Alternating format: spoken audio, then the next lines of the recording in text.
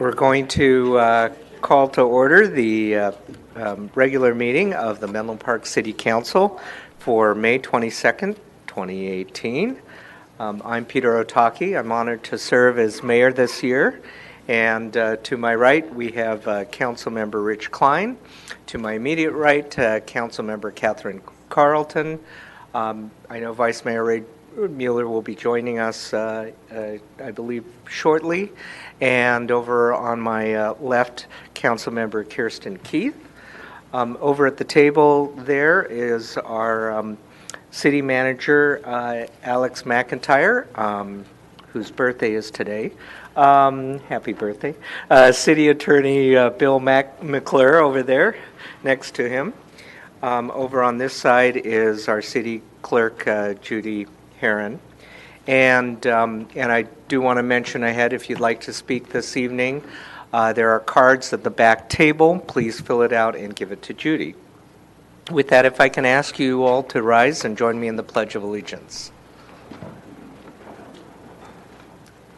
I pledge allegiance to the flag of the United States of America and to the republic for which it stands, one nation, under God, indivisible, with liberty and justice for all.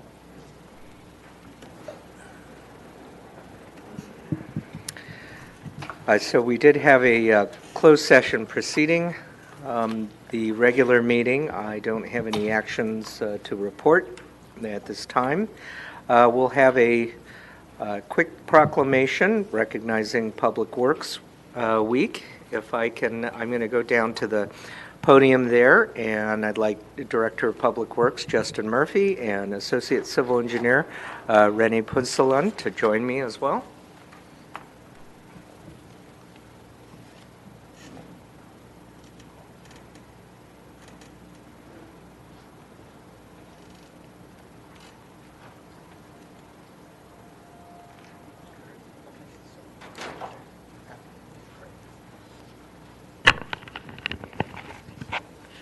Good evening. So allow me just for a moment to read the proclamation recognizing May 20th to 26th, 2018 as Public Works Week. Whereas Public Works programs and services provided to our community are an integral part of our residents' everyday lives, and whereas the support and understanding of an informed citizenry are vital to the efficient operation of these programs and services, and whereas the health, safety, and comfort of this community greatly depends on these facilities and services, and whereas Public Works personnel are among the first responders during emergencies and disasters, often remaining after the departure of other first responders to ensure that services are restored and operations resume, and whereas the quality and effectiveness of these facilities, as well as their planning, design, and construction, are vitally dependent upon the efforts and skills of Public Works officials, and whereas Public Works, utilities, facilities, and services could not be provided without the dedicated efforts of the professionals, engineers, managers, and employees, and whereas this year, the National Public Works Week theme, The Power of Public Works, which emphasizes the impact of public works on modern civilization, from building and maintaining roads to providing clean drinking water and more. Now, therefore, be it proclaimed that I, Peter Otake, Mayor of the City of Menlo Park, on behalf of the City Council, recognize May 20th to 26th, 2018, as Public Works Week. During this week, I call upon residents to recognize the contributions that Public Works employees make every day to residents' health, safety, and quality of life, and make sure you thank your Public Works employees. So thank you very much, guys, definitely.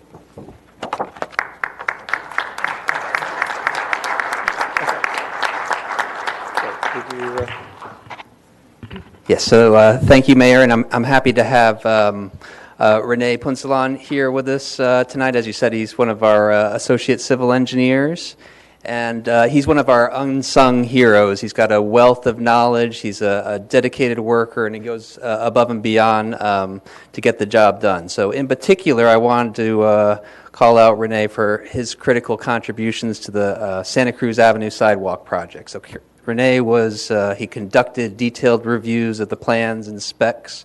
He assisted throughout the construction management, throughout the project with construction management.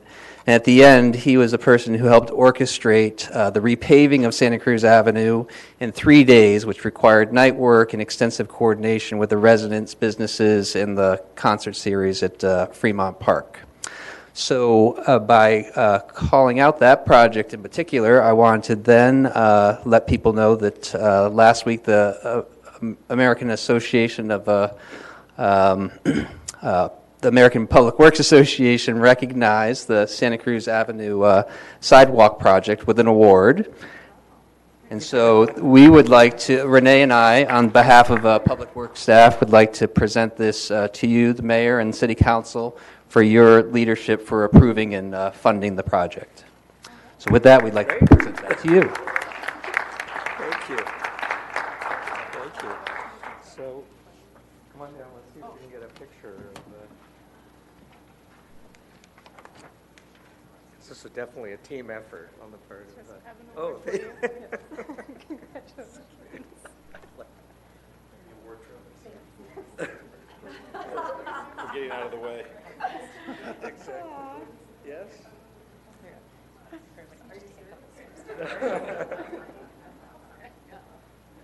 This I will treasure.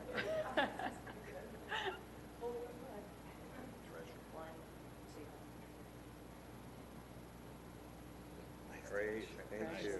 Thank you. Again.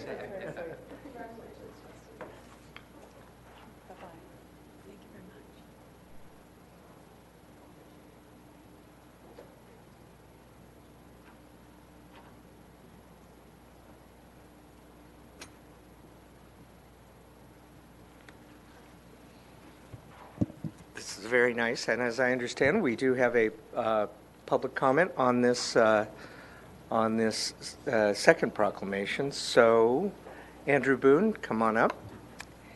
And while he's coming up, I just wanted to say I think I use the Santa Cruz sidewalks and the bike lane. I mean, me and my family just about every day or every other day. So definitely appreciate all the hard work on our Public Works staff to get that done. Andrew, good evening. Yes, good evening, Mayor Otake and City Council members. My name is Andrew Boone. I live on Woodland Avenue in East Palo Alto, and just it caught my eye that there is a Public Works Week, and I wanted to share my perspective since it's actually the department of the city that I've interacted with the most. The street infrastructure is one of many critical systems that they maintain. It's the one we see and experience, and for bicyclists or someone who walks a lot in the city, we're really attuned to what needs to be fixed and what little changes make it safer, make it possible to use a certain street or not use a certain street. And so I wanted to say that, in the time that I've lived here, 8 years, things are very slowly getting better. So I'm not happy with the pace. I think there are some major improvements like putting bike lanes on El Camino Real, if those are good bike lanes, meaning like European style, standard, separated design, world-class system that's been built even in California cities like Long Beach, that should be done. The overpass at Willow Road at Highway 101 being rebuilt includes major improvements for walking and bicycling. It's still not going to be the safest place to go, but that is because of your efforts, and I think in particular you were mayor at the time, Councilmember Keith, and Joe, I want to thank you that we are making big improvements, but there's still big improvements left to go. And one thing you can definitely get done and should push for is fixing Santa Cruz Avenue, the upper part of Santa Cruz Avenue by Sand Hill Road, and I know that is moving forward and has been talked about, and Don Horsley on the Board of Supervisors has done a good job in saying, hey, this does need to get fixed. I'm going to make it a priority. I went to one of the meetings there, and we all agreed, meaning we, the residents, that we don't need 4 lanes of car traffic. We don't have 4 lanes of car traffic on Willow Road. We don't have 4 lanes of car traffic on University Avenue. And we, the people who live on those streets, like it that way. It's safe that way. People drive slower that way. And we can put big, wide bike lanes there, just that the county has to do it. And you should push them to do it. And just ask the residents. I think they've already told you. That's a big fix that needs to be done for me personally, and I think for thousands of people in the area, it would be a huge improvement for their commute and for their daily lives. Thank you. Okay, thank you, Andrew. All right, our next presentation is about Get Us Moving, San Mateo County, regarding transportation. Jessica Odstein, nice to see you, with Samtrans Government Community Affairs will make a presentation. So, Okay. Mr. Mayor, council Welcome. members, Nice to see you. a true pleasure to be here tonight with the San Mateo County Transit District to talk about Get Us Moving, San Mateo County. Okay, it's on the sides. So Get Us Moving San Mateo County, we were here in our first phase, and now this is our recap for our second phase, which essentially recaps what we did in phase one and where we're going. Get Us Moving is a collaborative effort between the county, the transit district, and cities and agencies around the county to identify and prioritize transportation funding needs.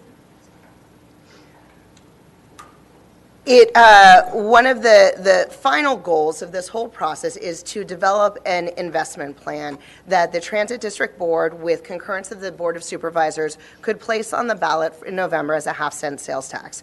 We estimate it would generate about $80 million a year, and it takes 2/3 of the vote to pass. So in the first phase, we have two groups, a stakeholder advisory group and a technical advisory group. The stakeholder advisory group is made up of every organizations who work with, for instance, the Bicycle Coalition, large employers, those who work with the youth and disabled, public safety officers, all sorts of different groups, and they've been meeting together. And then we have our technical advisory group, which is made up of public works directors and city managers, and certainly in honor of public works directors, we could not be doing this process without them. And they helped us identify 12 potential priorities for San Mateo County transit and transportation. And we turned that into a survey and asked people to tell us their top 5. We sent out 140,000 mailed. We also distributed 10,000 by hand, including in Chinese, Tagalog, and Spanish. We held 4 town halls. We had 50 presentations just like this, just in the first phase. And again, 8 meetings of those 2 groups. And we were also on TV, social media, a really big multi-level push. Thank you. And the last thing we did is a poll, a public poll, just like any one you would see in a campaign, to help the boards decide whether this is something that, if it went to the ballot, it could win. Shouldn't put something on the ballot that you know is going to lose. And they want to know if they were to go forward, it could be a winnable effort. We were absolutely blown away by the response. We got 14,000 responses. That was way more than we expected. We ended up bringing on temps just to get it all entered. With those 14,000 rankings of 1 through 5, we also got 7,000 comments. We entered every single one. We've provided them to our SAG and TAG to review so they could see what people are talking about. And then we also made what I consider a pretty cool word cloud. And what I like about this word cloud is it really gets to the heart of what everyone is talking about. Everyone is talking about traffic. Traffic and congestion across the board is floating to the top as what the conversation is. So what this does is this shows on those survey results what everyone ranked as number 1. So this takes out the 2 through 5 ranking and only looks at the top choice that people put in. And in that top choice, we see floating to the top as the critical issues: traffic on highways and local streets, potholes, and public transit. And several of these, transit mobility, transit travel time, transit for commuters, those are all different transit topics. I have the key if anyone wants to know what one of those means more. It just didn't fit on the page. This one is a mean score. So this one actually accounts for the 1 through 5 ranking. Every one of those rankings got a number, and then it was averaged out to get the mean score. I think this is more accurately reflective of the response, but the truth is it's the same. Traffic on local streets and highways, potholes in transit, again, float to the top as the critical issues that the community is telling us to look at. And we also really wanted to make sure we had geographic equity in our responses. And I think this shows that we did a pretty good job of getting responses from all over the county. And we were tracking as we went, and if we saw one particular area was just lagging behind the others, we did additional outreach there to make sure we were getting responses and hearing from everywhere. So then we also did a poll. And so the thing on here is a split sample And the margin of error on the first one is 3.04. The second half of the split is 4.3. The split that we tested two different ideas. One was an indefinite tax, and the other is a tax that sunset in 30 years. I think here in Menlo Park, you know where this is going. The sunset is what people were interested in. People don't like indefinite taxes. So everything you hear after is relevant to a 4.3% margin of error and a 30-year sunset tax. So what this is a comparison of initial tests. And in the initial test is the ballot statement, which is what you have on the right, is read to a voter who gets a call. We also it's very modern. Polling has changed a lot. There's also texting, emails, all different ways to contact voters. And they're read the initial test and asked, do you support this or not? Or the ballot statement. That's it. Nothing else. And you'll see a year ago in 2017, there was both a private test where they gave us the top lines of the poll, and the county did a test, and we hit in the mid-60s. With a 66% needed to pass and a margin of error, that is not necessarily going to be a successful ballot measure. So we launched Get Us Moving. We have been out talking about transit and transportation in every corner of this county as much as we can, and really getting people to think about where their needs are and, quite frankly, where the deficit holes are. And we did the initial test again. I think this was conducted recently. I believe it was in March. And you see that the initial test where they read the ballot statement, do you support this or not, jumped to 74%. That is well above, with the margin of error, a winnable election.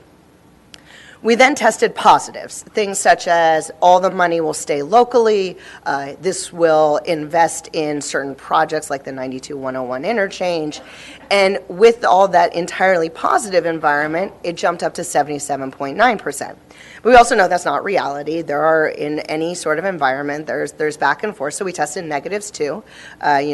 Issues like if you managed your budget better, you wouldn't need more money, we're already taxed enough. I like to say here we were harsh. We made sure that this was a true negative testing, but it still stayed at 71.6% even with the negatives. And this just shows some of the issues that we polled. These were the top third of polling substantive issues. What was actually really interesting in this county is nothing polled poorly. There's no transit project or transportation project that the community says, that's terrible, don't invest in that. These are just the ones that polled the best. And again, we see the same themes coming out. Traffic on local highways and streets, potholes, and public transportation. We also conducted 4 town halls. At each one of those 4 town halls, again, traffic was the biggest issue, but there was some interesting differences no matter where you went to different places in the county. Out on the coast, potholes were clearly a major issue, but they really talked a lot about bus service. We have pretty decent coverage at Samtrans on the coast, but we'll say, our frequency is lighter because it's a lower density community and they want higher frequency. In the north part of the county, there was a lot of talk about technology and using new and modern technology, like, for instance, electric buses, to be a cutting-edge transit agency. In the mid-county, went to San Mateo. Think big projects. Not surprisingly, they have the 92-101 interchange right in the city of San Mateo. That's a big deal project, and that causes a lot of San Mateo County and the city and the surrounding areas residents some traffic problems. And then we came here to Menlo Park, and we went out to Bellhaven, and again, not surprisingly, Dumbarton was a huge issue in Bellhaven. But there was also some interesting conversations about bike connectivity and how do you make sure there's easy east-west connectivity for a community that's split in part by a freeway. We took all of this back to our stakeholder and technical advisory groups. We also did a call for projects over the winter where we basically were trying to get a snapshot of transit and transportation needs and asked each city to submit projects. We identified $12 billion worth of need. I will say this is only a $2.4 billion 30-year measure, but that still is quite a sum. And for many of these things, especially on the larger projects, having a local contribution would make the sponsoring agency eligible for state or federal funding. So with all that information, the Transit District Board and the Board of Supervisors decided to authorize Phase 2. And what Phase 2 is, it's another outreach effort, but it's much narrower. We're taking our big ideas we had in the first and trying to narrow it down because the end product that we will take to the board is an investment plan, an actual expenditure plan that they will then tweak themselves and ultimately adopt and make the decision to put on the November ballot. So now we're finishing it. This doesn't mean they will, but it does mean that we've been authorized to finish the process. So the big thing now, So what we're asking now, so we have Get Us Moving, smc.com as our URL. It's the same one we had last time, but we have a brand new budget challenge. And we are asking people to invest $2.4 billion. We are asking people to make their own budgets. And these are the categories we presented on the budget challenge. This is much nicer looking online. It is very interactive. It's got a graph across the top where you can see how much you're spending. And also you get to see how your budget compares to the mean of everyone else's budget. And you can pick a low or no, middle, and high investment for each of these categories. You'll see we put public transit at 40%. This is a transit district sponsored bill, and quite frankly, we operate at a structural deficit. So in order to continue service as is and then meet our increased demands, such as the increased paratransit needs that we have coming, we need a minimum of 40% for the transit district. But people get to play around. You can, with your own budget, and create your own budget. Also, this is not the expenditure plan. This is not the investment plan. This is the first draft, right? This is where we were in March when it was time to take in all that information from phase one and spit out phase two. Based on feedback, we definitely expect some of these categories to get folded into each other, to change, to develop, and the percentages to change around. But this is the feedback mechanism we have right now. And the more feedback we get on this, the more we know what the community needs and where this should all go. Hey, So Jessica, just on that one, I'm sorry to interrupt, but on that one No. chart, those percentages, are they percentage change over current year, or are they percentages of the 100%? These are percentages of the 100%. This is brand new.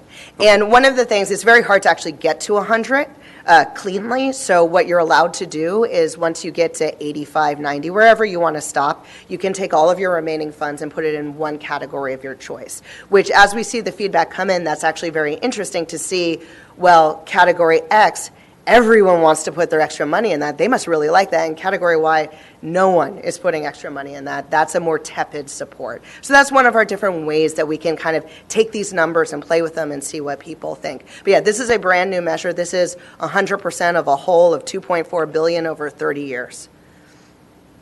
So we've had 2 town halls so far. We have 2 more left to go. One is this Thursday out at Half Moon Bay. And these have been great. And at these, what we're actually doing is we're giving people big pieces of paper and pens and telling them, draw us a pie, draw us your expenditure plan. And all this information goes back to our technical and stakeholder advisory groups. Quite frankly, staff spends a lot of time just analyzing these, talking about these. And we have both a Transit District Board ad hoc committee and a steering committee made up of both Transit District and Board of Supervisors members. They get all this feedback, they hear all of it, and they know, there's a lot of competing voices, and we're all really working to find the right middle ground and compromises. So this is our information right now. The best thing, we are unable to send this survey by mail. It's too complicated. There's no way to get people to really do it, so we're really just driving people towards the website. So it's really about getting this out on social media. Anyone in the room who is a San Mateo County resident who hasn't taken it, this is your opportunity to amplify your voice on transit and transportation and really tell us where you think the funding should be spent if the Board of Supervisors and the Transit District Board decide to put this on the ballot in November. Thank you. Great. Thank you very much, Jessica. I know we've got a couple questions, but I wanted to just ask, so when is the, or will there be a point where they announce the results and a decision's made on the allocation according to different projects? Is there a timetable on that when that's happening? Yes, absolutely.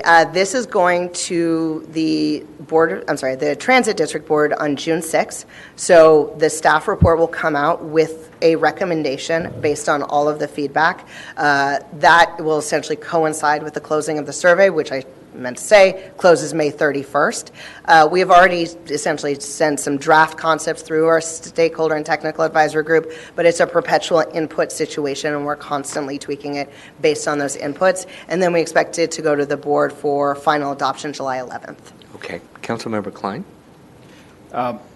Thank you for, it's a ton of work, obviously. I'm just curious if So the transit area and some of the Caltrain mentions that money could be for tunneling, or maybe all 2.4 billion could go to tunneling the train?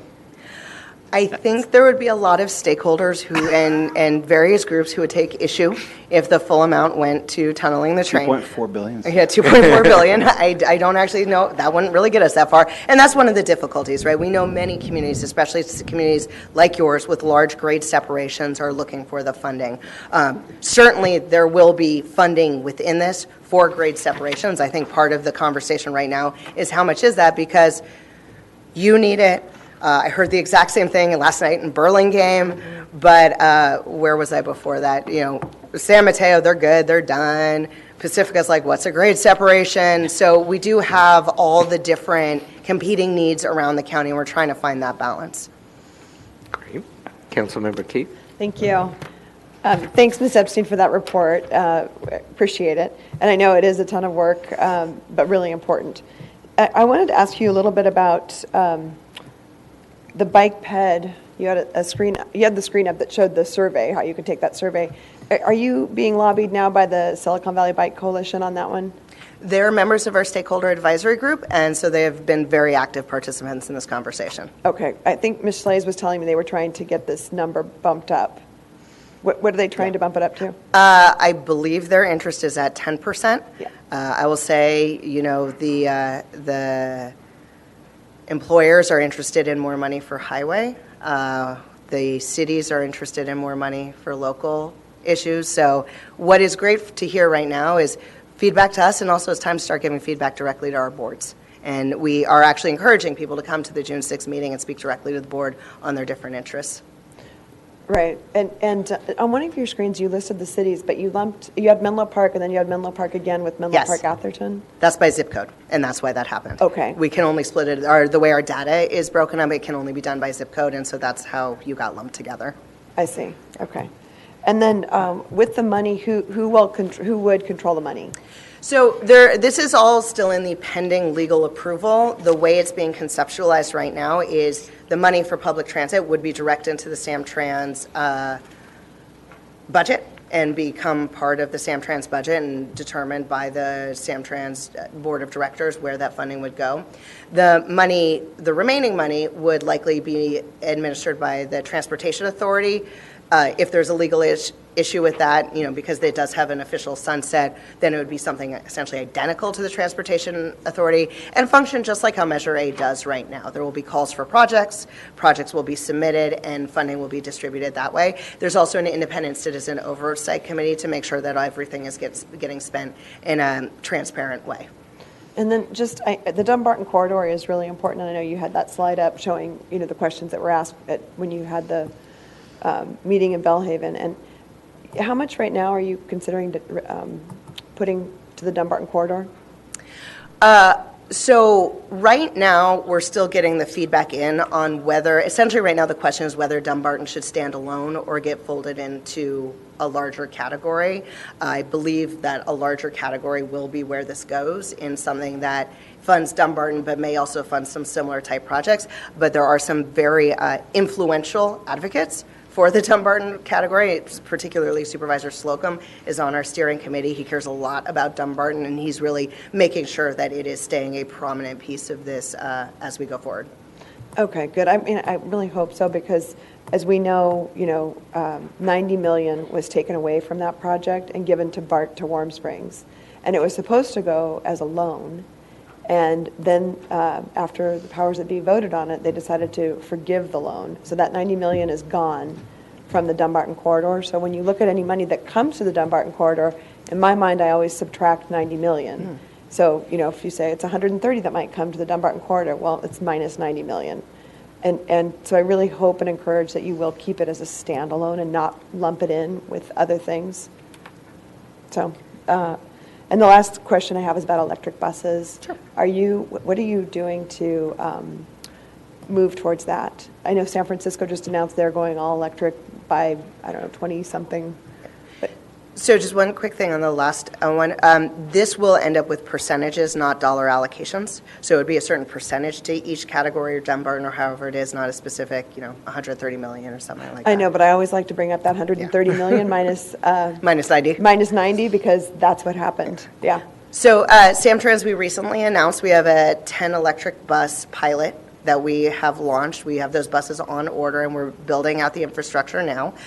We also are planning an express bus network. We're working through that. We're also planning on those to be electric. And the Transit District Board has identified zero emission as a top priority. It is a long and costly process, so I would say we are in our process of figuring out how the best way to do this. One of the difficulties, for instance, there aren't actually electric articulated buses that are road tested, but so we just did what the board called our last purchase of diesel buses with the round of new articulated buses, because our existing ones were at the end of their useful life. So it's absolutely the goal of the Transit District to go full electric. I would say we're not yet at the here's our plan, but we're working on it. Okay, great. Thank you for that update. Great. We do have a couple of speakers, 3 speakers on this topic, but I did want to mention that what I think we should do is, I know we have previously submitted letters for our wish list of, projects. What I'd like to suggest that we might want to pull that previous letter out, put a new date on it when the board will be deciding, and put some more begging, pleading language or something in it, and other niceties to the board, just to make sure we get that timed right when the board is looking at that. So I'd like to suggest that. So thank you, Jessica. Why don't you stay nearby, and then in case there are any questions from our public speakers. Andrew Boone first, followed by Diane Bailey, and then Jen Willison.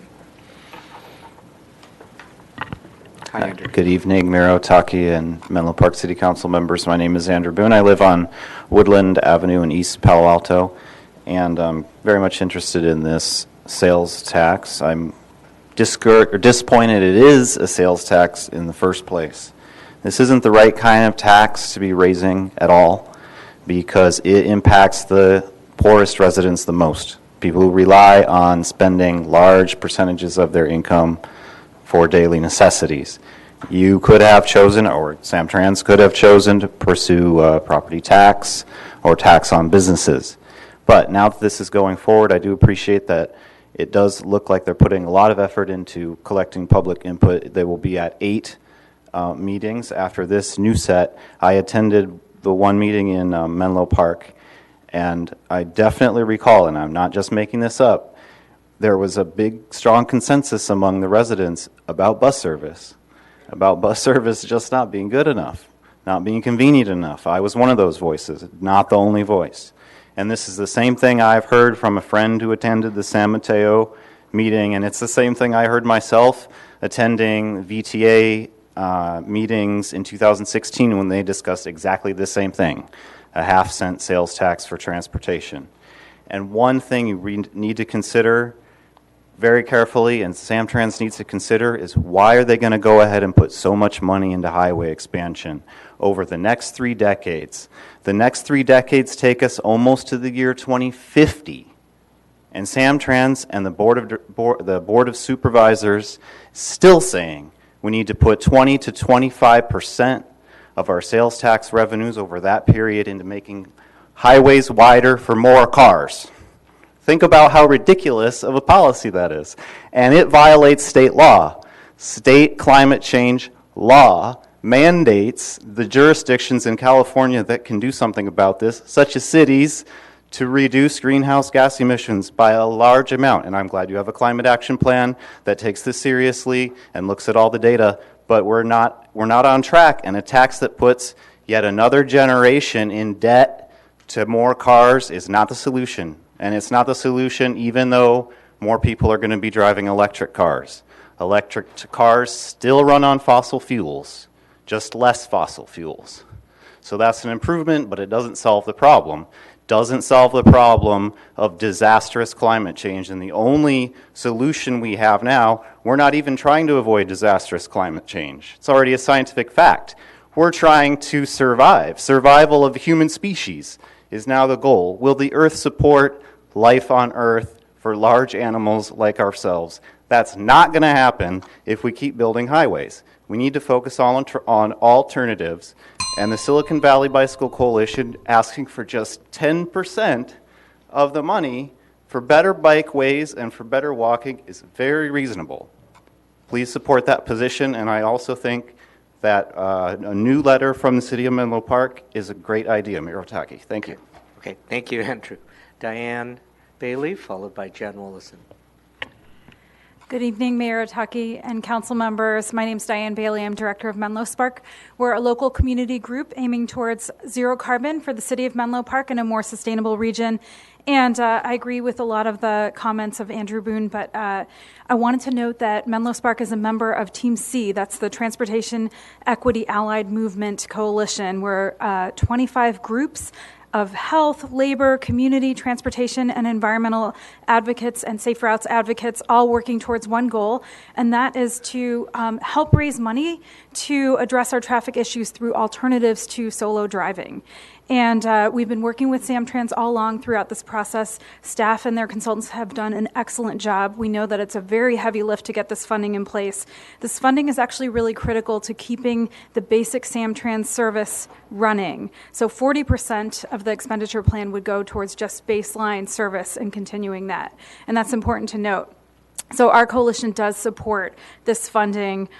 We just have a different vision for how it might be spent. We're happy to see the expenditure plan out, or at least a draft of it. Now we've got lots to comment on. Very happy to see 60% of the proposed expenditures going towards public transit, but we shouldn't be complacent. I think we all need to work hard to make sure that that level stays at 60%. Team C strongly supports Silicon Valley Bicycle Coalition's goal to keep the bike, ped, and safe routes funding at 10%. So that's double where it's at right now. But we see an opportunity to take some of the funding from the highway bucket because SB 1, the state gas tax law, has now funded $200 million worth towards the express lanes on the 101. So that major signature project that was in the Get Us Moving budget has now been fully funded thanks to some private corporate contributions. It's a really important project coupled with the Samtrans Express Bus project that could take a lot of people out of their single cars and really get traffic moving on the 101. And also now that SB 1 funding is there, it frees up the money for safe routes. We have some really serious safety gaps that need to be filled, and 5%, the current proposal, just won't cut it. Won't help pedestrians. It is not enough for disadvantaged and underserved communities either. So we hope that the City of Menlo Park will join us in supporting more alternatives to driving and a wise use of this funding. We have some serious concerns about roadway expansions and using the Get Us Moving funding for roadway expansions. These are self-defeating. They induce a lot more traffic to come in the future. They fill up and it creates more pollution, more cars, more traffic, more frustration for everyone. I have a lot of materials to document why roadway expansions are not a wise use of the money, and I'll follow up with that information. And I thank you for your attention on this issue. I think that it could really benefit the people of Menlo Park in a big way. Thanks. Thank you, Diane. Jen Willison, good evening. Good evening, council members, and thank you, Samtrans, for coming. I'm not going to repeat everything that Diane Bailey said. Parents for Safe Routes is part of the coalition that Diane referred to. I do want to tell you about some of the conversations that we were having with some of the elected officials that we've been meeting with up and down the peninsula. And one of the challenges I think that Samtrans and the County Board of Supervisors have is that they want this sales tax to pass. And so they want to make it attractive to voters. So they've done a phenomenal job with community outreach, getting over 14,000 replies and making the rounds at community meetings like this. Tremendous. I think as leaders, though, and elected leaders, you have a responsibility to listen to what your constituents want, but you also have a responsibility to think forward. You're the ones that are really paying attention to the details. You go to conferences and you hear about all the innovative things that your average voter might not be thinking about and looking at the bigger picture. So I think to kind of bring it to a larger, higher level, what Team C is asking is for our elected officials and Samtrans and the Board of Supervisors and for everyone who has the ability to know kind of the ins and outs of all of these innovations that are coming and all these policies to really think forward and advocate on behalf of your constituents. Thank you. Thank you, Jen. I don't think there are any follow-up questions, but Adina, did you? I put in a card for this item. I don't know if You're, I got lost in the translation. welcome to All right. to make a comment. So, Okay. Adina Levin, good Okay. evening. Good evening, council members. Adina Levin. I serve on the Complete Streets Commission, but I am speaking for myself and in addition, the nonprofit Friends of Caltrain, which supports sustainable transportation on the Peninsula Corridor from San Francisco through San Jose, and has also been participating as part of the Team C coalition supporting more environmentally sustainable and equitable results in the way that we greatly improve mobility and need to improve mobility in the county. So one thing I'd like to share about what that coalition did. So first of all, I really want to thank the Samtrans board and the county for this really robust process of getting this community outreach, including coming here. For example, the Regional Measure 3 ballot measure, which Friends of Caltrain does support and has funding for Dunbarton and other good projects that benefit us, there's some tension out there, partly because there was not such a robust process and people are feeling left out, even though they would benefit. So this outreach process is really extremely beneficial. One of the things that we did with Team C is did a survey that reached over 1,000 people, and we asked the same questions as Samtrans and the Get Us Moving in order to have compatible results. And then we asked a few more questions. So people's concerns wound up being very, very, very similar in priority, addressing traffic congestion as a very high priority. But then that survey asked how. In what way would you like to address that traffic congestion? Would you like to do that by enabling more people to drive cars, or would you like to be able to do that with means that allow fewer cars on the road? And the strong result, once you ask that follow-on question, we want to address the congestion and we want to do that with fewer cars on the road. And that's the perspective that Team C brings to the table, with walking and biking and transportation demand management with those means of solving that problem. I'm glad to see that 60% for transportation, and also strongly support the Silicon Valley Bicycle Coalition and the ask for that 10% for bike and ped. Here in Menlo Park, where we already have a base of people biking and walking, those funding sources are oversubscribed. We can't work as fast as we can to reach the Vision Zero goals and the Complete Streets goals because there's just not enough money available. And making that additional funding available will help our city to achieve those goals of safety and safety for kids, safety for elderly people, and better quality of life in our community. So I would urge you to support that incremental funding to be able to achieve the city and county's goals. Thank you. Great, thank you, Adina. All right, thank you, Jessica. Very much appreciated all the hard work and looking forward to hearing more about it. So, thank you. Next topic tonight is public comment. Under public comment, the public may address the City Council on any subject not listed on the agenda. Each speaker may address the City Council once under public comment for a limit of 3 minutes. The City Council cannot act on items not listed on the agenda, and therefore the City Council cannot respond to non-agenda issues brought up under public comment other than to provide general information. We have a couple of speakers this evening. Dr. Mary Streschley from the Sequoia Union High School District. I see her coming up. Welcome, followed by Andrew Boone. Good evening, Superintendent Streschley. Good evening. Good evening, Mayor Otaki and council members. I'm happy to continue talking with you and having an ongoing conversation, and I'm starting to get a little bit more comfortable. So, up here speaking, I'm usually a little bit more comfortable on the other side of the dais. I come to you this evening to provide an update on our efforts to collaborate with the City of Menlo Park and Facebook in order to find long-term solutions that benefit all stakeholders in the Connect Menlo Housing Development Plan. And so I've come a couple times before, and I'll probably continue giving you updates as we progress along in the collaboration. So I'm sure you're on the edge of your seat, listening, waiting to hear the update. Since the last time I was here before this council, we've made persistent efforts to meet with all parties. This includes our 2x2s and one-on-ones with council members to ensure the district voice and concern is being heard and understood.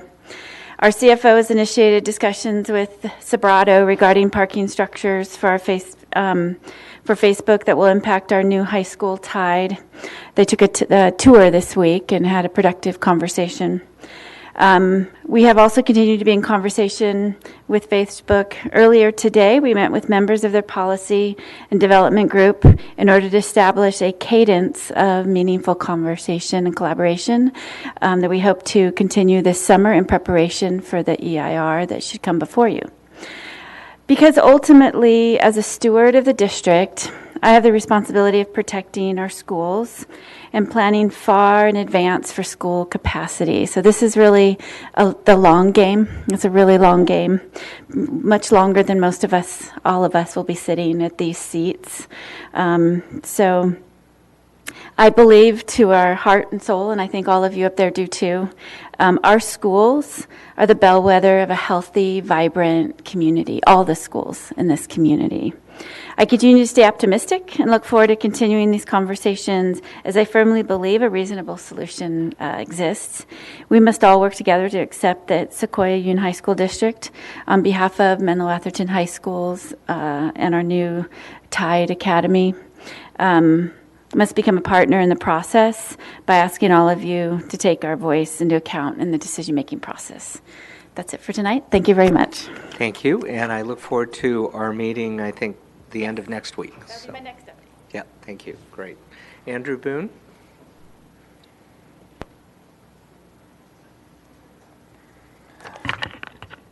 Good evening, City Council members. My name is Andrew Boone. I live in East Palo Alto on Woodland Avenue, and I definitely agree with Superintendent Streschley about the importance of this upcoming phase of Facebook's campus. And there are a couple, we're already talking about a lot of cars. It's the first thing I think about. There's a variety of impacts to there being so much car traffic already, and 5,000 plus cars in the parking garages is another big leap that really we don't need to do. There are alternatives to doing that. That they can build a smaller structure with more aggressive, more advanced transportation demand management programs. We know that. You know that. Stanford is doing this world-class level of TDM, and there are many things Menlo Park can follow and adapt, and Palo Alto is doing the same thing. So the future is to reduce that, and that's the main impact. I went to one of the outreach meetings in East Palo Alto, and honestly really felt like they don't want to change anything in that plan. They don't want to change where a road goes, how wide a road is, where a building is, the footprint of any building. Nothing. There should be some modification, some yielding to community input, and among East Palo Alto residents, the community input is that we're worried about lots of cars coming through Kavanaugh to get there, and having an entrance right on that corner and 2 huge car parking garages is going to do that. So please do something about this and get Facebook to start adopting even more advanced programs. And the other thing I wanted to comment on was the 2018 work plan again. That I think it's a good set of important things for the city that you've decided to do. I'm still a little worried about minimum wage, being important and getting done because it is not on the attachment in the last city council meeting among the other projects. Maybe it's just not in that one document. I went home and looked. So I just want to be sure that this goes forward. And I want to say again, this is easy. This has been done literally dozens of times already in the Bay Area. You are followers. There are some advantages to that. Maybe you can adopt a higher minimum wage than $15 an hour, and that's definitely appropriate. In 2018, coming on 2019, coming on 2020, we shouldn't be talking about $15 an hour. Everybody should be making $20 an hour as soon as possible. So open that discussion up. I look forward to it. This is a city that can be and should be a leader because it's so expensive to live here. Thank you. Okay, thank you, Andrew. And we'll double check the list. Let's see. We have commissioner reports. The first is our Environmental Quality Commission quarterly update. EQC Chair Janelle London will give us the update. Good evening, Janelle. Thank you. Hello, Mayor and City Council members. Happy to be before you tonight talking about my favorite topic. All right, so next slide, please. Oh, I can control it myself. Check that out. All right, just wanted to remind you all that we cycled off some very fabulous commissioners, and we've brought on some fabulous new ones. So I wanted you to recognize and thank those who cycled off and welcome the new ones. As you can see the list there. And I wanted to remind you, as always, of our priorities in our 2-year work plan. They include hitting or exceeding the climate action plan goals. We have a 2020 date to hit. Making sure that we're developing sustainably. We're doing a lot of development, and we want to make sure that it stays sustainable. And then the urban canopy. So we want to make sure that we have a beautiful set of trees. Our city's emblem is a tree, and we want to keep it like that, keep it a wonderful place to be for our trees. So as we move forward, I wanted to just remind us of Principle 9, which I think is an excellent principle. It's my favorite principle. I like that Menlo Park, we call ourselves out as a leader in sustainability and in renewable energy and in promoting green building. So as you'll see from your next action item, and I know staff has submitted a report to you, we are looking to update the climate action plan. And in doing that, we're looking at really what are the things we can do that make a difference. And so we look at the latest version of the greenhouse gas emission inventory that's available. It's from 2015. And you can see that there's there's one ginormous piece of the pie there, and that's transportation. So that is definitely a big needle mover on greenhouse gas emissions. And then if you put together a few of the other ones, you can see that green building codes that will ensure that renewable energy is being used for our buildings and that we're conserving energy is the other giant piece of that pie. And so to reach our climate action plan goal of 27% reduction in carbon emissions from 2005 levels by 2020, which is almost around the corner, we're proposing to really focus in on just those 2 main areas. So on transportation electrification, we are in very good stead. So there's a lot to look at on this slide. Let me start with the chart. So this is the very latest update on where we are for new vehicle adoption rates. So when people in Menlo Park go to get a new car, about 18% are getting either a battery electric vehicle or a plug-in hybrid electric vehicle. That's pretty great. We are at about, and we're up 8% from last year, so fabulous, right? We're doing a great thing here. Transportation emissions are being reduced by this. However, we dropped from number 4 last year to number 6 this year. And the EQC wants to emphasize that the thing on the left there is a cake. It's an electric car cake. It's a beautiful marzipan cake with some lovely chocolate ganache filling. And we want to eat that cake with you guys. And the way we're going to get to eat that cake is if we get to number 1 on that list. So we got to beat Palo Alto. So we're going to do that.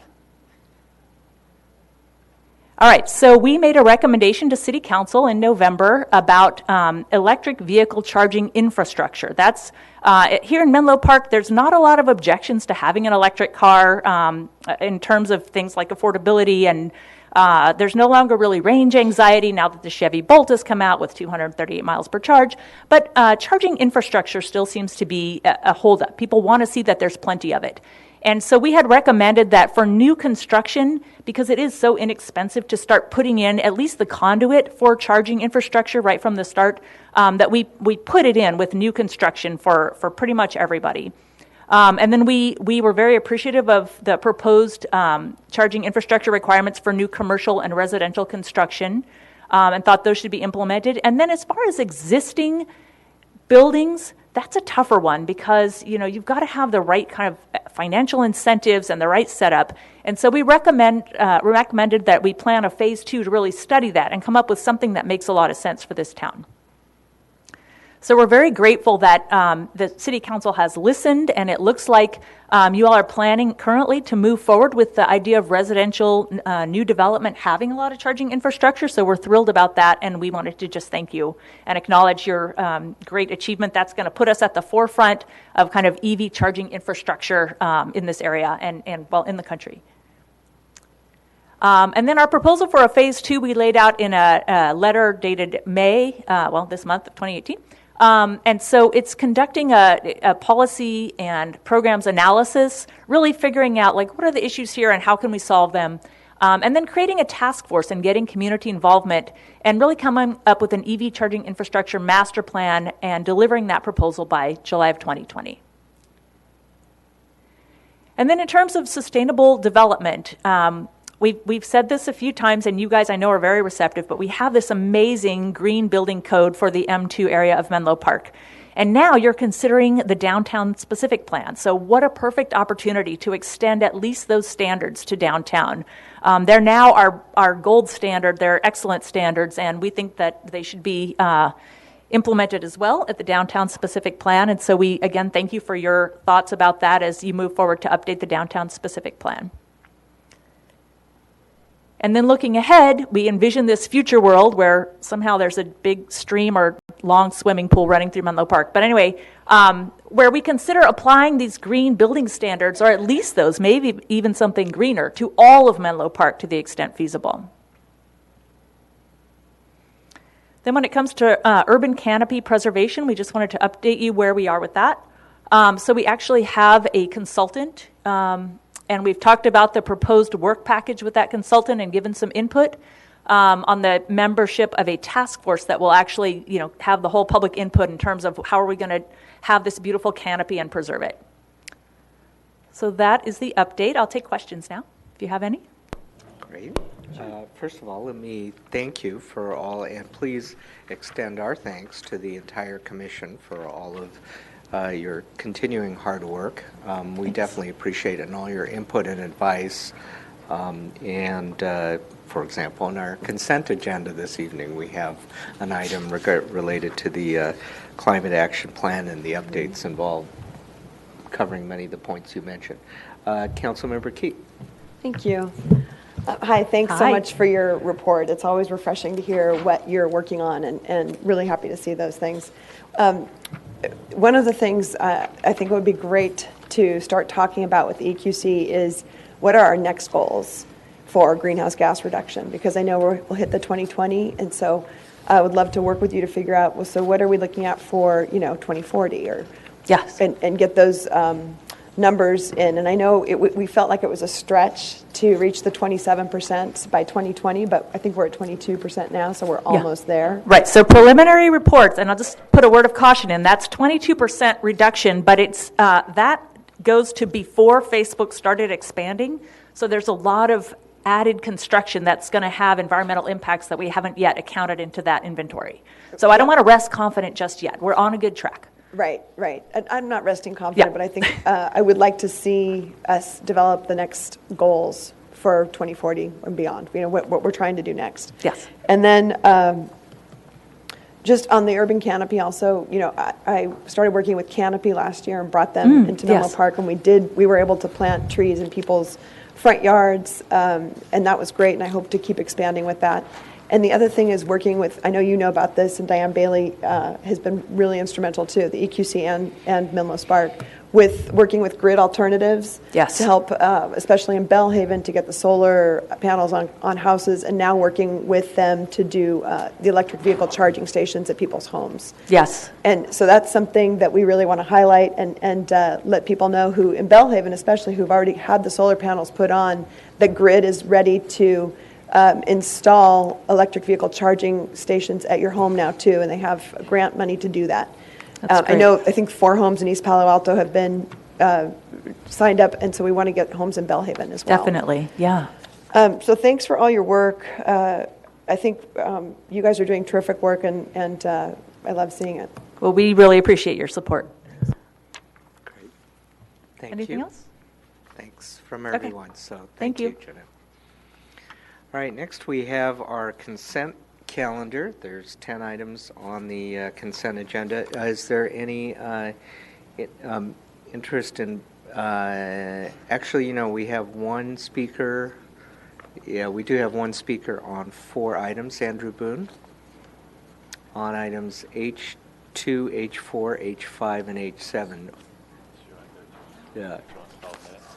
Or did you? Yeah, should I just speak all at once in one long you comment? might as well, yeah. Let's. I had hoped that, I actually had hoped that there would be a little bit of discussion on some of these items, and I'm surprised to see major items on the consent calendar at all. So I hope you pull them and make some comments and share your thoughts, like the Climate Action Plan amendment. So it's just because it's such an important plan, and if you read the text of the amendments, they're important, as well as the other things that I'll comment on, the Transportation Master Plan, spending lots more money on it, and the Water Master Plan.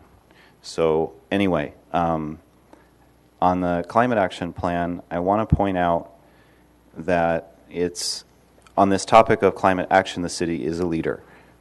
The original plan coming from 2009, which I think is among the earliest, along with our neighbor Palo Alto, and that according to the data that's been analyzed is working. You're achieving major greenhouse gas reductions in spite of growth. Nobody has slowed down growth in any way that I could see in Menlo Park. There's big new office buildings and more traffic, but our greenhouse gas emissions are going down because some switching to renewable energy with more solar panels and with a little bit more electric cars. So things are going in the right direction. I want to say that getting EV charging stations in more buildings is great policy. It's cheap policy, actually. And along with that needs to go very good bicycle parking facilities. I don't know what the ordinance says in Menlo Park. Probably could be improved to require a certain number of racks and reasonable space for bicycle racks. It does make a huge difference if people ride bikes. And it's like no cost because you're defining the parameters of future development. So that's one simple thing. But the plan is missing acknowledgement of El Camino Real and how it functions and the greenhouse gas emissions that the street produces because of its design. Yes, electric cars are going to help reduce greenhouse gas emissions. More bicycling is going to help. But you have a street that's really blocking a lot of people from walking and bicycling. I would say especially bicycling because it's just direct exactly where you want to go. But the cars, and we had a very good plan that W-Trans did a great job on, honestly, of taking things into account that normally aren't, like would it cut car traffic, and concluded it would. So we can cut car traffic, and that's because a certain number of trips switch. It's a reasonable theory. You should believe it because it's happening all over the world. Some cities, like I heard Seville in Spain, very quickly had like no bicycle infrastructure and very quickly built a whole bunch, like in 2 years. We're just going to make bike lanes everywhere. And it switched like 10% of the people from driving to biking. This happens Vancouver, Seattle, Portland, and here. We're doing it. We're just doing it slow. And so that should be in the plan. It should be discussion in the Climate Action Plan about El Camino Real and other big streets and how they can be improved to cut greenhouse gas emissions.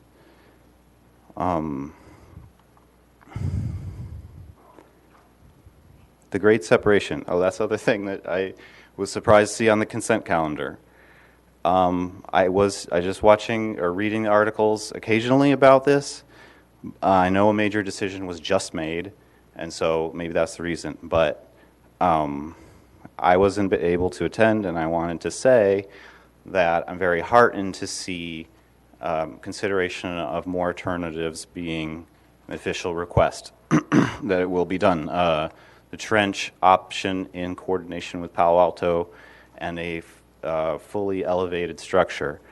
I think actually those are both the best ideas because they remove the problem of crossing the tracks.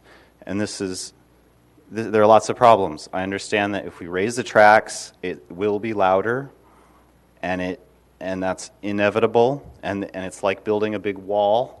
If you go to San Bruno, you can see what it's like. But you can walk across the streets flat, and that's an important thing. And a big underpass is a bad idea. Palo Alto did this in 2 locations a long time ago, Embarcadero Road and University Avenue. It's at Jefferson Avenue in Redwood City. Go walk in one of those underpasses. Bike in one of those underpasses. Really hard to do. It's so hard to do, people don't do it. So it creates a barrier, real barrier in real life, that reduces walking and bicycling. So the split solution is good. The crossings in San Bruno and Belmont are better than a big underpass. The trench idea is very visionary, and I'm actually impressed that it's being discussed and studied.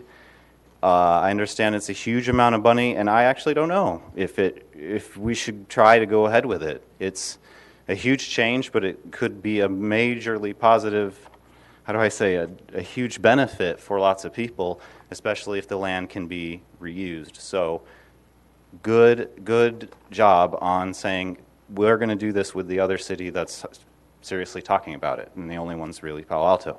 Thank you. Joining commute.org is maybe a big it could bring a lot of changes, actually, just because one of you will be there at the 4 meetings that they have per year. And I was actually surprised to see this on the agenda at all, because I thought we had representation on that group, but I didn't know it was voluntarily joined.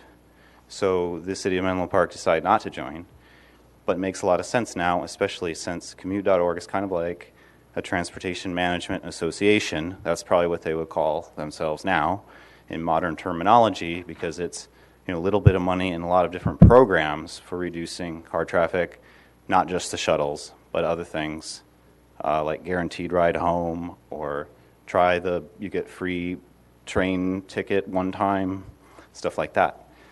So it makes a lot of sense that what's turning out to be, fortunately, Menlo Park, one of the leaders in the county on doing that, joining that board. So thank you. I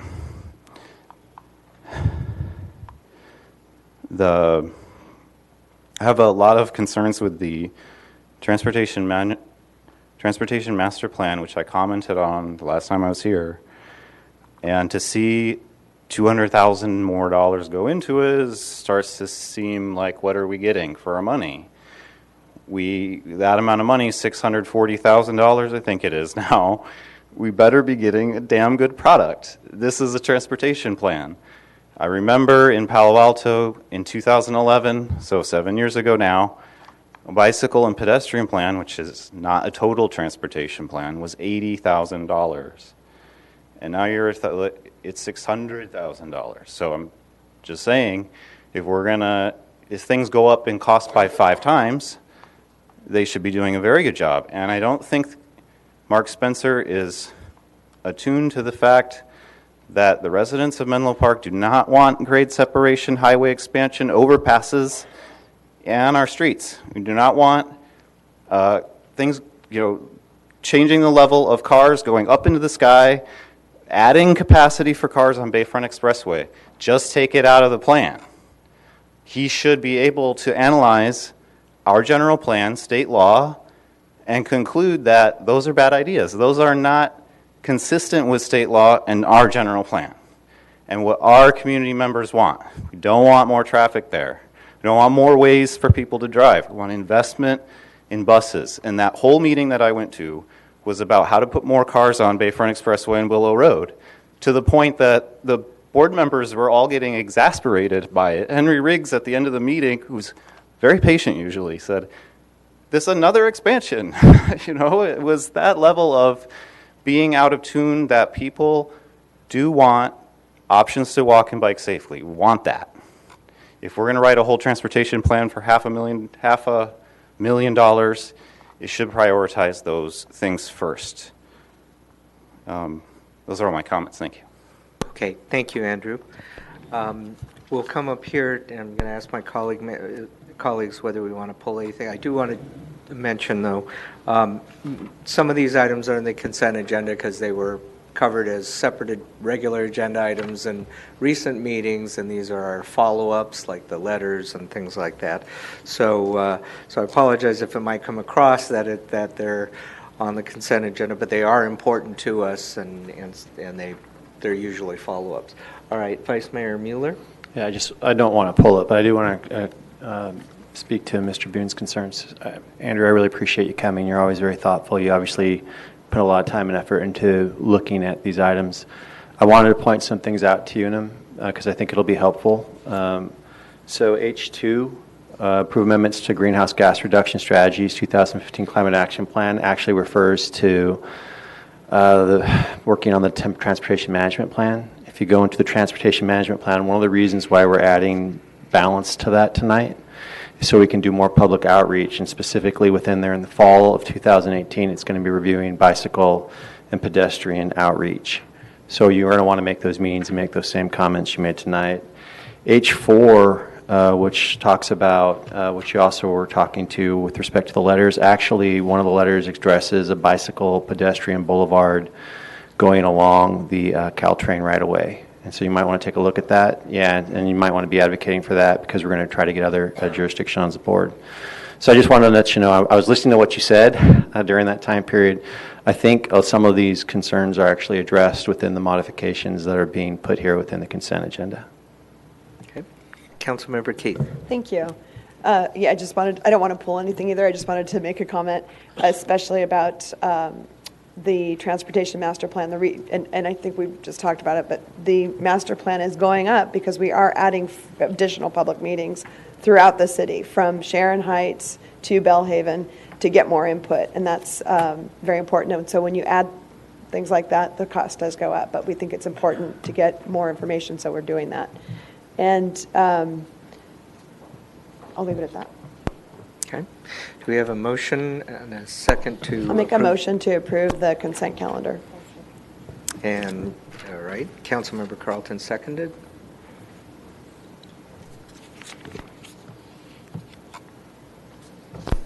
The motion passes unanimously. Great. Thank you.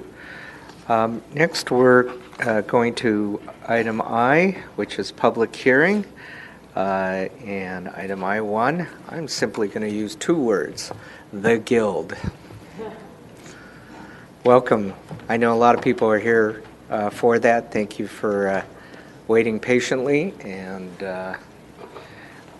we have Mark Munzer, our Director of Planning, along with Senior Planner Karina Sandmeyer, to make a presentation.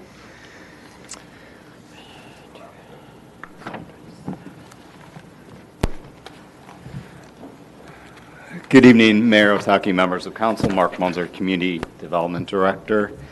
So Karina and I are here tonight. We're going to quickly walk through the project timeline, some additional conditions that were asked to be placed on the project by the Planning Commission, and then we will turn it over to Drew Dunleavy, the applicant, and then his architect, who will run through the project itself.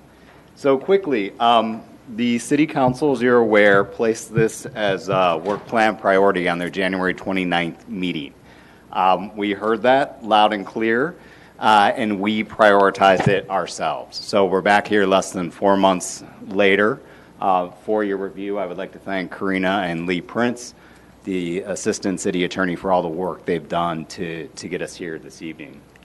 I will also note that Community Development has two other priority projects on your work plan. That is the specific plan and the downtown parking garage. Those are also moving forward concurrently. Given the constraints of the applicant and this property and also the support that we have heard, we moved forward on this project first. So we came here on February 13th for your study session. We heard support to move forward. And then the applicant very quickly moved forward and filed the application about 10 days later on February 23rd. The applicant, officially known as the Peninsula Arts Guild, I will also thank them. In order to get here within 4 months, it not only took priority of staff, it took priority of the applicant.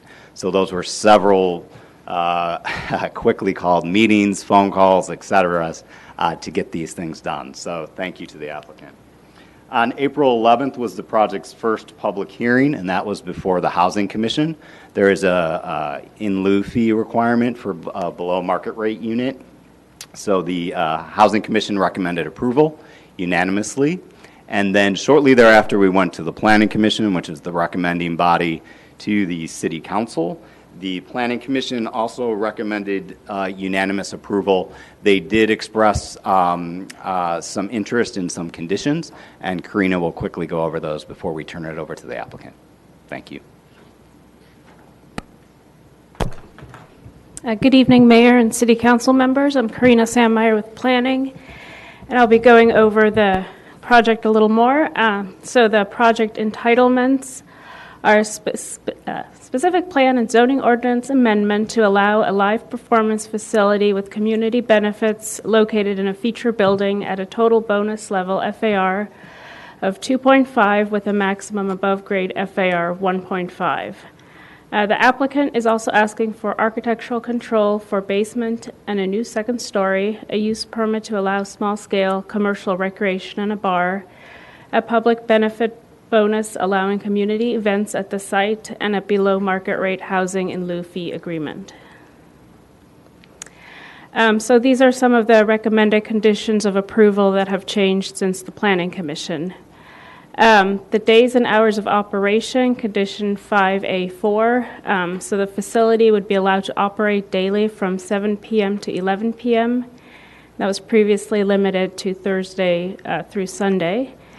And the limit would remain that one event per day between the hours of 7 p.m. to 11, and events outside of those hours would be limited to the theater capacity that's currently in place of 266 people. Condition 5A5 has been updated, so the facility would be available for up to 2 discounted community events per month or 24 events per year. And annual reporting would be required to the Planning Commission, and this would include information on groups using the public benefit, the cost to host each event, the cost to community groups, and a calculation of the total annual public benefit value. Some conditions were added for the nonprofit public organization requirement. So this would require the applicant to provide evidence that the owner and the operator of the facility is a nonprofit public benefit organization. And condition 5A7 would require a deed restriction or other recordable document restricting ownership and operation to a nonprofit public benefit corporation. And there's also changes to some transportation-related items. Condition 5B1 would require the applicant to prepare a parking plan for employees and written instruction for contract employees to park in the public parking plazas. Condition 5B2 would require the applicant to notify city of off-site locations where tour buses are parked. And condition 5B3 would require guild staff to assist guests with loading and unloading at the curb frontage, and it would require guild staff to manage loading and unloading by TNC vehicles. So the staff and Planning Commission recommend that the City Council approve the Guild Theater renovation project, including an addendum to the specific plan EIR, a specific plan and zoning ordinance amendment, architectural control for basement and a new second story, a use permit to allow small-scale commercial recreation and a bar, a public benefit bonus allowing community events at the site, and a below-market rate housing in lieu fee agreement. And so that concludes my presentation, but I'm happy to answer any questions. Thank you. Great, thank you, Karina. And Mark, I guess then shall we proceed to have the applicant provide their presentation? Yes, Mr. Mayor, I think that would be probably the Unless best there way are to any go. qualifying questions that we have for staff? Okay. Thank you. We'll go to Drew. Good evening. Sure. How are you? Drew Dunleavy. Hello, esteemed council members. How y'all doing tonight? If you know the Warrior score, don't tell me, because I'm going to go home and watch it later. We're pretty fired up to be here, and Mark kind of stole my thunder. I wanted to give a whole round of thank yous. I'll start with the council. Had you not decided early on that maybe this was worth listening to, we wouldn't be here tonight. So I think that shows pretty good vision and flexibility on your part. The staff has been unbelievable, and as I said, Mark kind of stole our thunder. Alex McIntyre runs a tight ship. They're killing it. Mark is, if I get married again, he'll be my best man. Karina Sandmeyer's an incredible job. Nikki Nagaya came from a recently promoted to position to come back and help with traffic.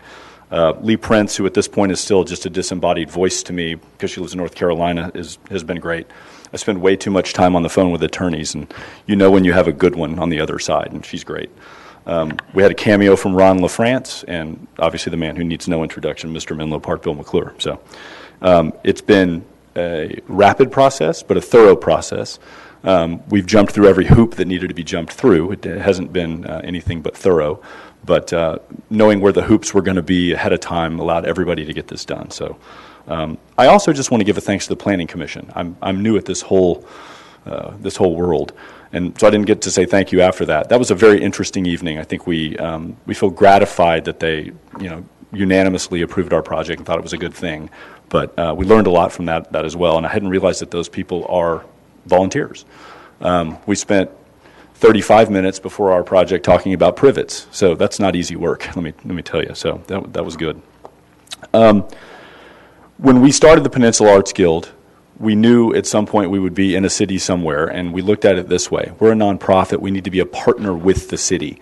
We're not a developer trying to come in and build something. I'm not disparaging developers, but it's not a transactional thing. We're going to build something, we're going to be here, and we're going to be part of the community for as long as we're here. So we're eager to try to make that happen. We are by, for, in, and of the community. We're going to enrich and entertain the community, and the community will do a great many things on their own as well.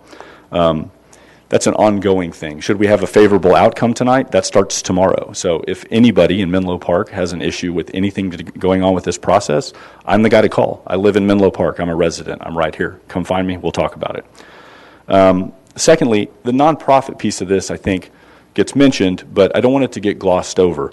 We talk a lot about public benefit, and we are more than happy to come up with the stuff that we've come up with working with staff. But the entire thing is a massive public benefit. It's a tens of millions of dollars are going to go into a thing that will entertain and enrich the citizens of Menlo Park and surrounding communities. It will be used by the community. And the whole point of this is the better we do, the more money we make, it just goes back into the thing. We can't take the money and go to Mexico and vacation. It is irrevocably donated charitably. So as long as we're here, the more things we can do, the better we do. It just creates more and more opportunities to bring great content and concerts and comedians and speakers and Kepler's author talks and so on and so forth to the community, and to do that more cheaply, more affordably. Because keep in mind, the 24 things that we're going to do at half price, everything else that people sign up for is completely at our cost. We have no profit-seeking motive. We have no profit margin. We'll keep those costs as low as we can because we would love the thing to have a high utilization rate because we want the community to use it. That's why we're building it. Lastly, this is my first public works project and hopefully my last. Let's not lose sight of the forest for the trees. This is an incredibly cool thing that can happen. We're talking about building a state-of-the-art performance venue that will be the envy of just about every state-of-the-art performance venue in America or around the world. I sat with Chris Wozni very recently and was looking at wood paneling that figures out how to keep the room dry, so that the greatest artists in the world will want to come play there. We're going to do everything we can to make this the very best place. And the place itself, what's great about it is You can have a world-class artist, and I'm going to get Taylor Swift for Mark. So Taylor Swift will play Thursday. Wednesday, your son's high school band, who won the Battle of the Bands, may play. He may open up for Taylor Swift. That's the kind of stuff we can do here because it's our place, and that's what we hope to do. Ultimately, we've seen the history of what happens to these venues. We saw the Park Theater. It goes dark, it dies, it stays stagnant and abandoned for many years, and then it becomes, I don't know what it is, condominiums or something. I think that's the alternative. I mean, I think that business is in trouble. We've talked about that. It's a macro malaise. It doesn't have anything to do with us. But the fact that we can now build a venue where Judy Adams can come see her favorite movie, which Cinema Paradiso, we're going to take care of that week 1, and have world-class live entertainment as well, that's pretty cool. So everyone in Menlo Park and the surrounding communities will have something they enjoy. I monitored the City Council board to see who was writing in and what they were saying. I would say there was an outpouring of support. I did not find a single negative thing. And I think that's because we're going to produce a venue that serves everybody, and everything's possible. And we talked about, I read through a great deal of the old downtown specific plan stuff. You see the buzz phrase, cultural vibrancy. Well, we're going to bring the culture, and the people are going to bring the vibrancy. And we're going to do it, again, as a nonprofit, for free. It costs the city not a dime. Processes like these very often get stuck in the weeds a little bit and worry about what could go wrong. You know, is this guy trying to finagle something, or what's bad, or how could it go wrong? I'd ask you just to invert that and think clearly about what could go right, because I've never been involved with a project that has more right baked into it. All right, I'm going to shut up. I'm going to let Chris Wozni take over. As I've pointed out the last time we were here, he is basically the architect who created the test tube to build a venue like this. There's a multi-legged stool of understanding logistics, acoustics, how to get people in and out, how to treat the audience correctly, make sure they hear everything, lighting, etc. He's your man. He's done a bunch of these. So I'll sit down, and I've blocked out my whole evening, so if you have questions, I'll hang around. Thank you.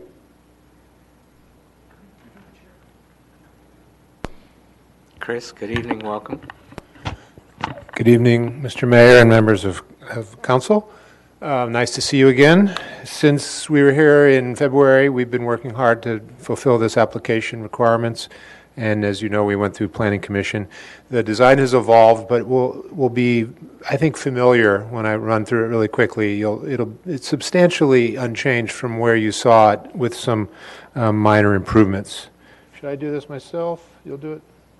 So, in the interest of brevity, I'm just going to run through the slides really quickly, point out some of the highlights, some of the revisions, and then get off and let other people speak. There you see our site in front of you, highlighted in the middle. I will note one of the relevant aspects of this site is that it's landlocked on 3 sides. It has a neighboring property to the rear, which is a parking lot. And it's hemmed in on both sides by its neighbors. There is an existing open-air alleyway that's about 6 feet wide that is part of our parcel to the south that figures prominently in our egress and ingress. Next. That's just a blow-up of it. You can see that's the footprint of the existing building, actually the proposed building. And if you notice really carefully, you'll see that El Camino is actually not perpendicular to the property line. There's a slight angle to that, and that will figure prominently when we see our demolition plan here in a minute. These are the existing conditions. You're no doubt very familiar with the front of the building, maybe not so much on the rear, which is shown here on the lower 2 slides. That alleyway along the south side is the slide on the upper right.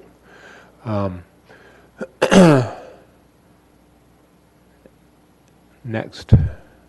These are the existing floor plans, and if you've ever wondered why the Guild Theater has a lobby that's about as big as your powder room, it's because when they plowed El Camino through, they took 25 feet of the right-of-way and they just lopped off the lobby. So the theater, while it has a lot of historic resonance in the city of Menlo Park, does not have any historic integrity and therefore is not a qualified historic resource. Next. That's the demolition plan, and when we last spoke in front of you, our intent was to leave all 4 walls of this structure And that was, in fact, always our intent until the city told us that we had to take down the north and the front facade because they were over the property lines. And city attorney advised us that they could not be grandfathered in that way, and they had to be taken down and rebuilt about 6 inches over. Next. This is the ground floor plan. It's pretty much as you saw before. The area, El Camino's on the left in this slide. The lobby is in the light blue. There'll be an elevator and a stair up on the right-hand side, a small box office, and then handicapped accessible bathrooms to the left, and some janitorial and support space. The area in the yellow is what's called the house. That's the actual venue itself. You'll go through a set of doors. The house steps down in 3 tiers or trays for predominantly standing room shows for live music, though it will be able to have risers and portable seats for cinema, book talks, lectures, or seated musical events. Along the south wall is a long bar. I think, Mr. Mayor, you referenced the Keystone Palo Alto in the last time we met. You might recognize this. This is a similar party, as architects call it, with a long bar along one side of the room. And then the back corner is the egress stair from below, and then the stage to the right. Next. This is the upper level. A patron would come up from the lobby, up the stair or the elevator. It'll be a gurney-sized elevator per the fire department. The lobby will have a little bit of an overlook down below, so it'll have a 2-story volume and a generous storefront, glazed storefront. The restrooms will stack for efficiency, so there'll be a lot of restrooms. We're exceeding code minimums. And then, again, enter into the house up onto a mezzanine level where there'll be some fixed seats, ADA seating at the back, and then kind of a soft seating lounge area on the upper part of the slide, and then the egress stair at the back. Next. Now, one of the big assertions we made to you when we first came and why we needed some dispensations from the FAR was primarily due to the basement. And for this venue to operate, the basement is pivotal in 2 ways. First of all, it provides very gracious and generous artist amenities of a green room and 2 large dressing rooms with in-suite bathrooms and showers. And showers are really critical to these folks who live on buses. As glamorous as their life is, they live on buses. So everything to the right of the slide in the light green are performer support, and they're quite gracious, and they're actually larger than facilities like the Fillmore or even the Fox Theater. The area to the left in the darker brown are all the kind of back of house support spaces that are really needed to run a venue like this. And one of the big changes since we last saw you is we've added a commercial kitchen, which is the largest square you see. That will enable the venue to serve food. It won't be a full cook from scratch kitchen with a grease hood and a Class 1 grease hood, but it will be a warming kitchen that can serve reheated food, just not from scratch cooking. Still a lot of storage area that will allow for storage of risers and seating for the different modes of operation in the venue, and then all of the kind of technical support spaces for electrical rooms, dimmer rooms, transformer rooms, rooms that house the services of the building that have to be within the same parcel. Next. You see on the upper part of the slide a contextual elevation. It is slightly higher than it is currently, but still meets the requirements of the city's height limits. And then a cross-section showing the interior, showing the basement below. You can get a sense of that double height lobby, the overlook, and then what the interior of the house might look like with those step-down seating trays for seating good sight lines. The stage on the right. Next. This is just a very kind of quick rendering of what it might be like in music mode. Next. In book talk mode. Next. Cinema mode. Next. And then a rendering of what it looks like at daytime driving by. We are rebuilding the entire front wall per the city's instructions, but we will be taking down the entire marquee and sign, the blade sign, and restoring that and reinstalling it. Next, finally, a night rendering. One of the driving design features of the front facade, while trying to keep the general character of the Guild, was to provide a very glassy lobby so that people driving by would see a sense of activity and excitement on both levels, the upper and the lower, and it would be kind of a magnet or a lantern drawing activity and interest. Next. Finally, I know there are concerns among neighbors. It was discussed at Planning Commission, and perhaps some of you may even have some concerns about construction logistics and how disruptive this is going to be. As I indicated earlier, the site is landlocked. We do not own the parcel behind us. It's not out of the question that may at some fine day be available to us, but it's not now, and we can't proceed under that assumption. So the city this is not without precedent, by the way. Anyone who has a property on El Camino who does not have frontage along the back has to build from El Camino. It's done, I wouldn't say routinely, but it's certainly not without precedent. We have Vance Brown on board, a well-known general contractor who's provided the site logistics diagram that the city required as part of our submittal. The Department of Public Works, whose job it is to sort of coordinate all this, reviewed all this, and we met with them several times. So it will be managed to the extent that it needs to be with flagmen and pedestrian traffic, and worker safety will be foremost among them. Next. So here you see how that'll happen. There'll be a sidewalk tunnel built. There'll be flagmen and K-rails to separate pedestrians and traffic. So it's something that will be managed carefully. And that concludes my remarks. Thank you.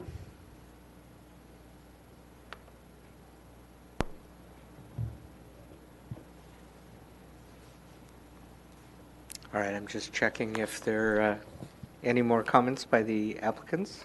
Okay, so first I'll check if there are any clarifying questions from my fellow council members. Councilmember Klein?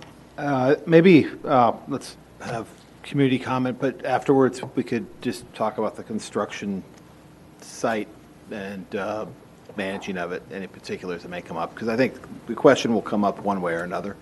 So if we could bring it up, that'd be great. All right, thank you. Okay. I think that's a good point.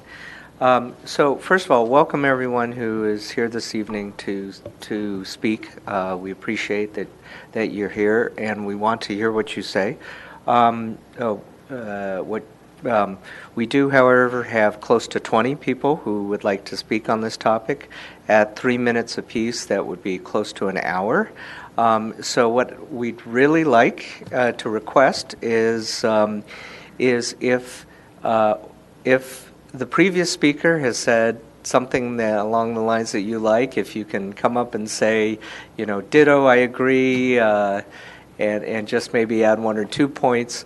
But to the extent we could keep it less than 3 minutes, I don't want to force you, but to the extent you can keep it under 3 minutes, we would all very much appreciate it so that we can get to the deliberation part.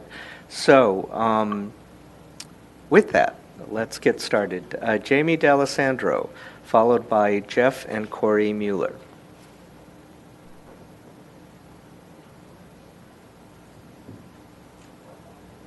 And I may have just picked you two out of order. I apologize, but Jamie?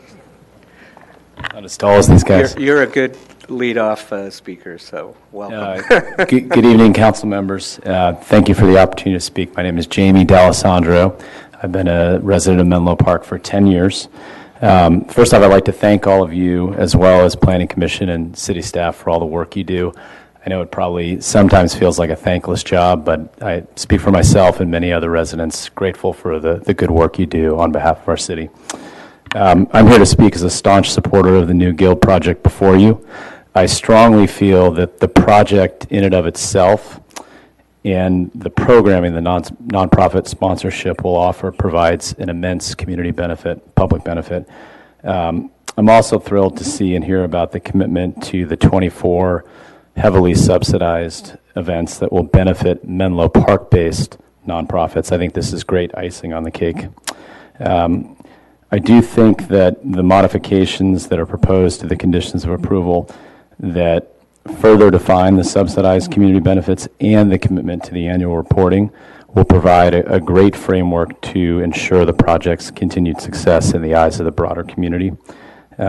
Lastly, I think the applicant's willingness to provide employee parking and an occupancy cap during non-evening hours, not to mention the technical studies conclusions that there is excess parking downtown, ensures the project will have minimal adverse impact parking and trip generation-wise. Just as a quick aside, coincidentally, I was with some friends from Mill Valley earlier this evening.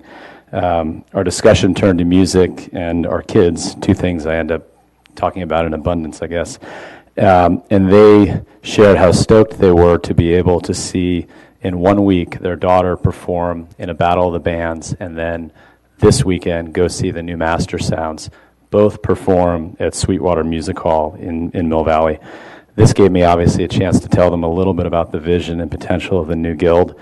They obviously thought it was a great idea and a great vision, and they offered that they'd been enjoying Sweetwater for over 20 years as a small town treasure in Mill Valley. I look forward to all of us enjoying the new guild for many, many years to come. Thank you. Great, thank you, Jamie. Jeff and Corey Mueller, followed by Judy Adams.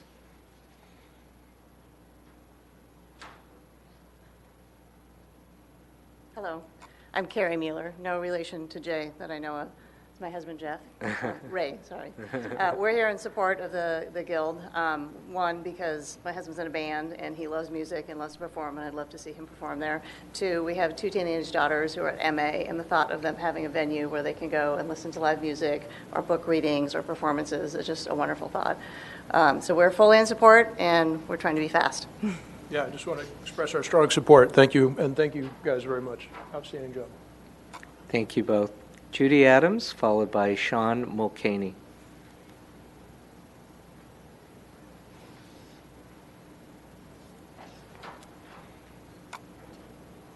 Welcome. Thank you, City Council. I want to say that it's been a long process, not as long as the organizers in the City Council. For me, where I've gone through the various stages of grief and exaltation and anticipation, and since 2016, when we learned the future of the Guild was threatened. And thanks to Ray for finding the gem in the haystack. I guess I didn't want to say needle in a haystack. But what I want to say is that I am pleased with the kind of communication that Drew has set up for those of us interested in the continuation of independent films at the Guild. And I've been working very hard to try to fill some of that gap when the Guild closes and before the new Guild comes forth, as well as how film can be incorporated when the new Guild opens. And Drew and I have had some great conversations. He talks very quickly, and I have to keep alert. One of the things I'm trying to do is to get a partnership with the United Nations Association Film Festival, and looking for venues in Menlo Park, which won't be as high-tech as will come in the future, but will allow people at least to, through that group, to see international, high-quality, political and social issue documentary films. And I'm trying to work with also getting some young filmmakers to actually premiere some of their programs in alternate locations. And I look forward very much to access to the high quality of the new venue, and take advantage of Gil as much as I can in terms of his expertise and interest in film. So thank you very much to everyone in this whole process. Thank you, Judy. Sean Mulcahy, followed by Carly Cleary.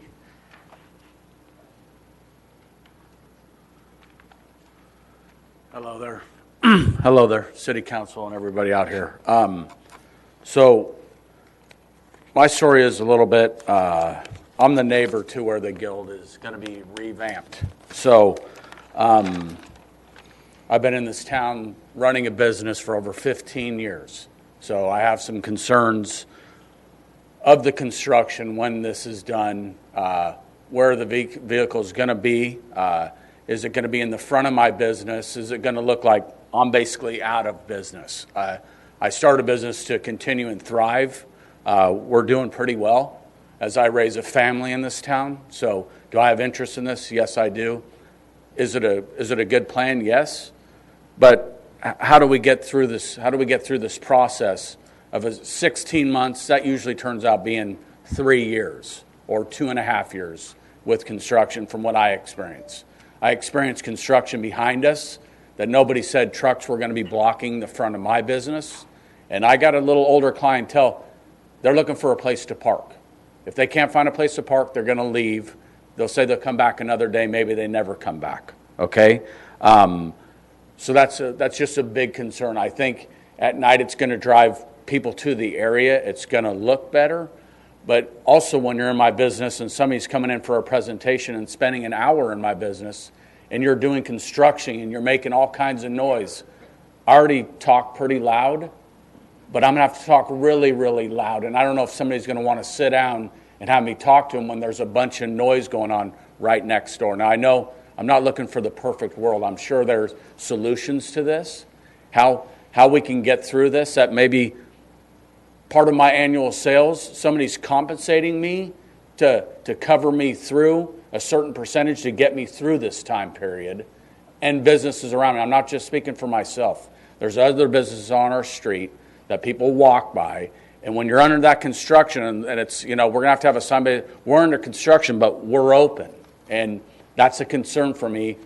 Again, I have roots in this town. I don't have a lot of money, but I bring a lot of passion to this town, and I do a good business in this town. Okay, so am I concerned? Yes. And I have a family to raise, and I know these are great ideas, and I'm not totally up to speed on what's a non-for-profit or this for profit. I don't really know all those answers. I know it's probably a good thing for the city, but we have to look in terms of what are the merchants and what have we done for the city already and proven what we've done. I just don't want to leave this town. I don't want to be kicked out of this town. This is kind of my town too, as your town as well as you live here. Thank you, Sean. Carly Cleary, followed by Jean Forstner. Good evening. Hello, my name is Carly Cleary. I'm a resident of Menlo Park for the last almost 18 years. Thank you for being here tonight and for listening. I'm a staunch supporter of the Guild as well.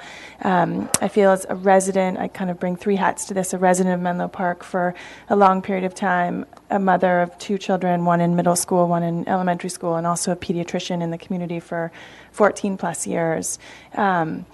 As a patron of the arts, as someone who enjoys music, I find myself traveling to, find venues and locations and concerts, and I'd love to have that in my own town. It would make my life much easier. As a mom in this community, I would love to have a venue where my children could go safely that's around the corner.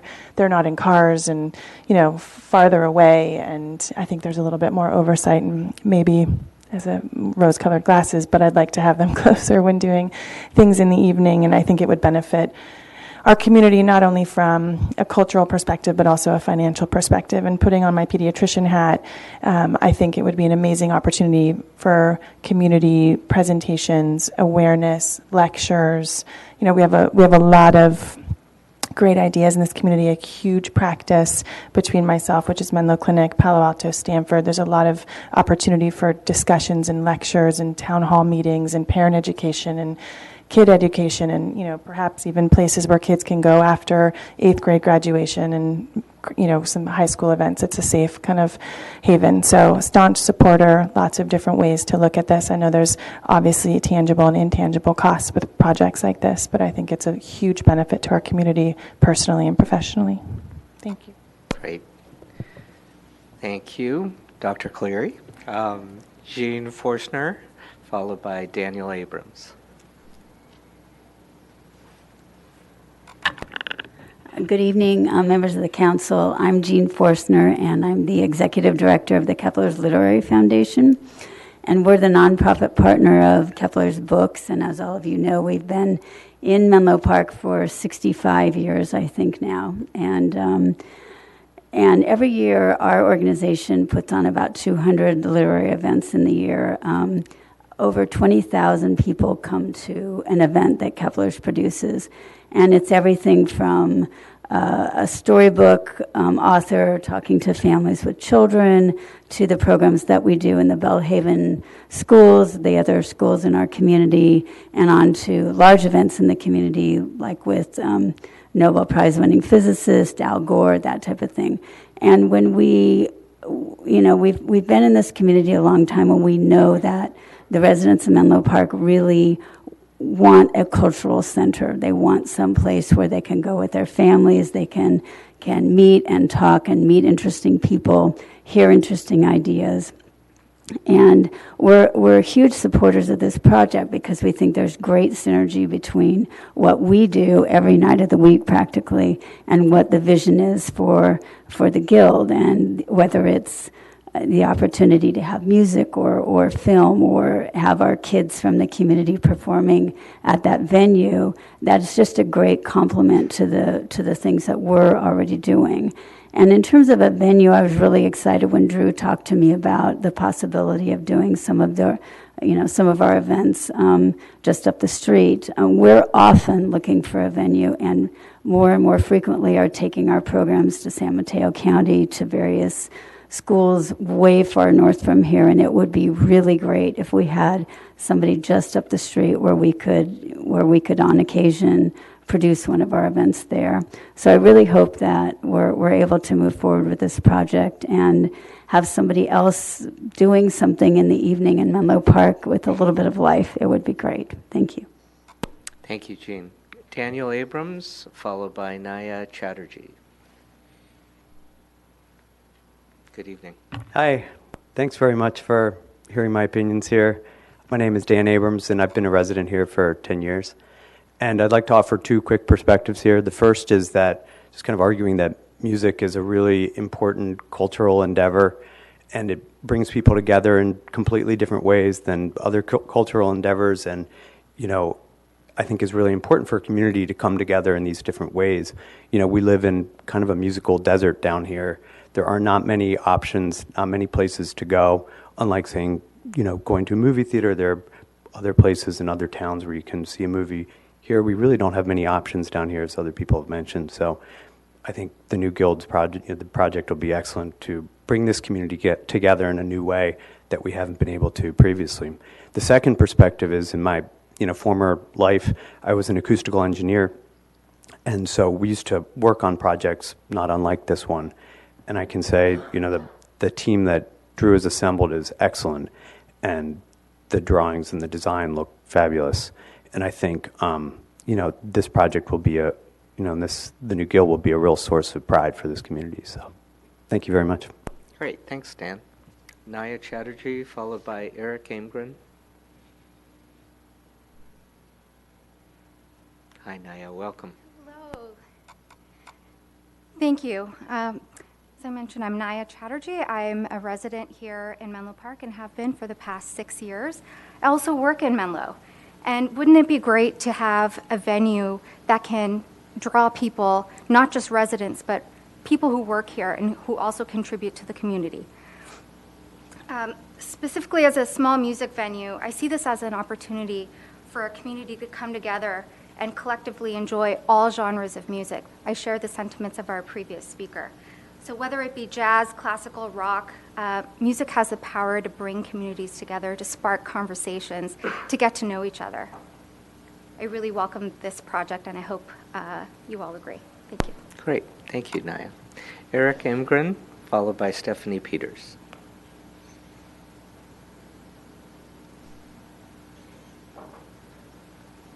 Hi, Eric. Mr. Mayor and City Council, thanks for the opportunity to come up and talk about the new Guild. I've lived here 14 years. I'm a dad. 2 kids go through the schools here, and I'm I'm also an artist. Silicon Valley worker, but I'm an artist. I learned to play guitar a couple years ago, and I think I'm pretty good. Just full disclosure that Drew said if I did a good job up here tonight, and it did get approved, that he'd let me be opening night. Headliner, I think, is what you... soft. Don't worry about the headliner thing. We'll work all that out later.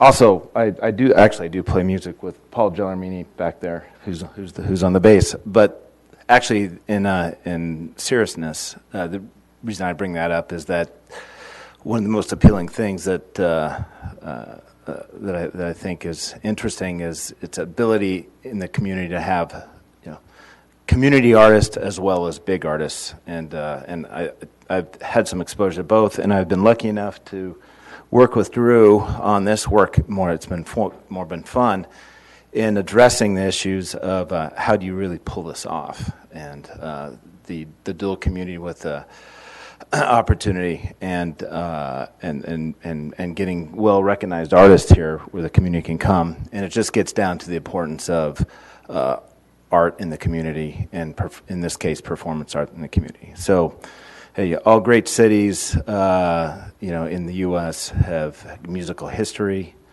New Orleans has jazz.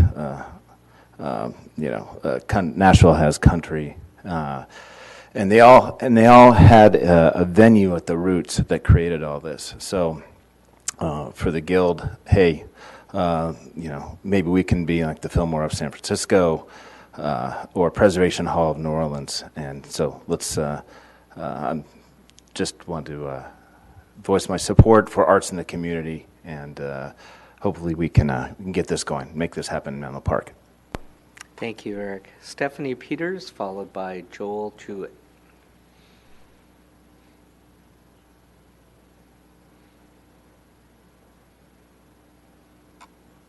Welcome, Stephanie.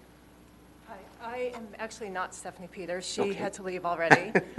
So she asked me to speak for her. My name is Alexis Deneen, Okay. and I agree with all the great things that have been said this evening. Wanted to thank you.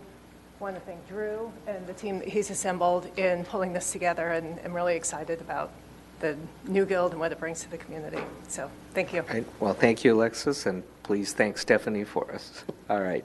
Joel Jewett, followed by Chris Neal. Mayor and Council, thanks very much. And Ray, thanks for answering my emails. When I send them, you answer them. I really appreciate that. My wife and I lived in Menlo Park for 10 years and are now in Redwood City. And we used to go to San Francisco for music. In our advanced age, we don't go very much anymore. We're excited to have this opportunity to come to music again. I think the crowd there will vitalize the city, and also maybe other businesses will get more traffic in the evenings. So it has a contagion effect, I think, for other businesses at downtown in Menlo Park. So we're very excited about this project and look forward to attending great concerts there. Thanks. Great, thank you. Chris Neal, followed by Skip Hilton. Hello, I'm Chris Neal. I live here in Atherton. I've lived here for 3 years with my family, my 2 kids, and my wife. I want to thank you for the opportunity to speak to you, give my support for the New Guild project. I go out frequently on Santa Cruz Avenue. I frequent the shops there, the restaurants, and the events, the parades that take place there. So I consider Santa Cruz Avenue and Menlo Park to be my neighborhood, and I'm really looking forward to a world-class venue. Providing opportunity to see world-class artists in my neighborhood and to see that perform live, whether those are musicians or storytellers or other types of performance artists. I think the Guild is good for my neighborhood for 3 reasons. It provides a cultural benefit. I think seeing artists perform is inspiring, it's transporting, and it's also educational for both us as adults and for our children. I think it's good for the business. It's a destination. It'll attract people. And it'll bring people to the area who eat at the restaurants and go to the shops. And I think it's good for building a community where we can spend time face-to-face with each other. And we get to see our neighbors and we get to see what we have in common. And I think that's good for the fabric of a community. So I hope you'll vote to support the Guild project, and thank you. Thank you, Chris. Skip Hilton, followed by Nikki Sokol. Hey, Skip. Good evening, Mayor. Good evening, City Council. Thanks again for taking public comment on this great project. Skip Hilton, I'm a resident of Menlo Park 25 years, which makes me sound pretty old. But actually, I think I shared this at the Planning Commission and maybe even at City Council before, but I turned 50 last year, and I ended up spending a lot of that year going to see live music, and more than I'd done ever in my life. And it was just a very energizing thing. So anyways, it's proof that this is going to be good, not just for young people, but for old people too. I want to thank you guys for making this a priority, a top 5 priority for Menlo Park this year. I think I strongly support that decision. I think it is going to be a game changer for our city and for our downtown corridor. When I participated in the origins of the Downtown Specific Plan outreach back in the late 90s, well, I am old, I guess. This was like a dream that we would have projects like this that would transform our city. And we really spent a lot of time thinking about what it's going to be like in 20 and 30 years. And we'd hoped that projects like this would come about. So it's just, I feel really lucky and fortunate that as a city we've been able to see it. The project does have really strong support from the Planning Commission, as you know, and from a large group of residents who'd like to see live entertainment downtown. I'm sure you're going to hear concerns, and you have already, about traffic and parking. I think many can be addressed with the off-peak usage that's planned, and also creative TDM strategies, and that this team, I'm sure, will love to innovate on and figure out how to get people out of their cars. The bottom line is, if you want something unique and special in your downtown, it's going to attract more traffic. If we build it, they will come. That's a good thing, not a bad thing. I do share a broader vision, though, for this multi-purpose venue and what it can do for our city. Personally, I plan to go to more events at the New Guild than I ever did at the Old Guild, although I did go see, and I do see movies there. I also plan to patronize all the restaurants and bars in downtown before and after events at the Guild, and I'll probably park by those, so I'm not going to create a parking problem near the venue. And I also feel that when we get these new developments online with thousands of business people, thousands of office workers and residents that are walking distance to our downtown corridor, they're going to not create traffic at all, but they're going to be able to enjoy that venue and all the surrounding businesses. So even though there's going to be some disruption and some discomfort, I know, for the businesses around there, even the architect admitted this is like building a ship in a bottle in many ways. I think the benefits that those businesses will sustain after that, with all the foot traffic and all the excitement in that downtown area, it's going to be great for them. The last thing I just want to say is that, this is a public benefit. Drew said it. The project itself is a public benefit, so anything it needs to in terms of exceptions to zoning is, I think, warranted. If there was a big project going in for housing and develop and retail and office space, they would build this as the public benefit. So I think hopefully we'll get to do it quickly and move post haste to see this in our downtown. Thanks. Great. Thanks, Skip. Nikki Sokol, followed by Mark Bryman. Nikki, good evening. Good evening, Mayor and council members. Thank you for this opportunity. I am a 12-plus year resident of Menlo Park. I have 2 children and my husband. We all live in this community. I would just like to voice my support for the project and also to thank Drew and his team for putting this together. I'm a co-founder of and on the steering committee of Imagine Menlo. We are hoping to make Menlo Park a more vibrant place in which to work, live, and play. This would be a big project that would go toward helping it be a great place to play. So thank you for making this a priority. Thank you, Nikki. Mark Bryman, followed by Alex Deli. Hey, Mark, welcome. Mr. Mayor, City Council members, thank you so much for your hard work and diligence on behalf of our community. It's really greatly appreciated. I also appreciate you having prioritized this. It's long overdue. We as a community deserve this. In many respects, it's sort of a crown jewel of more than a decade of work on this downtown specific plan. I think we can all agree. I probably can speak for everybody in this room about how we need something like this, we deserve it, and how the community would benefit from this. I think we have a very unique opportunity here, and I think it's important that we turn every stone and make sure that we are delivering the highest and best project here that we possibly can. We're going to have one shot at this. You've expedited it. You will continue to expedite the process, as will the Planning Commission. And I think with that vision in mind, it's important that we discuss all avenues. The architect mentioned the lot behind and how it's not currently available to them. They might have done things differently and what have you. I think that there potentially are adjacent lots that are available, which could potentially increase the frontage all along El Camino. If we are not able to access the project from outside of El Camino, then being able to mitigate traffic, circulation, increased frontage for loading and unloading for passengers. This is a non-parking component, right? So if we're talking about dropping people off and unloading and loading and picking people up, the more frontage we have. I was an actor in New York City for 20 years. My wife is a jazz singer. We come from a family of musicians. There is no one in this community that wants this project, this state-of-the-arts performance project in this relative time frame to be done. It absolutely is one of the best things that's ever happened to the community. I'm thrilled about it. I can't wait for it to happen. I just want to make sure that we do it in the best possible way. We have one shot at this. Let's make sure that we do it correctly. Thanks. Okay, thanks, Mark. Alex Deli, followed by Fran Dean.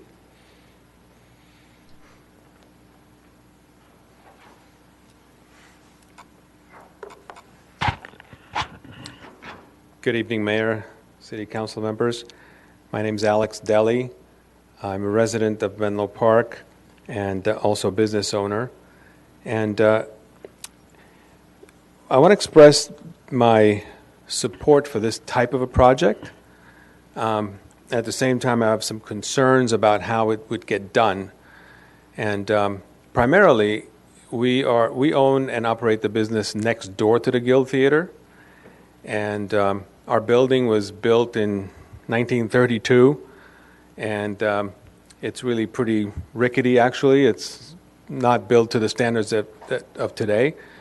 And the type of construction that's being mentioned is something that I personally don't know how it could be achieved without possibly incurring damage or collapse to our building. So that's one of my main concerns. The other concern is with respect to, the buses, trucks, loading, unloading in the front of the theater or on the sides of the theater that could possibly block our businesses that have been there we've been there for 37 years. Basically making it impossible for us to be seen and do business the way we have been for all these years. So if that's something that can be addressed, I'm in favor of the Arts Guild project, and I think it would be a wonderful addition to the city. But the way we go about it, I think, is extremely important. So I would appreciate if, as we say, the devil's in the details, and the type of construction that's to be done, I think, is major. So again, I would appreciate if those issues could be addressed before this kind of project could be allowed to fully take place. Thank you. Great. Thank you, Alex. Fran Dean, followed by Steve Yusha. Chamber CEO. Welcome, Fran. Good evening, and thank you for the opportunity to comment. As you know, the Chamber of Commerce supports the Guild Theater project. We have commented at 3 separate occasions. Council goal setting in January, Council study session in February, and most recently at the April Planning Commission meeting, when the Commission gave unanimous recommendation to approve the project. Rather than repeat previous comments which are on record, I'll be more succinct. Tonight, it will take 3 council votes to carry a motion to approve the project. Preferably, you will be unanimous in your action to approve the project with all 5 votes. Therefore, seeking 5 council votes to approve, let me suggest 5 reasons why. First, this is one of your priorities. This is a 2018 council priority to look at the Guild project. Second, project meets a specific plan vision to revitalize, enhance, and provide opportunities for a vibrant downtown. Next, the project will provide a live entertainment and community gathering venue, something we do not have a lot of here. Fourth, the project creates obvious synergy with complementary businesses, from full-service restaurants to cafes, other casual food and beverage establishment. And we've heard this evening what I would call Skip Hilton's oath that he will eat in all of our downtown restaurants, starting today, I hope. And finally, the project infuses new life into a beloved icon, the existing Guild Theater, but providing a more robust offering to all ages and all programming interests.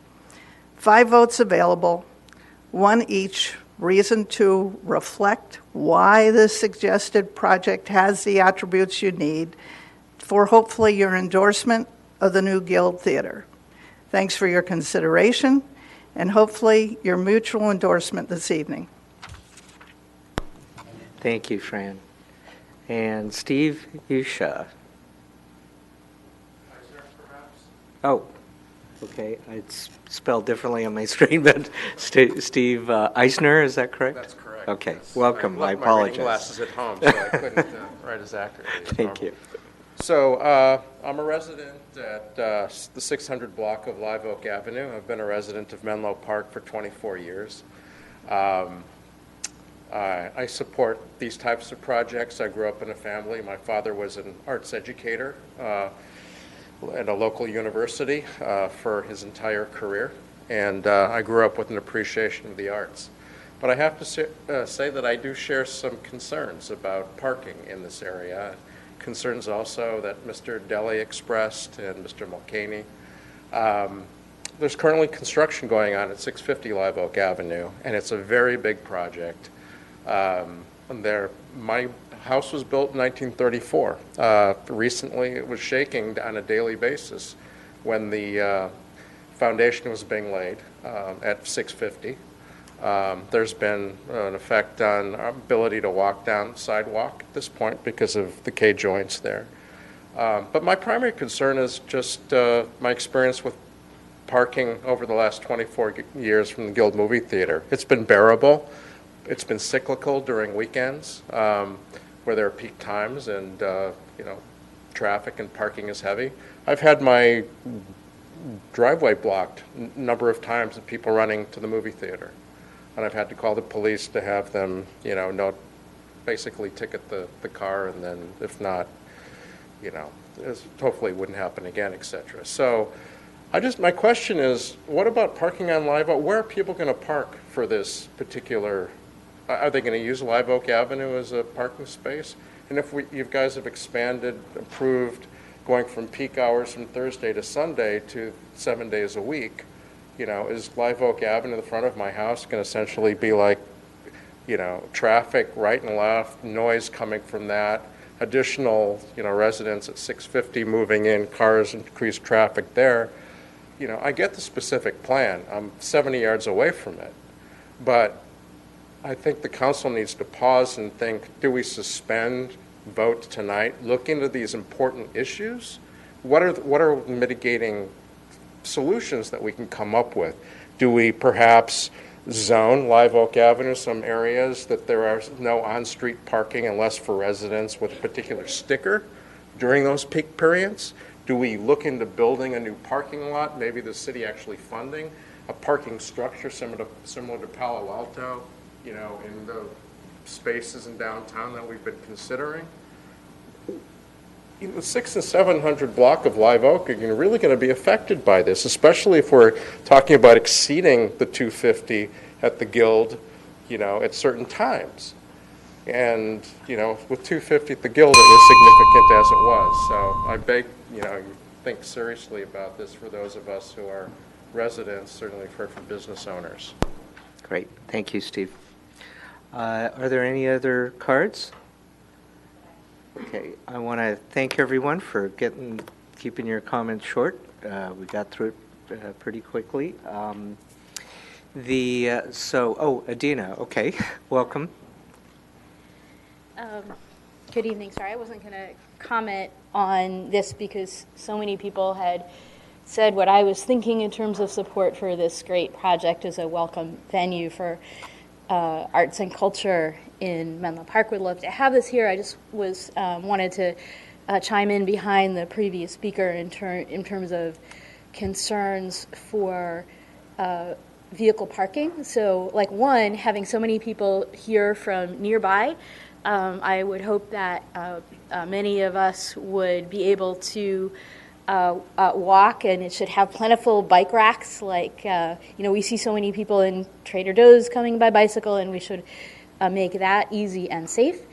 And in terms of enabling residents to be able to find some parking on their own street at some point, if these things become an issue, we may need to go and look at the direction that Palo Alto has gone and put in some neighborhood permit parking. It's annoying for people who live near downtown to actually have to get a permit to park on their own street, but at the same time, treating neighborhood streets as a free parking lot, that kind of runs out of time as a good strategy. So that is something to think in the long term in terms of how to accommodate visitors. So I encourage us to figure out how to address the transportation and move forward with this great project. Thank you. All right. Thank you, Adina. All right. We're going to come back up here. So I want to mention actually, the way I'll present it to Drew, you have been through all of these different processes that the city has, the different hurdles that, as you mentioned, that you've gone through, everything from floor area ratio definitions to the historical assessment and things like that, and architectural control through the Planning Commission. What typically happens now is the question of now parking and neighbors. That's always some of the final steps. So it's actually a very good sign that we're now at that point where we can now problem solve and work on that. So I wanted to go back and to Mark and Karina. I don't know if she's here, but and then we can ask your team to respond as well. But there are a couple of, let's first talk about parking. There's a couple of different issues, and then we'll talk about construction and impact on the neighboring businesses. So let's talk about, and I will say that I certainly share the enthusiasm of many of the speakers for the vision and for the opportunity. So I think we're going to work on a couple of those issues, and hopefully we can problem solve and move this better. So parking. I do recognize that the parking study, as I went through it, did certainly observe that there is capacity in our downtown parking lots, surface parking lots, during the evening hours in particular, some of the weekend hours that there would be events. And that was sort of the key conclusion that I got from the parking study, and I understand that. So there's the advantage of the events taking place after when the parking lots would normally be used during the daytime. Having said that, I think there's a valid concern, for example, about a large event that is at the full capacity, and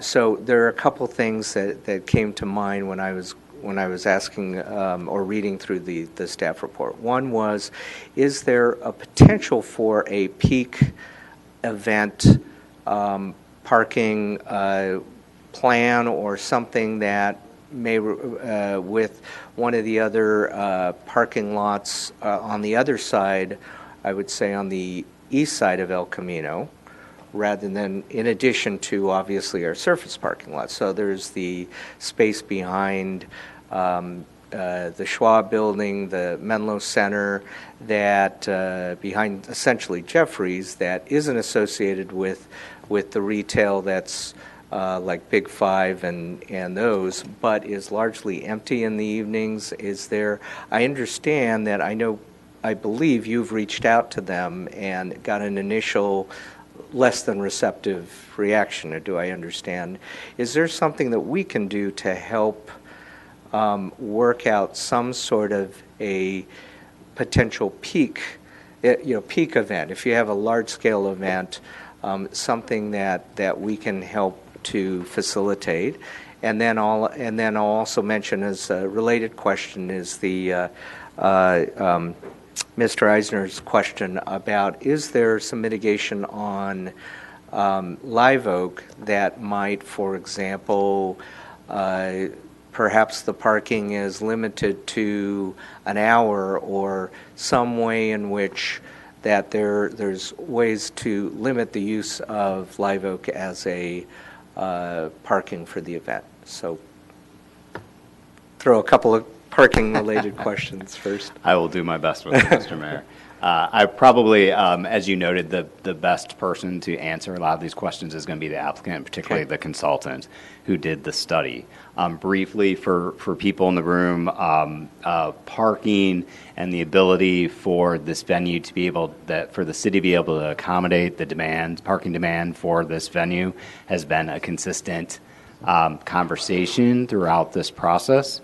As you noted, there was a parking analysis done that again, I will defer to the consultant, but basically said at worst case scenario, which I believe was 271 vehicles, the city still had ample capacity, both on the weekday and weekend evening to handle that event. Related to the private parking on the east side of El Camino, we did have initial conversations with Drew and his team about wanting them to investigate an off-site parking scenario, and that did not proceed. One, because of the response that they received from the property owner, the main property owner on that side of the street, that they were not likely interested in participating in an off-site parking program like that. And then concurrently, we received the parking study that said there's ample supply, worst case scenario. Again, we always hope for a very robust TDM plan. It's 5-minute walk to Caltrain. There's certainly encouragement of Uber, Lyft. So, but even if none of that happened, the worst case scenario was analyzed, and I'll defer to, it's Andrew, correct? You're going to talk some first? That's fine. The one thing I would want to call your attention to, members of council, is on page 237, which is page 5 of 6, in your packet, which is page 5 of 6 of the conditions for this project. For the people in the room, I'll just read it. It says, if off-site parking impacts occur, the applicant shall work with the city to develop a neighborhood permit parking program. Obviously, we can add to that language if that's what's desired to get more specific to Live Oak. But there was a specific study done to that street, and again, they can reference that. Okay. Drew, would you like to add a comment? We have a consultant. You know how they are. He's around here somewhere. I'll just quickly say this. We studied the very worst scenario and made sure there was plenty of parking in the public plazas. for every possible night. And I've even gone so far as to drive through those plazas at various times, various days of the week, weekends, weeknights, with my son out the sunroof videotaping the amount of acreage of free parking. We, in our study, very specifically did not even look at Live Oak or any neighborhood streets. We only looked at the plazas to confirm that that was the case, because I completely understand and empathize and sympathize with anybody that doesn't want to have those people there. I'm more than happy to tell people that buy tickets to our shows, if you park on Live Oak, you'll be towed. There's plenty of parking. We will solve every problem. We have no interest in solving problems that don't exist, but we'll solve any problem that needs to be solved. I think that you're going to find a great many people will typically come and eat before they go to a show, and they're going to park at a place that's already been quote-unquote parked and then walk to the theater. The reason you have a theater in the center of downtown is to avail yourself of the amenities like restaurants and parking. So it's never going to become a problem. We won't let it become a problem. This goes back to being baked into the community. We don't want people to be mad at us, so we'll figure that out. But at this point, we don't see an issue. I did also go speak with the Greenheart folks and said, if it ever becomes a problem, are you interested in working with us? And he said, absolutely. So, a third of a mile away from the theater, there's 1,000 places, the bulk of which are available in the evenings. So we've also got some decent connections at places like Uber and Lyft. So I think that there's plenty of TDM that can be brought to bear if needed. But I don't think there's an issue here yet, and I'm not saying that just to, wave you away. But I'll let do you want to hear more from the consultant? Sure. Okay, absolutely. thanks.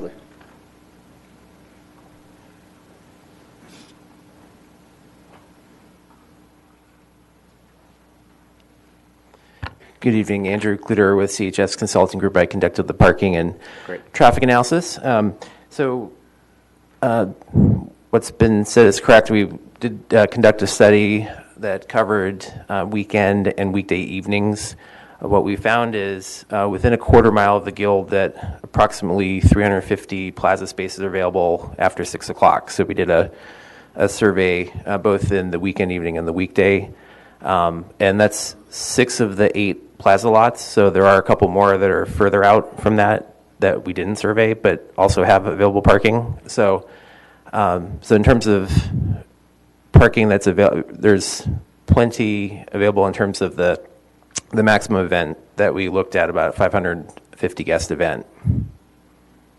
Okay, great. I appreciate there was also on-street assessments, but I assume that was more on, not on Live Oak, that was more on Menlo and some of the streets around in that downtown when you did these counts?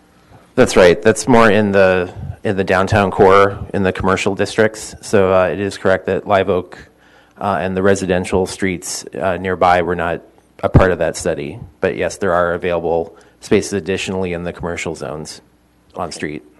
Great. Okay. Let's go to the, thank you very much. Okay. I'll go to the next question area, which is in the area of minimizing construction impacts on the neighboring businesses, and also related to that is once construction's completed, some of the operational aspects that will help to minimize impact. Drew, certainly, we while I certainly say I'm a fan of entertainment, also I'm a fan of small businesses and trying to make sure that they don't go out of business during your construction. So, I have heard a couple of concerns about, for example, the pile driving that took place at 650 Live Oak. I heard it from one tonight from Mr. Eisner on Live Oak, but I also heard it from some of the neighboring business owners that the pile driving shook the block. And then the issue of because there's no access to the site from the back currently, you're having to do a lot of the access from the front, from El Camino. And now the question is, will that block the visibility of customers for your neighboring businesses?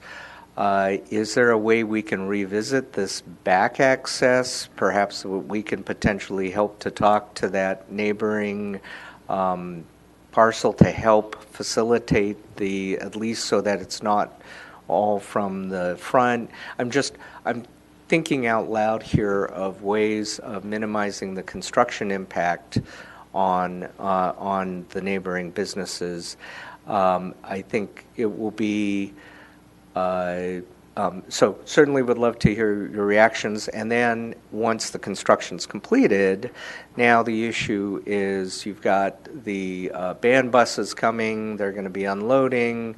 I think I read in the staff report the idea was that the entertainers would basically offload from the buses would essentially drop off, and the whole purpose of the green room and having a nice green room was so that, in effect, now the coaches can be sent elsewhere.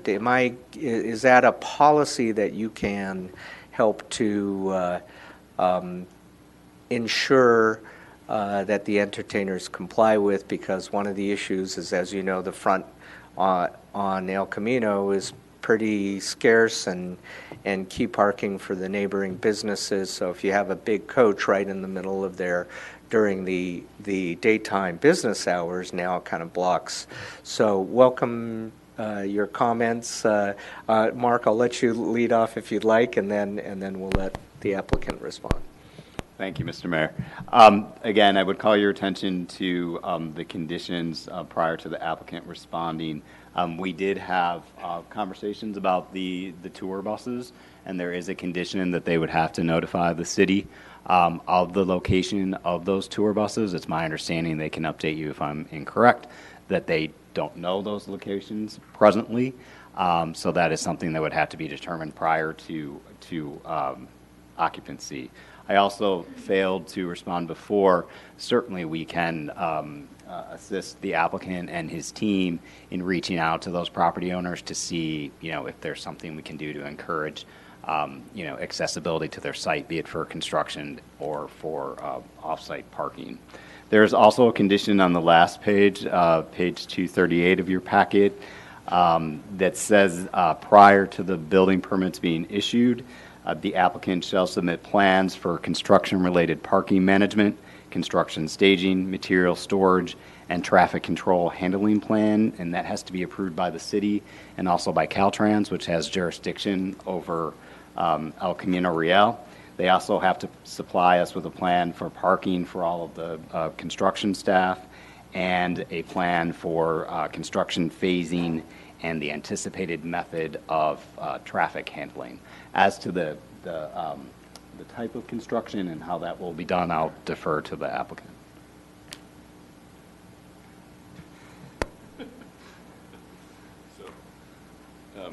I'll lead off quickly and say we're eager to make everything as easy on our neighbors as possible. I think there's a solution at some point, should we have a actual project to go figure out how to do that. We'll explore that, because I think there's a three-way win for tenants, owners, us, and everybody else. So we're happy to try to figure out ways around to make it quicker, cheaper, all of it.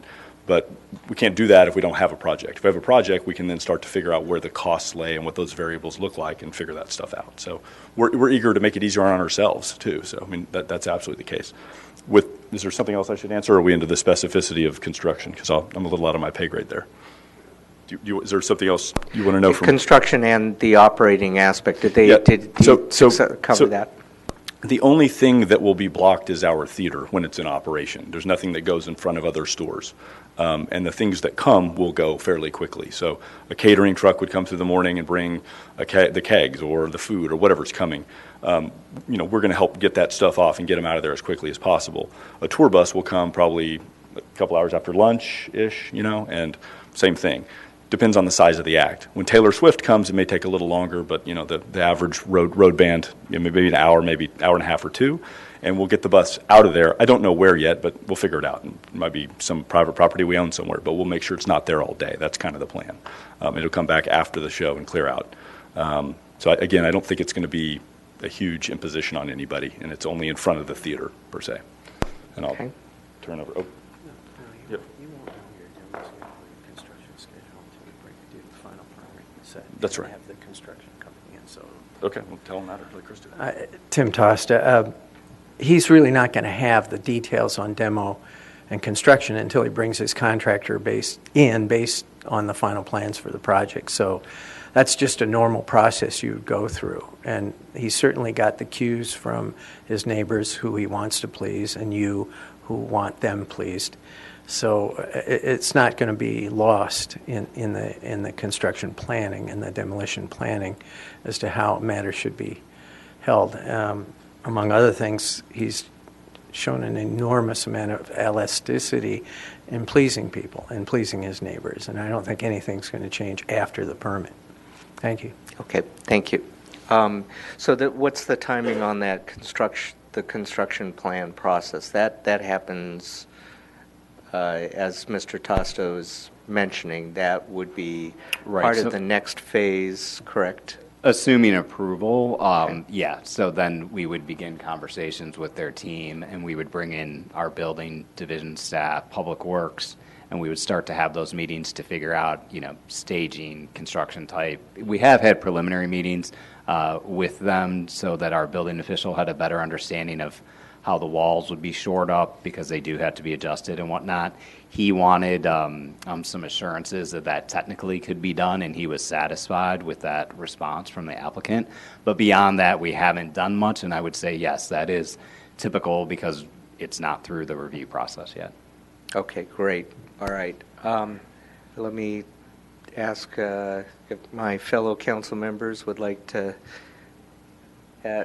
ask any follow-up questions. You hit on all of them. It sounds like where we are is these are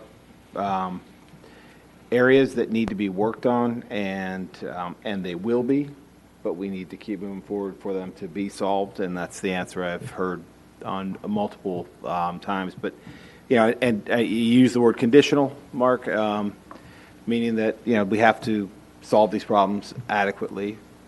For who? I mean, who decides conditionally whether that's adequate or not? Sorry, I don't know. I don't recall condition.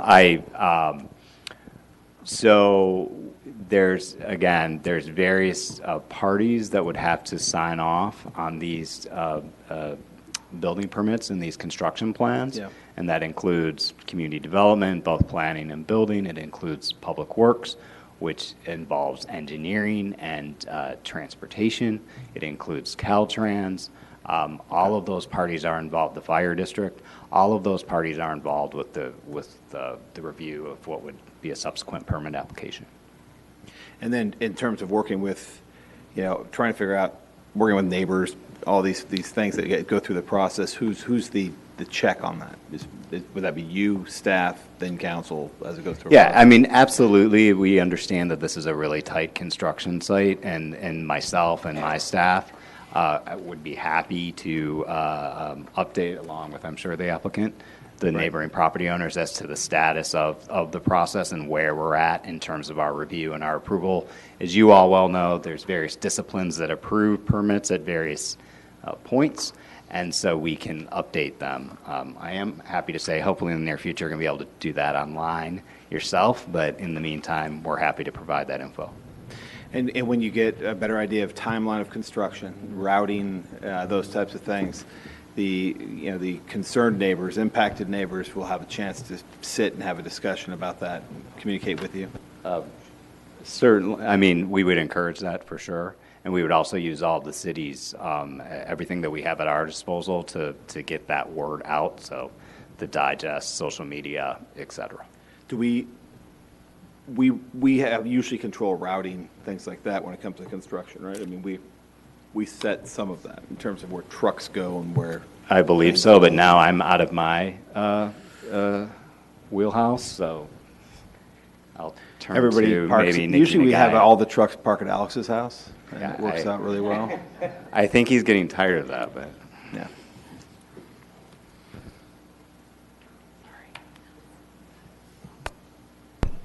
Good evening, council members. Nikki Nagaya, Assistant Public Works Director.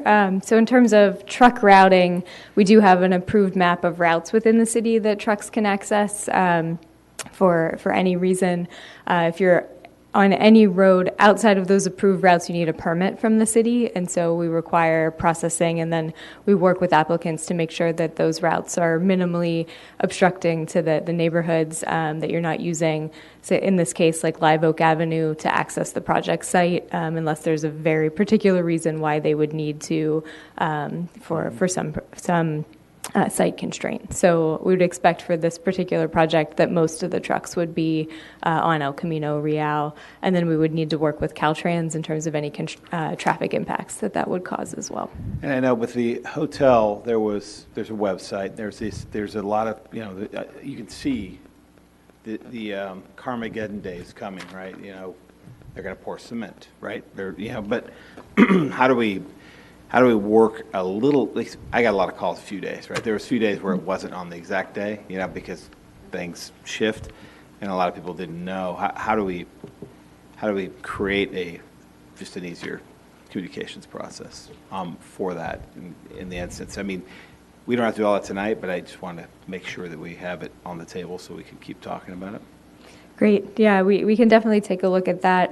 I think we've also ironed out some of the kinks in our communication protocols so that we're sure that between Caltrans and the city, we have a clear line on who is notifying the area, and the city is alerted when Caltrans approves a lane closure, because there were a few examples for those hotel construction projects at 1400 El Camino where Caltrans had approved lane closures and it didn't get back to us in time to push the information out. So I think we're in the place now where we have all of those notification protocols in place, and if there are lane closures, they go in our weekly construction news update, and then we can take a look at other potential ways to get the word out, posting on Nextdoor and other things as this project goes forward. Tim, you've done a number of these. Are there? Again, I don't want to solve every world hunger here, but I mean, we're living in a culture, and things interfere with each other briefly.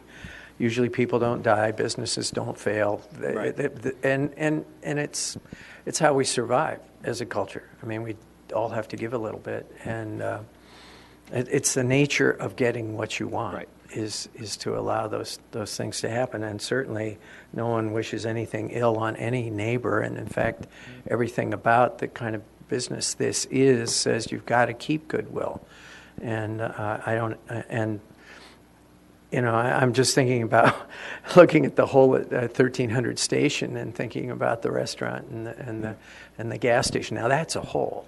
That's a 7-acre hole. This is like how many feet wide? This is the nature of what you do when you turn around buildings and preserve buildings.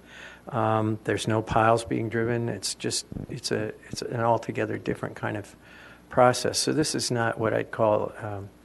It's inconvenience for one or two people. I just watched a 6-story building go up between a bunch of small buildings in Burlingame, one of which I frequent, and we walked around on a path not unlike what Chris showed, and it was okay. It was okay. My coffee cup stayed full. I didn't fall. I just want to make sure there's a communication system. Well, I mean, if you're doing, it's the for the most part, we work with a contractor to make sure that they keep folks informed too. So that you're usually going to have some kind of construction exterior to the building, and that becomes the posting board for notice to people. But there are gazillion techniques. We just got to work with a contractor when we know what we're doing and what the schedule is. Thank you. Okay, Vice Mayor Mueller. I was going to be quiet, but there's something I just can't. I just don't understand. And it's going to be a question for the city attorney, and then we'll have a policy discussion about it. But I can't figure out why it is that we would want a deed restriction that this would be a nonprofit. Because I could understand if it was an organization that was scrapped for money, that you'd want it to be a nonprofit so they wouldn't have to pay sales tax. But in a for-profit business like this, the fact that it's a nonprofit actually could be a detriment to the city because we don't get sales tax from it. What seems to me what we really want here is we want the use to be an entertainment facility, that the extra FAR can't be somehow changed to something commercial, but that it remains an entertainment use. I'm not, but I'm having a hard time understanding why it has to remain a nonprofit. If for some reason they didn't make it as a nonprofit and wanted to sell to a for-profit, but it remained an entertainment use, all of a sudden we pick up a sales tax benefit, which we're not going to get from them. We do get sales tax benefit and nonprofits to the extent that they're doing retail sales within, but I don't know that they're going to be generating a bunch of sales tax revenue type revenue. I mean, paying tickets to see a concert is not subject to sales tax revenue. Sale of alcohol, I think the sale of alcohol will still be subject to sales tax even by even if it's a nonprofit. I believe it is. I don't know that for a fact. Do you know, Tim? Because I was just checking the board equalization, and it's looked to me like it might not be, but I don't know the answer to that. I don't know, but the issue here is the public benefit. And so we are basically reducing the public benefit that is being paid because of their nonprofit status. But I don't understand. But that's my problem, is I don't understand why it matters. Well, if, let's say this was being a for-profit venue that was generating substantial profitable revenue, the value that we're contributing by giving the additional floor area, the city is supposed to be getting, like I think the calculation is 50% of the increase in value is supposed to go into public benefit. $24,000 a year, 24 events, $1,000 per event, is really the dollar value of that is $24,000 a year. And that's not even close to what the real increase in value would be for a profitable enterprise. And so the way the public benefit is being calculated, because it's not the public benefit of the use itself, it's the public benefit of the additional square footage that's being added to the building or to the property. And so their whole presentation has been, this is operated by a nonprofit. We can only afford to provide a certain public benefit because of our nonprofit status. And therefore, the whole public benefit is calculated on that nonprofit status. The additional square footage is granted because of the nonprofit status. And so that's the reason it's tied to it. And again, the applicant has indicated that that's acceptable to them. Well, yeah, that's great. It's acceptable to them, and that's fine. We can leave it that way. But I'm looking down the road to say this applicant just can't make it work. Right. So if the there was a marketability of the deed, right, such if that there we was get that we get a vendor whom we would want to provide us with. Then they apply to modify the use permit and come in to modify the approval. We calculate the public benefit, and we could release the restriction, but then we would be getting the true public benefit value that we added to this building.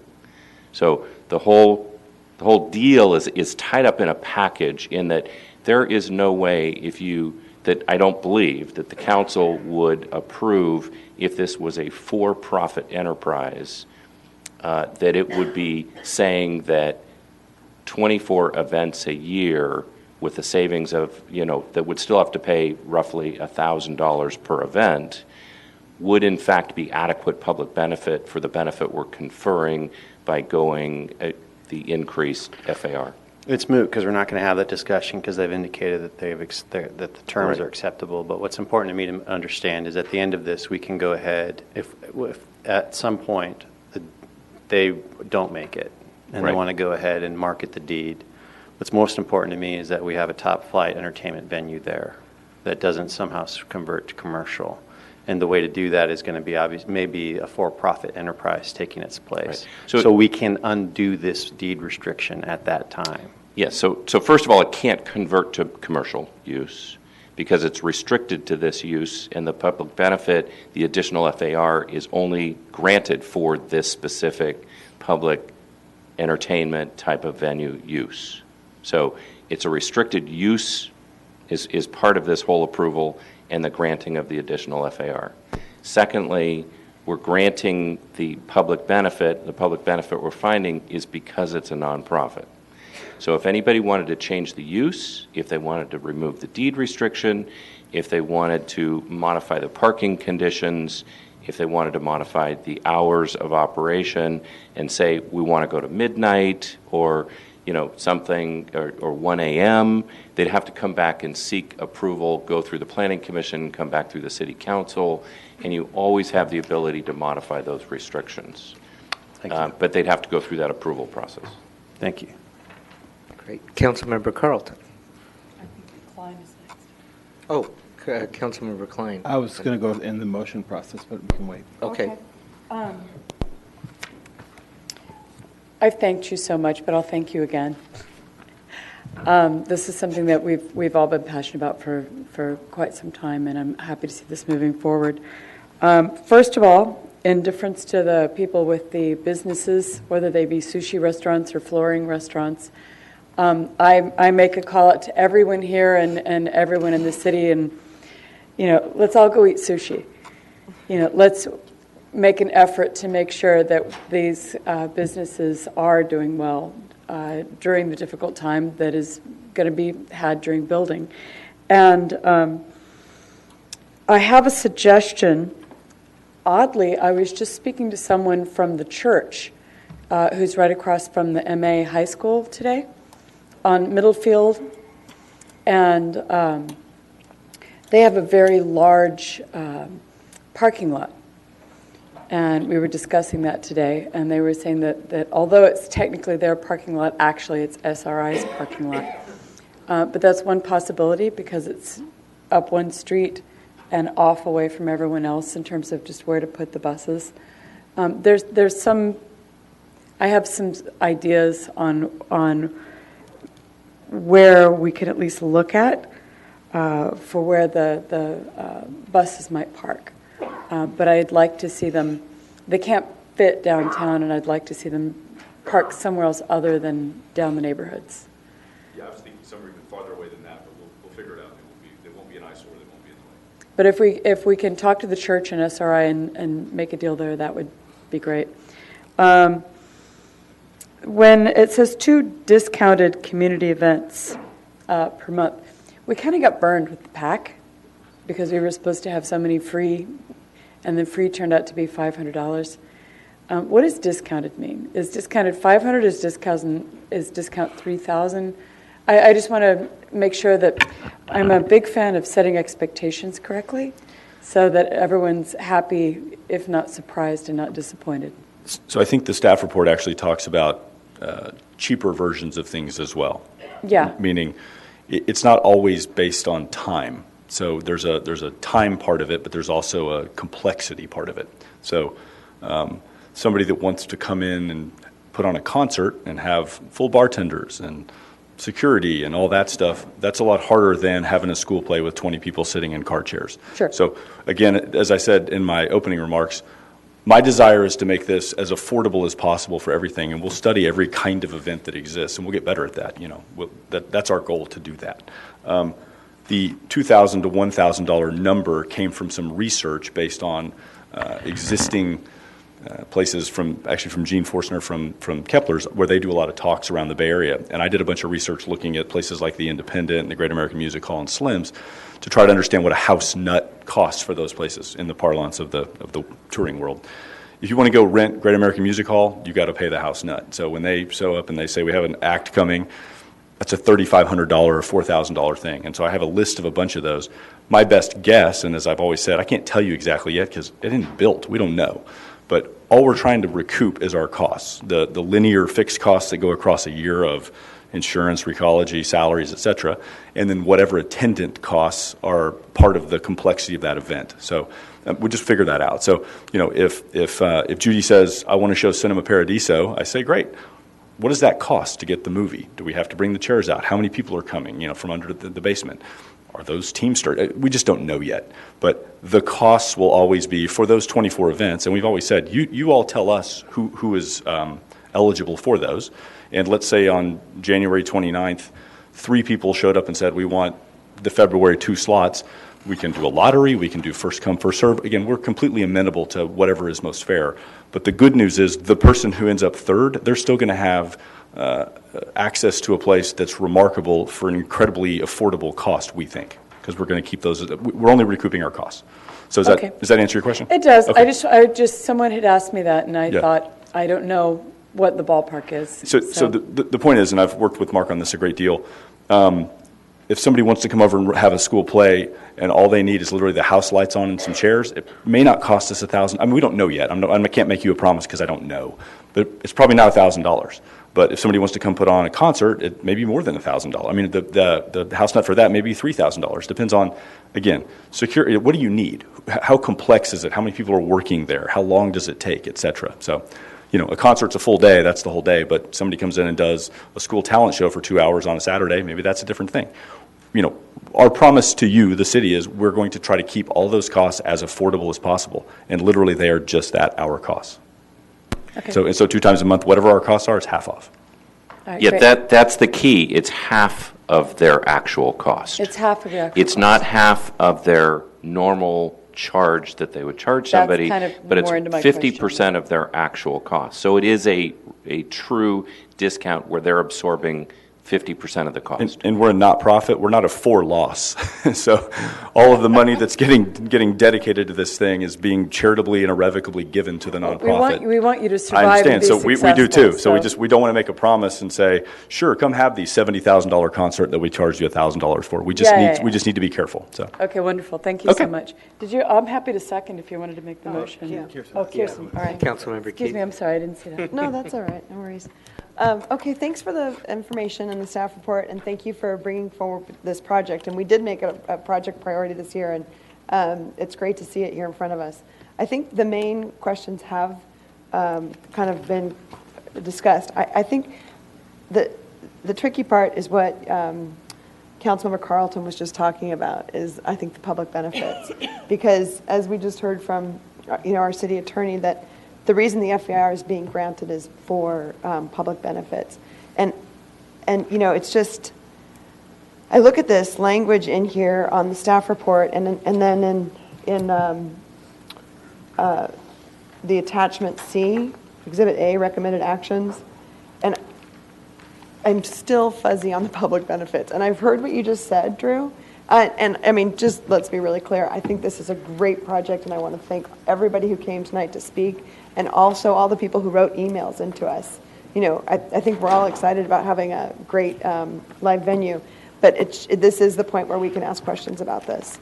And so when I saw the public benefit, and it says, we think this, we think that, but we don't really know because you haven't done it. Is it possible to, when do you think you will know? Are you only going to know when it happens, or are you going to be able to put something together that is a little bit more concrete? Because we are charged with looking at the public benefits when we're giving that away.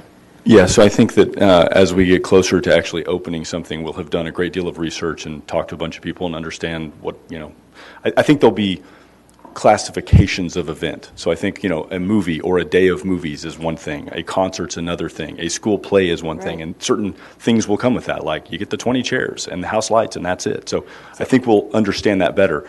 We haven't gone out and gotten our insurance yet. We don't know. I don't know what it costs to insure a concert for an evening. I mean, I just don't know. But sorry? I think I'm not interested in holding it up, but what I am interested in doing is having you kind of come back to us with that plan so that the community knows and what is it? Because if somebody asked me right now, and I were to refer to this, I can tell them as much as you can tell me, which, and I know, Kate's here writing an article for the Almanac, and I don't know if she called me and said, well, can you explain this public benefits to me more?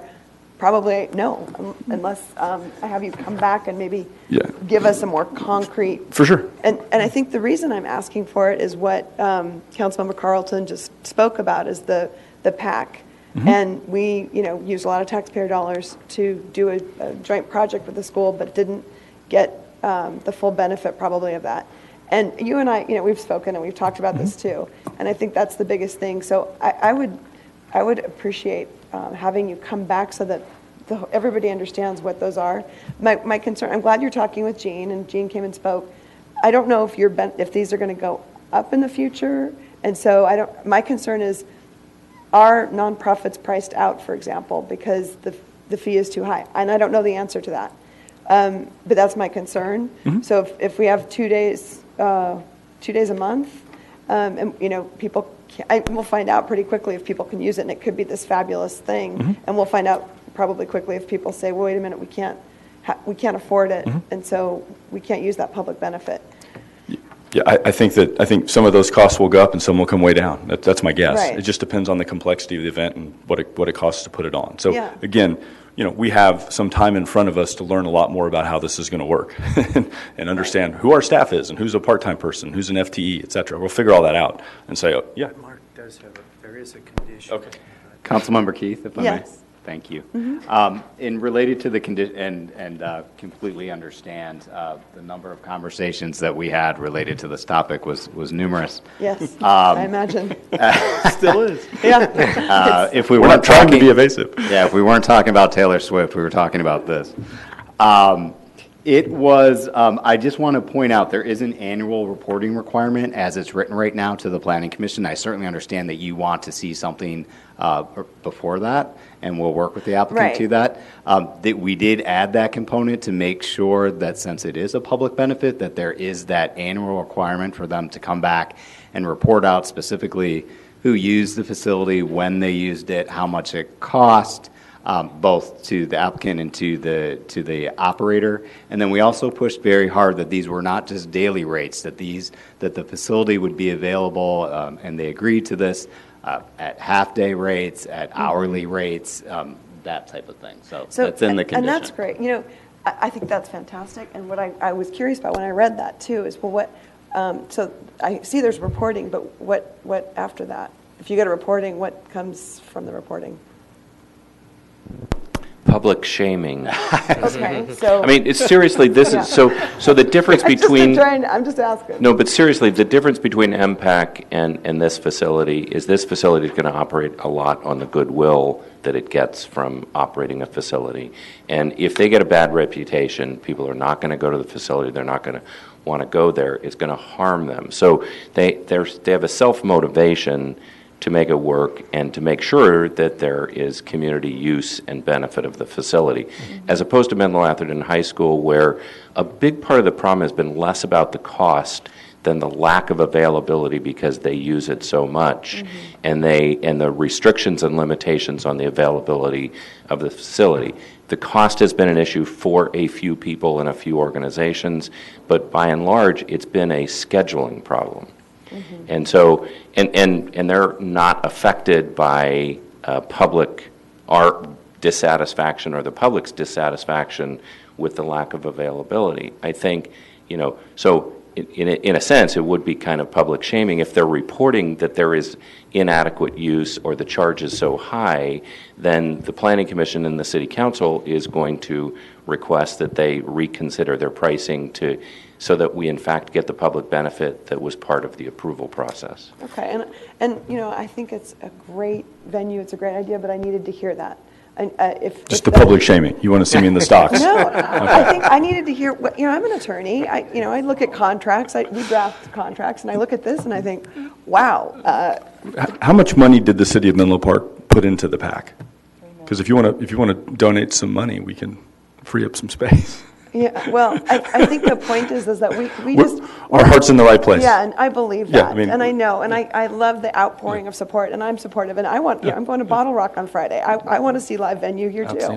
Outstanding. So, yeah, I'm supportive, but just, we're going to look at this tonight, and then we're not going to look at it again. We're going to firm it up because we're going to do the research and start Yeah. figuring out who we're hiring and who works there and what our insurance costs and what's recology cost and et cetera, et cetera, et cetera. We'll Right. know more through the year. So that'll Right, happen. and what I was saying, this is my opportunity to ask questions, because after this, I won't have that venue as much, and so this is why I need to just ask the questions. I just don't want you to think we're being evasive. We just simply And don't know yet. I don't Okay. think you are, and Okay. I agree. And you and I have spoken, and we talked last week. Yeah. I understand you're not being evasive and you don't know. And my only thing is, as we put this more together, when we do know, Sure. I'd like to get that prior to, I think it will be a published schedule. People will be able to see a fee schedule if you want to rent the place, when it's available and what it costs to do Right. certain things. I think we'll have it, as I say, like Yeah. a phylum of different sorts of things. Like, right, and that you know. that will be the interesting thing to see. I agree. Um, And I can't dream them all up yet. Like No, of somebody will course want to not, do this Drew. thing or that one. Yeah. Cool, let's figure that out. And I wouldn't expect you to, and I Yeah. think this is the time to ask the questions. Of course. And that we'll look forward to getting that, and Okay. that's all. I agree your heart's in the right place, Yeah. and this is going to be a wonderful venue, but we just have to ask the questions. Totally understand. Yeah. Anything else for me? I think a couple of other comments are going to be the parking issue. I appreciate people. I've heard from other people on Live Oak who are concerned, and I know that what we have in here is there's a TDM, Transportation Demand Management Plan, that can be implemented. And I see the gentleman from Live Oak is still here. Hello. And concerned about that. And some of your neighbors on Live Oak have also shared their concerns with me. And I think if it becomes an issue, you're going to let us know right away. And then we can work, we can figure it out and deal with the concern. I would say let me know right away. Yeah, you're gonna let all of us know right away if there's any problems. And somebody mentioned it. Can the city just say you're not allowed to park here, and we'll just tell people if you park there, you'll be towed or ticketed? I mean, we're happy to do that. I'll even lie and tell them not to park there. It's fine. There's plenty of parking other places, so it's not an issue. We don't need Live Oak or any of those residential streets. We've already studied all that. So. Right. Yeah. No, that's great. And I think that he just needs to hear that, and so that's really great. Happy to do it. And there's no piles being driven. Somebody said there are no piles being driven. I just want to, that's correct? I'm hearing from the architect that there are no piles being driven. Can you just come up to the microphone and say it? Because I think there are a couple of business owners here who have concerns about that they've talked to me about. We will not be driving any piles. Okay. And I know, have you met with the neighbors who spoke earlier about? Have I personally? No. Has anybody from the team met with the neighbors? Well, with Mr. Deli, for example, who's got concerns about his old building. I've met Mr. Deli at the Planning Commission, and I've met with Mark Bryman a number of times, who gather his proxy and real estate agent. I've met with Ben Tashin a number of times, who owns the parcels on the end. I've met with the Octopus Japanese restaurant guy. I think that about covers it. So. And then in meeting with them, were concerns addressed about construction issues? So I think that with respect to the Japanese restaurant, Jeffrey San, he still is somewhat nervous, but understands we're going to do our very best to send every construction person in there at lunch to eat. And he is very excited to get through the construction because he understands he's now sitting in a place that's going to be a gold mine. So I think he's okay. I haven't met with the others about construction per se. So, I mean. Okay. I mean, and you've heard it because you've been here. There's concern about, I think, the integrity of their building, I suppose, is what they're saying. I think we're just trying to see if we have a project, and if we do, then we'll go figure it out. And as I've always said, we'll try to be very good neighbors. I mean, that's kind of who I am. So. Yeah, I appreciate that. Sure. That's good. And then you were saying 1.5 to 2 hours to unload. Is that right? So yeah, I mean, that's it. Let's call it an average for a tour bus. Okay, for the tour buses, because I think there was concern from the businesses. Okay, well, those are my questions. I really appreciate the project. I think it's going to be really exciting.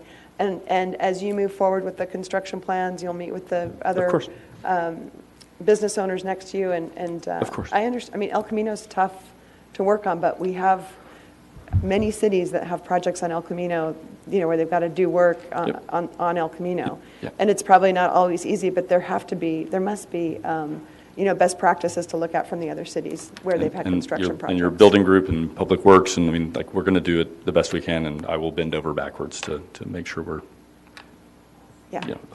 as least a pain in the butt as we can be. Yeah. So. All right. Well, I mean, with that in mind, I'm happy to make a motion. Actually, so I think Councilmember more follow-up. Yeah. And then we can go to the motion making right after that. So, go ahead, Vice Mayor Muller. Yeah. So I actually, so I wanted to go over some more of the conditions because I'm just looking at them now, and one of the conditions in here was that it said, since the Planning Commission hearing in Condition 5A. Has been updated to allow the facility to operate daily during the hours 7 to 11 p.m. And then it says one live entertainment event per night or other event daily. And when I'm confused, that's language seems a little ambiguous in the staff report, so I want to make sure that doesn't mean that you can't have an event during the day and then have an event at night. You can have events during the day under the 266, right? And there's no limitation on how many? Yeah, that's correct. So, just similar one that exceeds that 266. Okay. And then the super events, there can be one super event daily between 7 and 11.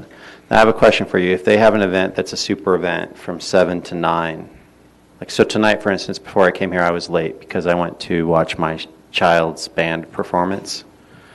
If there was an event that went from 7 to 9, that was a super event, and then at 9:30 they wanted to do a battle of the bands under the 260 capacity, could they do that in the evening under these terms?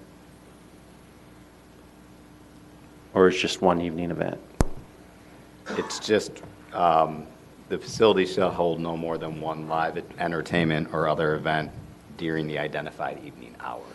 So I would suggest that that would be modified to just one super event, and then it could go ahead. Because right now, if you were to look at the way that the theater's operated, it has events at midnight for Rocky Horror Picture Show at the 266 capacity after having movies going during the normal hours. So when you're referring to a super event, you're referring to above the 266. That's how you're defining it. Right. Okay. So, I mean, it's a theater. More than likely, there'll be events that happen late at night, and I think high school kids actually will probably want to use it to have bands or whatnot, or even adults will want to have it do it that you might be able to do after a super event. Super events won't always be Taylor Swift. They may actually be more locally, where you're just, it's a great, or a charity event or something locally focused.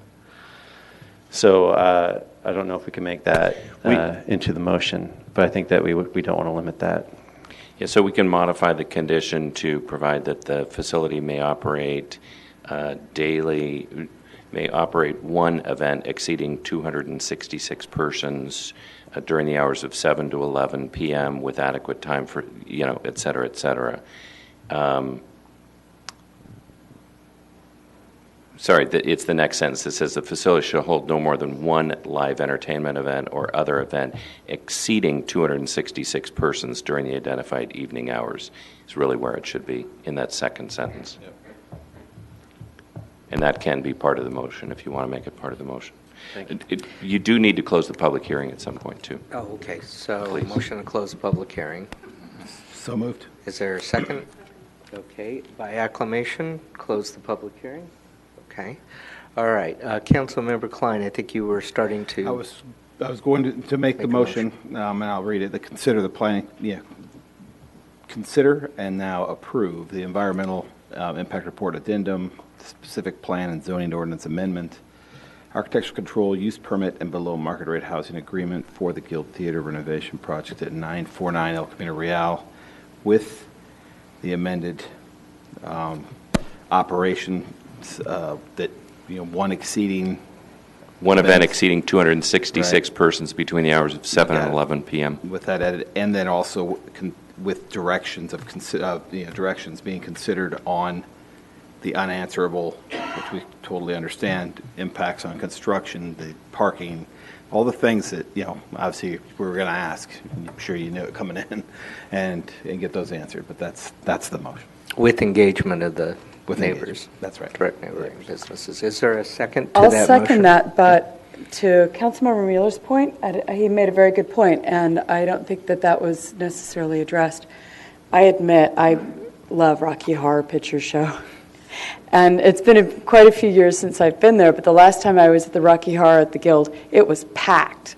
I made the mistake of showing up at like 11:45 and had to sit in the back row.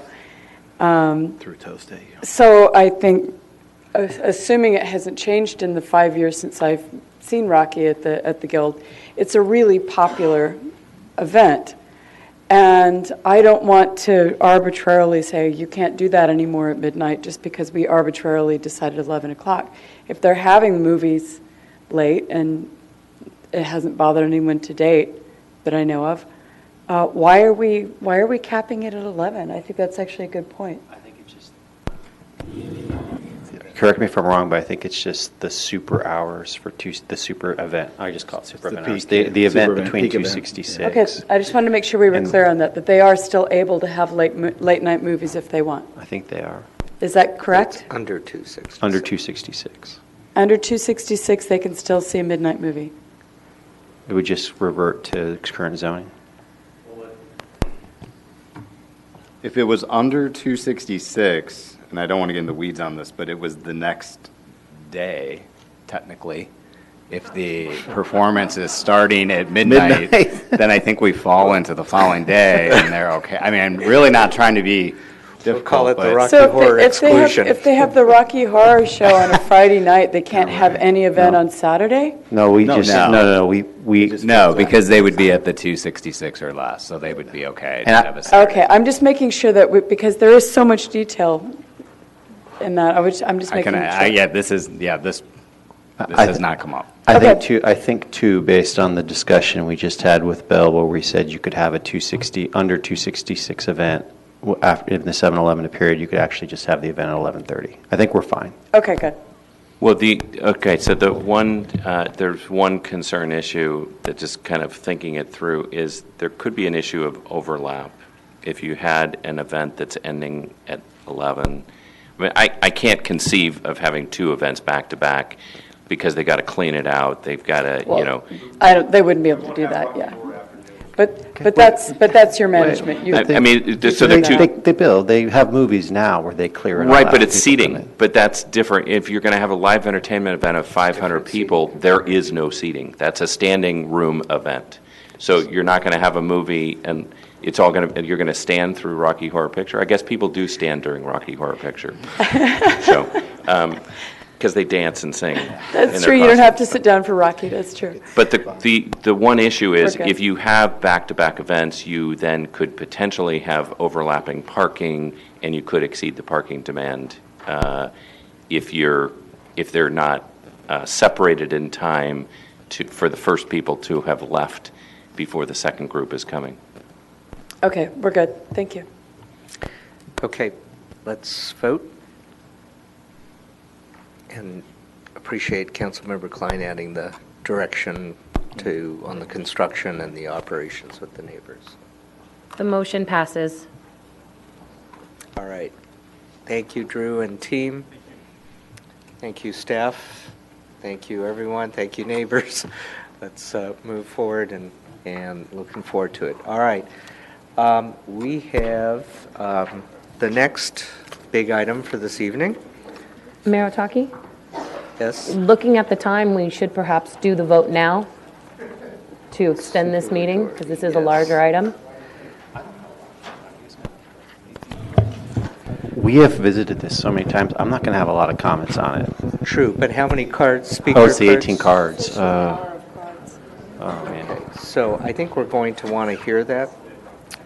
So I do suggest we go past 11 to hear it, and we may go to 11:45. Shall we try that as a supermajority?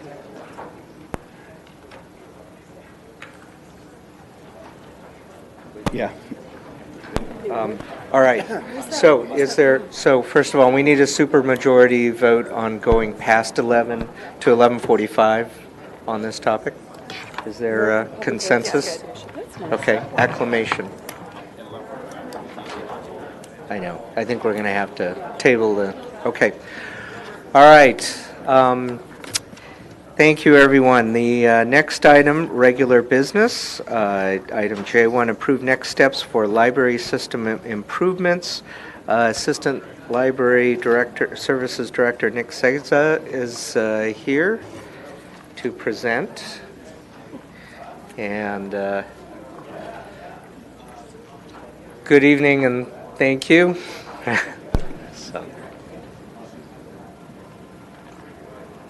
Good evening, Mayor Otake, City Council members. My name is Nick Shegda. I'm the Assistant Director of Library Services. Joining me tonight is Chris Knoll from Nolan Tam Architects and Ned Reifenstein from Nolan Tam Architects and Susan Homer, the Library Services Director. And we're here tonight to talk to you about the Library System Improvements Project.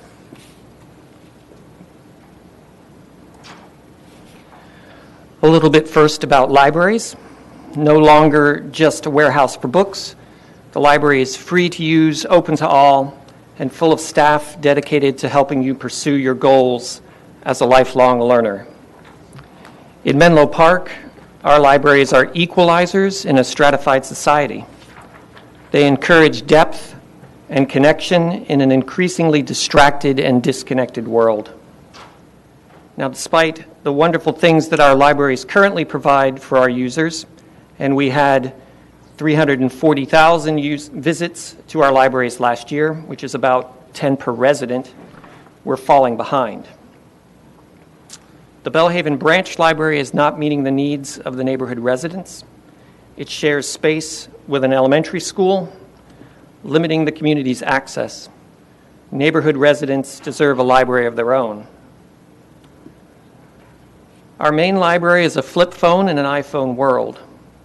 We've reached the limit on what we can do with remodeling. It's a declining asset that will require more and more upkeep. So the library, prompted by outside assessors and by the feedback from our resident users, began the process of updating our library system facilities 3 years ago. Now, last summer, our community won the library lottery. A donor stepped forward and offered to pay for a significant portion of a main library rebuild. Communities need infrastructure of all sorts, roads and pipes and parking garages and nightclubs and businesses. This donation gives us an opportunity to leverage public funds and make an investment in our libraries, our intellectual, cultural, and community building infrastructure. And it's an investment that we might not otherwise be able to make. So just a quick project history, being cognizant of the time. The call for improved library space started with the departmental review in 2015, continued with the participants from the strategic plan in 2015 and 2016, and the space needs study in March of 2017. Council's decision to accept Mr. Arriaga's offer in June of last year. Improvements have been made to the Belhaven branch, including extended hours in January of this year and collection and physical plant improvements. The neighborhood library needs assessment, which is underway and actually wrapping up, and a branch library needs study that's going to follow that. Tonight, we're mainly going to be talking to you about the siting and usage outreach meetings that we held in December, January, and February. Quick note about community survey results from 2017.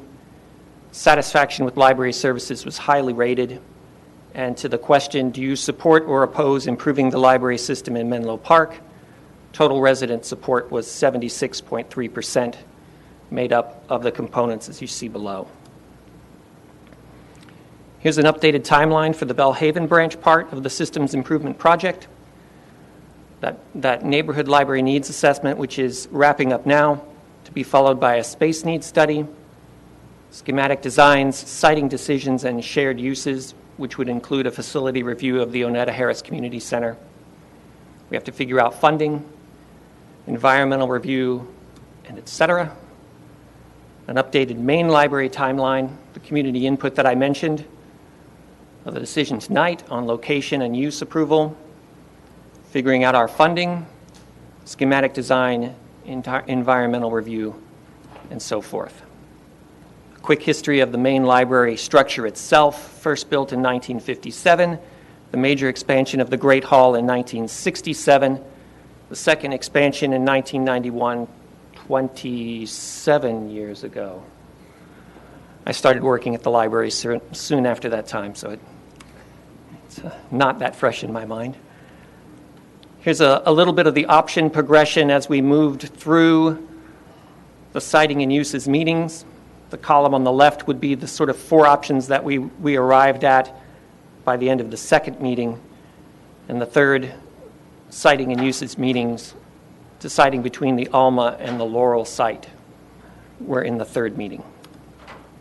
And with that, I'm going to turn it over to Chris Knoll from Knoll and Tam, and he'll walk you through some of the next parts.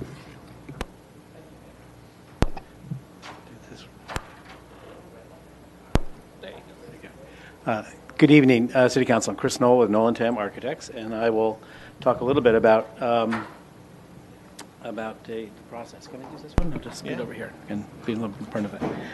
So We've been sort of wanting to sort of look at the changing mission of libraries now and sort of what is a modern library in today's, because they've really changed so much. Nick touched on a number of the deficiencies, but sort of in summary, there are sort of the traditional services we're all familiar with. These are services for children, teens, adults, collections, things like that. They're staying with us. But libraries are becoming much more social spaces, where there are community living rooms, sort of browsing areas, and cafes are becoming, key parts of the library. Lifelong learning is becoming a central mission of libraries now that involves large community meeting rooms, classrooms, group study rooms, and multi-purpose spaces. And in even more sort of interesting creative spaces are now becoming essential parts of modern libraries. These are maker spaces or digital media labs and flexible multi-purpose spaces. Here's some examples of some that have been done recently around here. Children's spaces in Los Gatos, places that are sort of specifically designed, large enough and specifically designed to sort of meet the needs of children and make them attractive and welcoming for children, which is a really sort of major part of your library here at Menlo Park.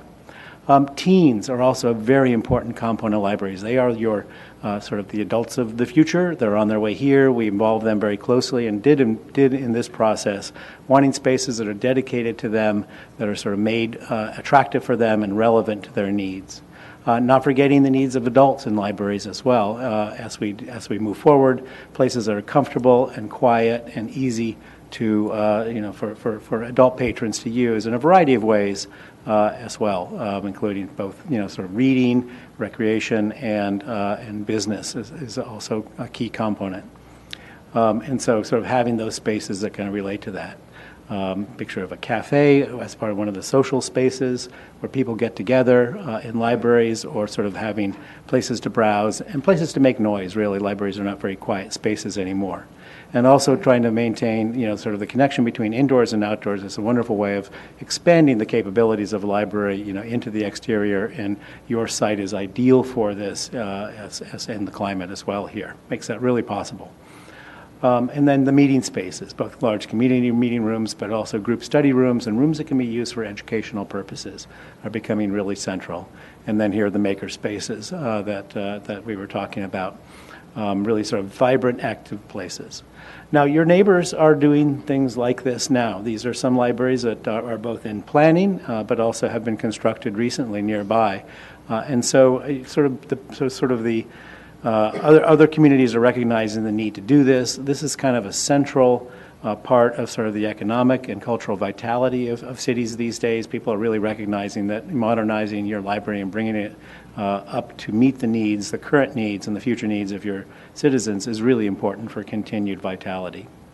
We performed sort of a fairly extensive community process over time. The first round was the space needs study that we did sort of starting the end of 2016 and finishing up in 2017, where we had a number of both sort of steering group and community meetings where we examined, what would it take to sort of modernize this library. And we came up with a program that sort of looked at expanding the library fairly significantly in square footage, but only in certain areas that were really critical. Sort of say, for instance, the adult collections were sort of fine and adequate, but the places for children was really important. The public meeting rooms was really important to increase, and the staff areas, are sort of also sort of very sort of undersized for what the staff is doing, and we do want to support the staff. And in addition to that, it was felt that a large community hall would be a really great addition to the library, something that could be a multi-purpose community meeting room, but also possibly serve the purposes of this council chamber. And that brings us up to about a total of about 48,000 square feet. We looked at a number of options, including renovation, addition, and replacement, and the general consensus in this study was that replacement was really the best option, the most sort of cost-effective one in the long run. We had a second round of community meetings this last year where we looked, and this year, looking at sort of a variety of options. And the first one was for visioning. The second meeting, Nick sort of touched on it in his chart. We had 4 different options that included a library and a large community meeting room, as well as possible housing on 2 different sites. The Alma Street site is at the corner of Ravenswood and Alma. sort of closest to the downtown where the library currently is right now. We looked at two options, one with housing and one without. And then we looked at the Laurel Street site, which is between the City Hall and the Child Care Center, and looking at a site there, one both with and without housing. There was a lot of discussion about it, but the summary of that was that there was recognized that there's a very strong need for affordable housing in Menlo Park, but there were really mixed opinions about housing here at the Burgess Park site. There were concerns about the phasing of the Alma Street site because you would need to move out of the library temporarily, which would be disruptive. There were a lot of concerns about the child care center not being disrupted, either being torn down and replaced or being disturbed during construction. There were concerns about trees, there were concerns about parking, there were a lot of concerns about traffic. So we sort of reworked our schemes and came up at the community meeting number 3, where we had two basic schemes. One was looking at, neither of them had housing, so one was looking at the Alma Street site, where we can see the site plan here, where the library is a 2-story library, so it's more compact than the existing one. We were also looking at removing the city council chambers from the central part of the site, so you can see that green area is in the center. So that gives us a library that is at the sort of the existing site, so it's sort of more people know where it is. It is highly visible. It's close to sort of the train station in downtown. We're looking at sort of, in addition to the library, the community hall being sort of a singular architectural feature that would be recognizable and sort of show where it was, and it wouldn't touch the child care center. This is a kind of a very diagrammatic floor plan, kind of looking at how one might form the building and enter the building and how it might fit on the site. It shows, the entrance coming in from the park side. It would be over a parking garage, one level. There would be a lobby. The children in the community hall would be on the ground floor, along with other meeting spaces and staff spaces. And on the second floor would be the primary adult spaces with teen, literacy, and technology spaces up there. The other site, the Laurel Street site, was also looked at. Again, sort of it tucks in fairly neatly between the library and the child care center. Again, we would have the community room would be a large volume, something that would be visible and sort of memorable as a place to go. It keeps the libraries, it fits, both between the two buildings, but also out of the central green space that would be vacated if the council chambers was to go.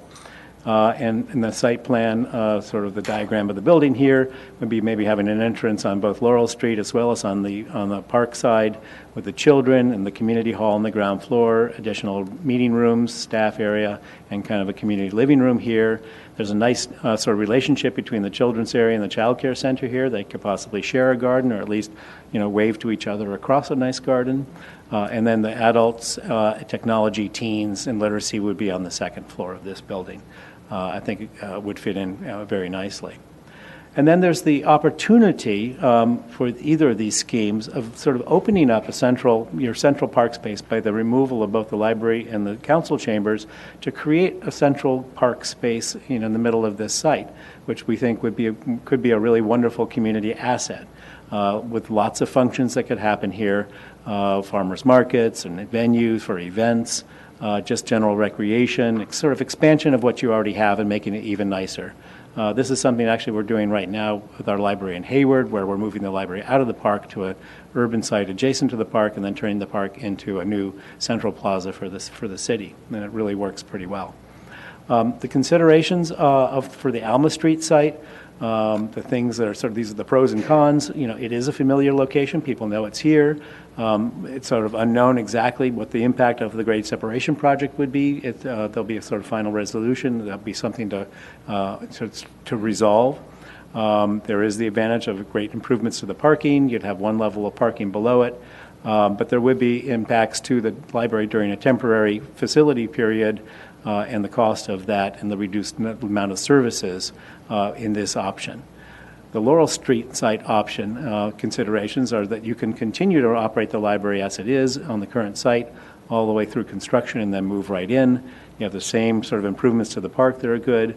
You probably, if parking was a concern, you want to have the adequate amount of parking, you might need to do 2 levels of parking because you're replacing a parking lot on this site and would want to replace that as well as provide library parking. And it allows you the future reuse of the Alma site for some other function that is something of value to the city. And the impact on the child care during construction is something to be concerned about, but is probably mitigatable and sort of not unduly detrimental to that.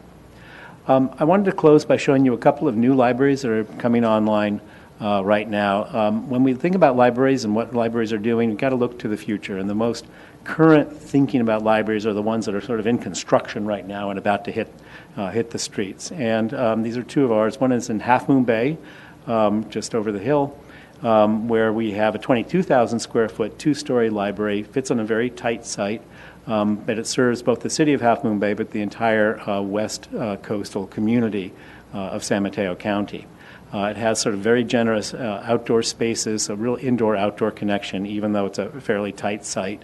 On the ground floor, you've got sort of an entrance lobby, a large community room that's divided into 2, a large, very generous children's area, and the staff area on the ground floor. And then the adult services are on the 2nd floor, along with a teen area, a maker space, a literacy center, a quiet adult reading room. Really sort of going to turn into a really sort of nice, very nice library when it's done later this summer. These are some renderings showing you some of the ideas of what's going on inside. Sort of very exciting, very vibrant. That's the community room there, and then the sort of grand reading room on the upper floor that is sort of light-filled and very nice. And there it is in construction. And then another library project just on the other side of the bay in Hayward is a 60,000 square foot, 3 stories, a very tight urban site. It has a lot of things that I consider to be really sort of relevant to where libraries are going. It is called a 21st Century Library and Community Learning Center, with the emphasis on the Community Learning Center. This is a place where we have a very large children's area on the ground floor with a homework center dedicated to them, a cafe in the corner, a large browsing area, and a very sort of vibrant lobby with a shop. On the 2nd floor, we have lots of community meeting rooms. One very large community meeting room that can be divided into 2 smaller ones, a medium-sized community room, a maker space, a technology room here, a large and sort of vibrant teen area. All the computers are on this floor, as well as a digital media lab, where there's both an audio and video recording booths and places to mix them and create content, which is really something that is becoming more and more sort of relevant, as well as some very nice sort of reading spaces. And the 3rd floor is dedicated more to adults, although there is a community learning space up here in the corner. This is where most of the adult collections are, and adult seating and quiet spaces, and outdoor reading garden, as well as the literacy center and a lot of group study rooms up here. So Hayward, I think, is really kind of, as much as we can say, really the most forward-thinking library we can think of right now. It's a net zero energy library, so and it has a huge water savings component as well. Sort of a central lobby where it's really a sort of a vibrant social engagement space, really fun and exciting places for children, great spaces for teens that are kind of really going to meet their needs, and really comfortable places for adults to be. So that's sort of a quick overview, and be very happy to answer any questions. Going to continue on now with the staff recommendation. Again, going over the trade-offs and considerations for the 2 sites, the Alma site, the familiar location, the uncertain impacts of the grade separation project, park improvements at both sites, 1 level of underground parking at Alma, significant impacts to the library's current operations, including the costs of a temporary facility and reduced services from that temporary facility during construction. For the Laurel site, benefits include the library operations continuing during construction, the park improvements, 2 levels of parking, as Chris said, 1 to replace the parking that you're taking away on the parking lot, the potential for reuse of the Alma site, and minor impacts that we hope can be mitigated on the child care center during construction.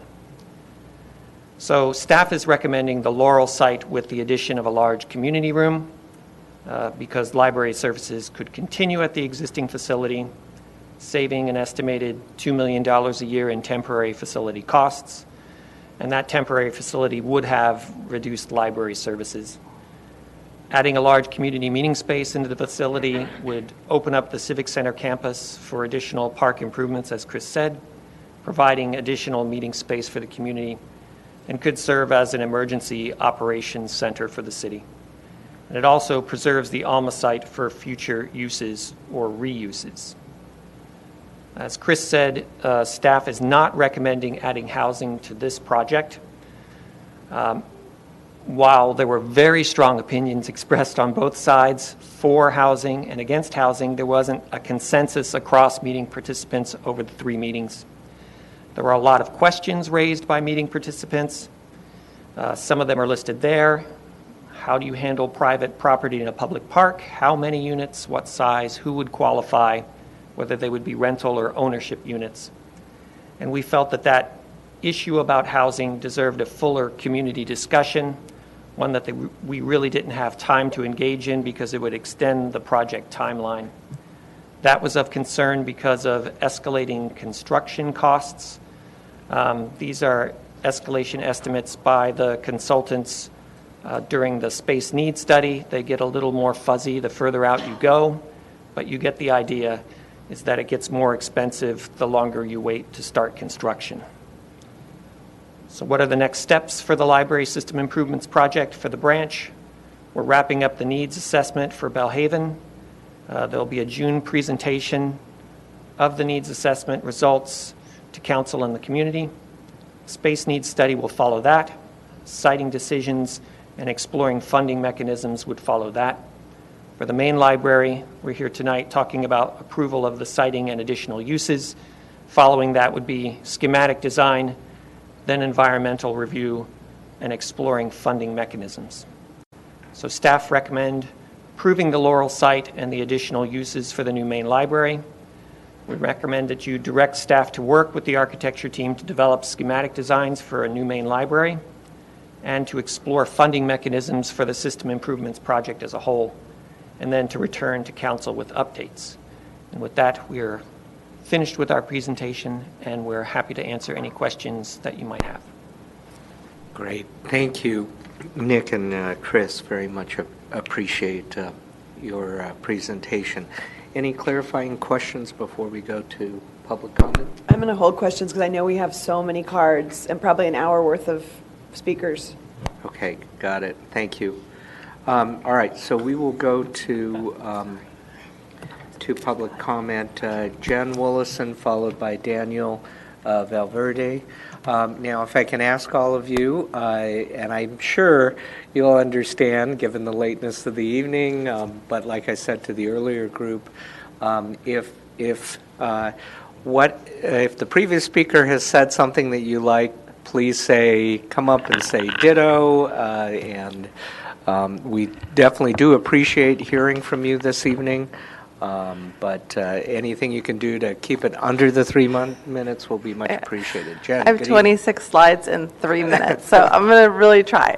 Okay, I'm going to skip a ton of these slides. I emailed you all this presentation. Okay, it's there, not up there. Okay, I'm going to. Oh, have you already started my time? This counts. Okay. Basically, I'm saying you don't need to do the library. Give Belhaven a library. Separate that from the conversation. Needs and wants. We have a lot of justifications for why we got to go. We got this big money. But do we really need to do this? There's an opportunity cost. There's escalating construction costs, but that's also true for transportation and housing. By the way, the library in the survey that was shown also got highest satisfaction, but traffic got the lowest satisfaction. And also in the survey, it showed that there wasn't sufficient taxpayer support for the library. But if you've got to do it, because sometimes you just got to do these things, there's some opportunities that you should learn from this. Mainly that housing and transportation are the big two things. So we've got to put housing in this study, in this project, or we're missing a huge opportunity. We've got to work on our RHNN numbers. We've got to put some housing on the west side of town, and transit-oriented development improves traffic. So even if you're not a big housing fan, it helps traffic, and if not now, when? And then something struck me by this opportunity is I learned a lot of things about what the city is willing to do when an opportunity strikes. So the city is willing to reprioritize and fast-track desired projects. The library wasn't even in the top 6. The city is willing to assign funds immediately, and a lot of them from the general fund, to handle this. $1 million was allocated for a project manager. Gosh, would love to see that allocated for some more transportation consultancies. The city is willing to raise the spending threshold for the city manager. I had a little funnier picture in here, but I thought it was inappropriate, so if you saw the earlier version, I made it more PC. Sorry, Alex. The city is willing to consider a bond or raise utility tax. Even if survey results don't justify the actions, the city is willing to remove heritage trees. Gosh, when it comes time for bike lanes and other transportation things, I hope that is remembered. The city will look to our neighbors to do what we need to do. Let's look to some of our other neighbors to what they're doing with biking and active transportation and transit to justify what we can do. We're willing to move forward without community consensus. I know a lot of the other public safety measures sometimes can be combative, so let's remember that. And we can make exceptions and rezone rapidly. Again, when we're looking at transportation studies and we have to make quick decisions, let's take advantage of those opportunities. So my main point here is, wow, we're willing to bend over backwards and do a ton of things for some of these cool opportunities, and I would challenge you to take advantage of public safety opportunities. Specifically, I've highlighted the Fire District's Hawk project because those are opportunities that deserve your attention as well. So in summary, I don't think you need to pursue the library at this time. I think some people will be speaking about that. If you do pursue it, you've got to take advantage of the affordable housing. What's more important right now than housing and traffic? And if we're going to do it for the library, let's do it for public safety. Thanks. Thank you, Jen. Daniel Valverde, followed by Leora Ross. Daniel. Hi, Mayor, and good evening, Mayor and members of the council. My name is Daniel Valverde, and I'm here to speak on behalf of the Housing Leadership Council of San Mateo County. Our mission is to work with communities and their leaders to create and preserve quality, affordable homes. We support and we urge you to make this a reality of putting housing next to your newly renovated library. I don't need to remind you regarding about the housing shortage, but it's drastically getting worse. Yesterday, I met an employee at your local Trader Joe's in downtown Menlo Park, and she's homeless. And she serves your community.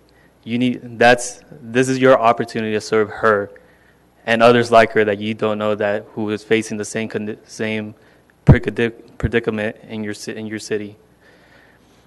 And in addition, this is the opportunity to change the history here in Menlo Park. Menlo Park has been a segregated and divided city, and it's your moral obligation to change that, to build housing outside of Belhaven. Sorry.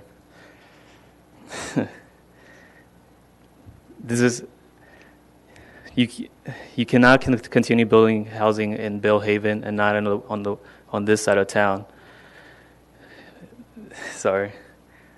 And yeah. So please, I urge you, and I met countless other people who's facing homelessness, and I know this is it's in your heart to actually make this happen a reality, because as I said, this is drastically getting worse. And yeah, thank you. Okay, thank you, Daniel. Leora Ross, followed by Lynn Fovinci. Leora. Hi, everyone. I'm Leora Ross. I also work for the Housing Leadership Council of San Mateo County. We did sort of a cute, funny, giant library card, which these are obsolete now, but I think that you'll recognize them, to sort of play on the fact that you all have the opportunity to help change Menlo Park's story. And these are signatures of people that we met in Menlo Park yesterday and today. The people with a blue tab next to them are workers, and the green ones are residents. None of these people could make it to the community meeting, so I wanted to give them another opportunity to voice their support for having housing on this site next to the library. Thank you. Okay. Thank you, Leora. Do you want this? Lynn Favinci, followed by Pamela Jones. Hi, Lynn. Good evening, Council. I'm Lynn Favinci. I've lived in Menlo Park for about 25 years. I'm a strong supporter of the library systems that we have in this community. I think they're a valuable resource, and I also think, as has been noted, that there are a lot of things we could do to improve that resource. As I head in the library to my favorite section of the science fiction and fantasy adult area, I frequently notice that there are folks working on their English language skills, scattered with nowhere else to go but right next to the stacks. So I think that anything we can do to improve the availability of meeting rooms for such community services would be invaluable. The other thing that stands out most strongly in my mind is that our libraries are a safe public space for our children and our teenagers. My understanding, I've seen the strollers, the reading for preschoolers is packed. Our children's library no longer has enough room for them, so they all have to go down to the basement. I was really excited to see the teen space that was established, but it's very small. If there are more than 2 or 3 folks sitting there, it's crowded. So I'm very excited at the prospect of a new facility that would meet many of the goals for our community to serve, in particular, our children. Thanks. Thank you very much, Lynn. Pamela Jones, followed by Lynn Bramlett.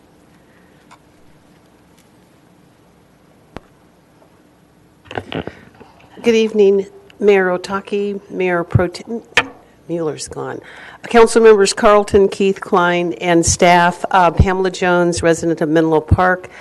Also a member of the board of the Menlo Park Historical Association, but I'm not here on their behalf. From the perspective of a retired educator, an equitable, dynamic, and robust 21st century library system is key to a well-educated populace. This includes a brick-and-mortar 21st century Belhaven branch library that will augment, if not provide, the missing educational link for library users of all ages. Today, we must create a space and place for knowledge to ensure information is universally accessible.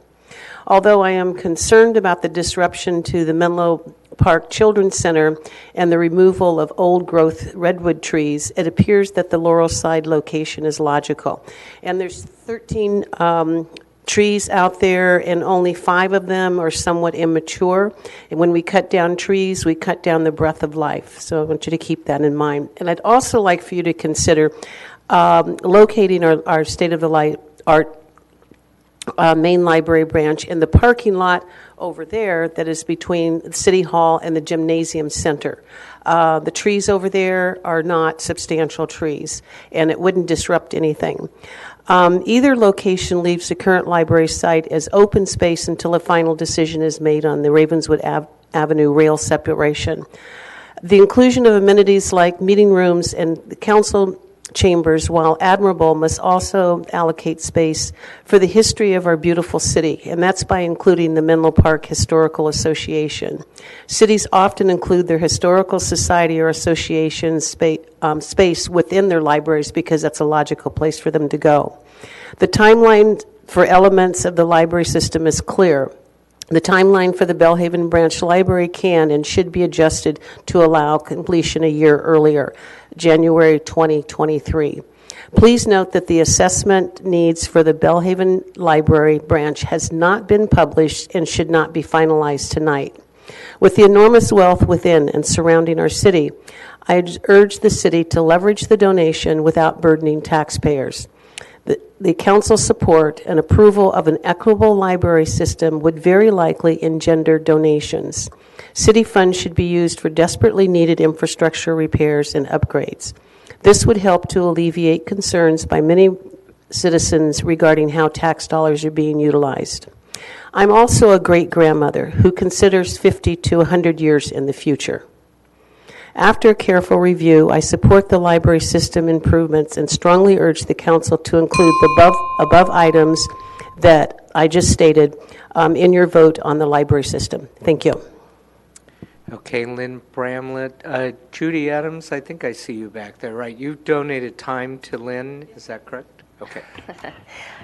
Good evening. I'm here tonight because there is something about this push for a new library at the Civic Center that does not seem right. I'm worried about the following. The public continues to have many questions and concerns about the library project. The newspapers continue to ask questions. Last week, I learned that Council Member Keith has lobbied members of the public to support her preferred plan for a new Civic Center library. Add this up, and there's clear evidence today that Menlo Park needs a sunshine ordinance plus a clear ethics code. The public continues to question the public engagement process for the new main library project. The continued questions alone illustrate that the process inadequately involved the public and listened to them.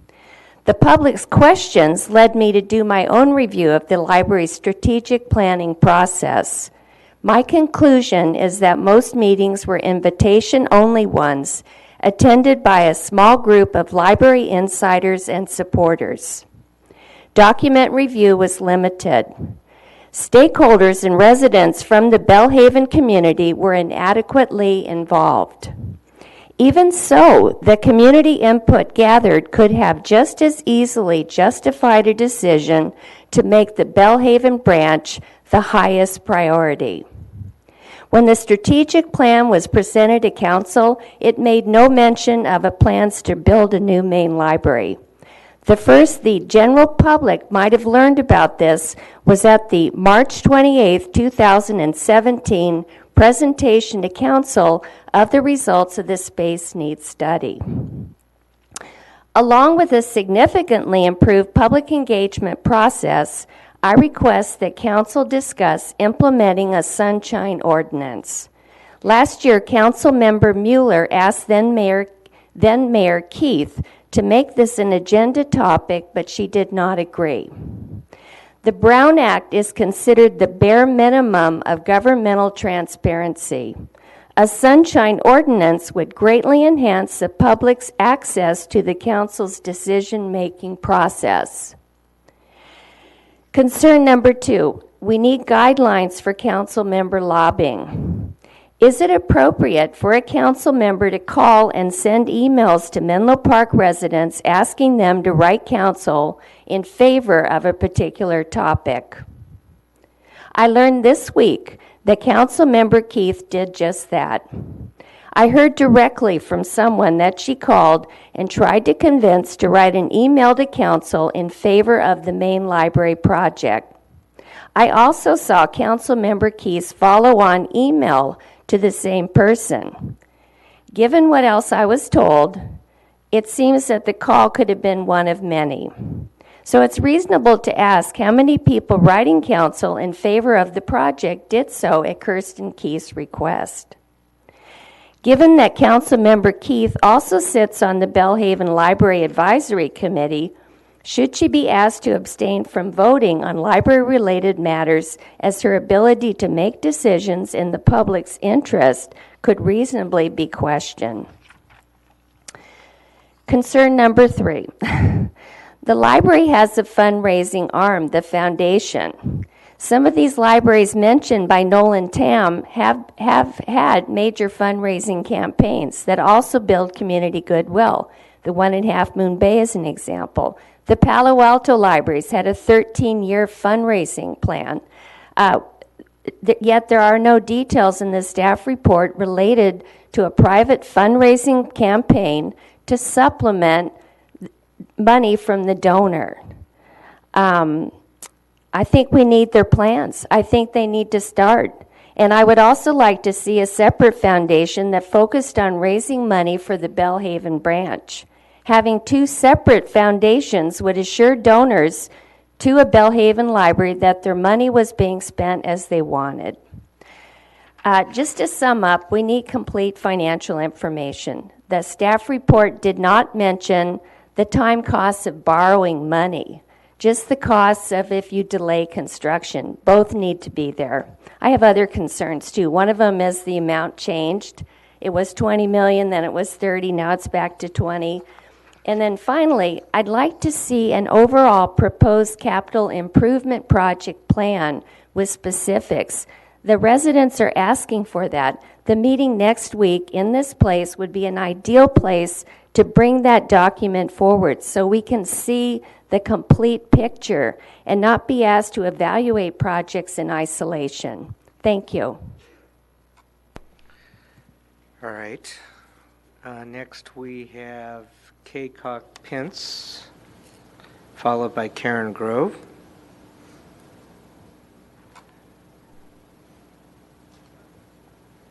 And I don't think that person is here, so Karen Grove. I see Karen, welcome. Followed by Steve Calder. Hi, Karen. Good evening, almost good morning. So I'm Karen Grove. I'm a Menlo Park Housing Commissioner, but I am speaking for myself tonight. And I'm speaking in support of going back and including low-income affordable housing as part of the main library project. The site is an absolutely ideal place for affordable housing. First, it is public land, thus the cost barrier to build low-income housing is greatly reduced. And timing-wise, the project is in the works now, and for now, the county has Measure K funds, and the state is making funds available as well for affordable housing. So, for both reasons, that it's important now. We also know that building homes near transit with the right supports reduces local traffic, and the more affordable the unit, the more dramatic the reduction in vehicle miles driven. Building affordable housing at the library will reduce local traffic congestion and reduce our city's greenhouse gas emissions. That pie chart showed a lot of emissions from transportation. The library site is also what HUD calls a high opportunity neighborhood. In addition to being near transit, it's near shops and services and in our high performing school district. Research shows that that children's health, education, and economic outcomes are much more dependent on the socioeconomic status of the neighborhood they grow up in than the relative wealth or poverty of their family. Affordable housing for low-income families at the library site will give our low-income residents the opportunity to break the intergenerational cycle of poverty and contribute their unique talents to our community. And I have one more rather uncomfortable point to make. We are required to meet our regional housing needs allocation for low-income housing, and if we don't maximize the use of public land in downtown Menlo Park, I fear that we will end up building all of our low-income housing on less costly land in Bellhaven, where the population is mostly black and brown and poor. I worry that if you approve the main library project without low-income housing tonight, then in a few months, you may be compelled to approve a parking structure on public land without low-income housing. Before we know it, the only place we'll be able to afford to build the low-income housing that is required by our housing element will be in Bellhaven. And so would continue our long history, and it's not only ours, of segregation. Tonight, you get to decide if Menlo Park will repeat the all too common and repetitive pattern of segregation or shift direction and live firmly into our values of inclusion, equal opportunity, and environmental sustainability. Please don't waste this opportunity. Okay, Karen, Steve Calder, followed by Susan Stimson. Yeah. Thank you. Steve Calder, resident of Menlo Park for not quite 9 years. I wanted to pick up on the subject loosely that the speaker, not the previous one, but the one before, spoke about, which was transparency and responsiveness to the community and hearing what their specific needs are and desires are in terms of this project. I attended 2 of the input sessions about where the location was to be, and with all due respect, I think the notes and the characterizations of those have been mischaracterized. Here's what I heard, and I'd just like to, it's one man's subjective opinion, but this is what I heard at those 2 meetings I attended. First was I heard far from widespread support for the idea of spending this kind of money on this kind of an ambitious project. The objective of the meetings was to focus on location, but I confess a large number of folks were absolutely overwhelmed at the scope of the project and, frankly, the cavalier nature of the kind of money that we were talking about, regardless of the contribution from Mr. Arriaga. $20-30 million. We're talking about real money, and I think people were just really very uneasy about that. I think that hasn't been reflected. I think I heard Nick and team talk about, gee, we were undecided about which of these locations was preferred. That was not my sense at all. Absolutely, overwhelmingly, in the 2 meetings that I was in, folks were preferring the Alma site, fearing that the alternative was going to be disruptive to the neighborhood, increasing congestion, traffic, et cetera, et cetera. So regardless of where we come out in terms of that analysis, I think that has been not accurately portrayed, and frankly, I feel as though our opinions have been completely disregarded.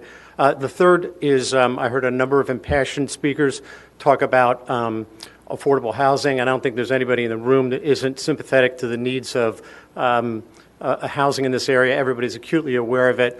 What I heard at the input sessions I was in was that there was a real strong sense that the park was not the place to do that. There are alternatives, and the park space is for all of us. It's not private space. It's not a place for homes. It is a space for us to enjoy. There's too little of it in Menlo Park. And I would just like to close by saying, I'm sorry, I think this is a noble project, but the way it's been advanced, I think, is disrespectful to the people that have been providing input, and I'm very much at this point opposed to the notion of the Laurel project as presented. Thank you. Okay, thank you, Steve. Susan Stimson, followed by Sue Connolly.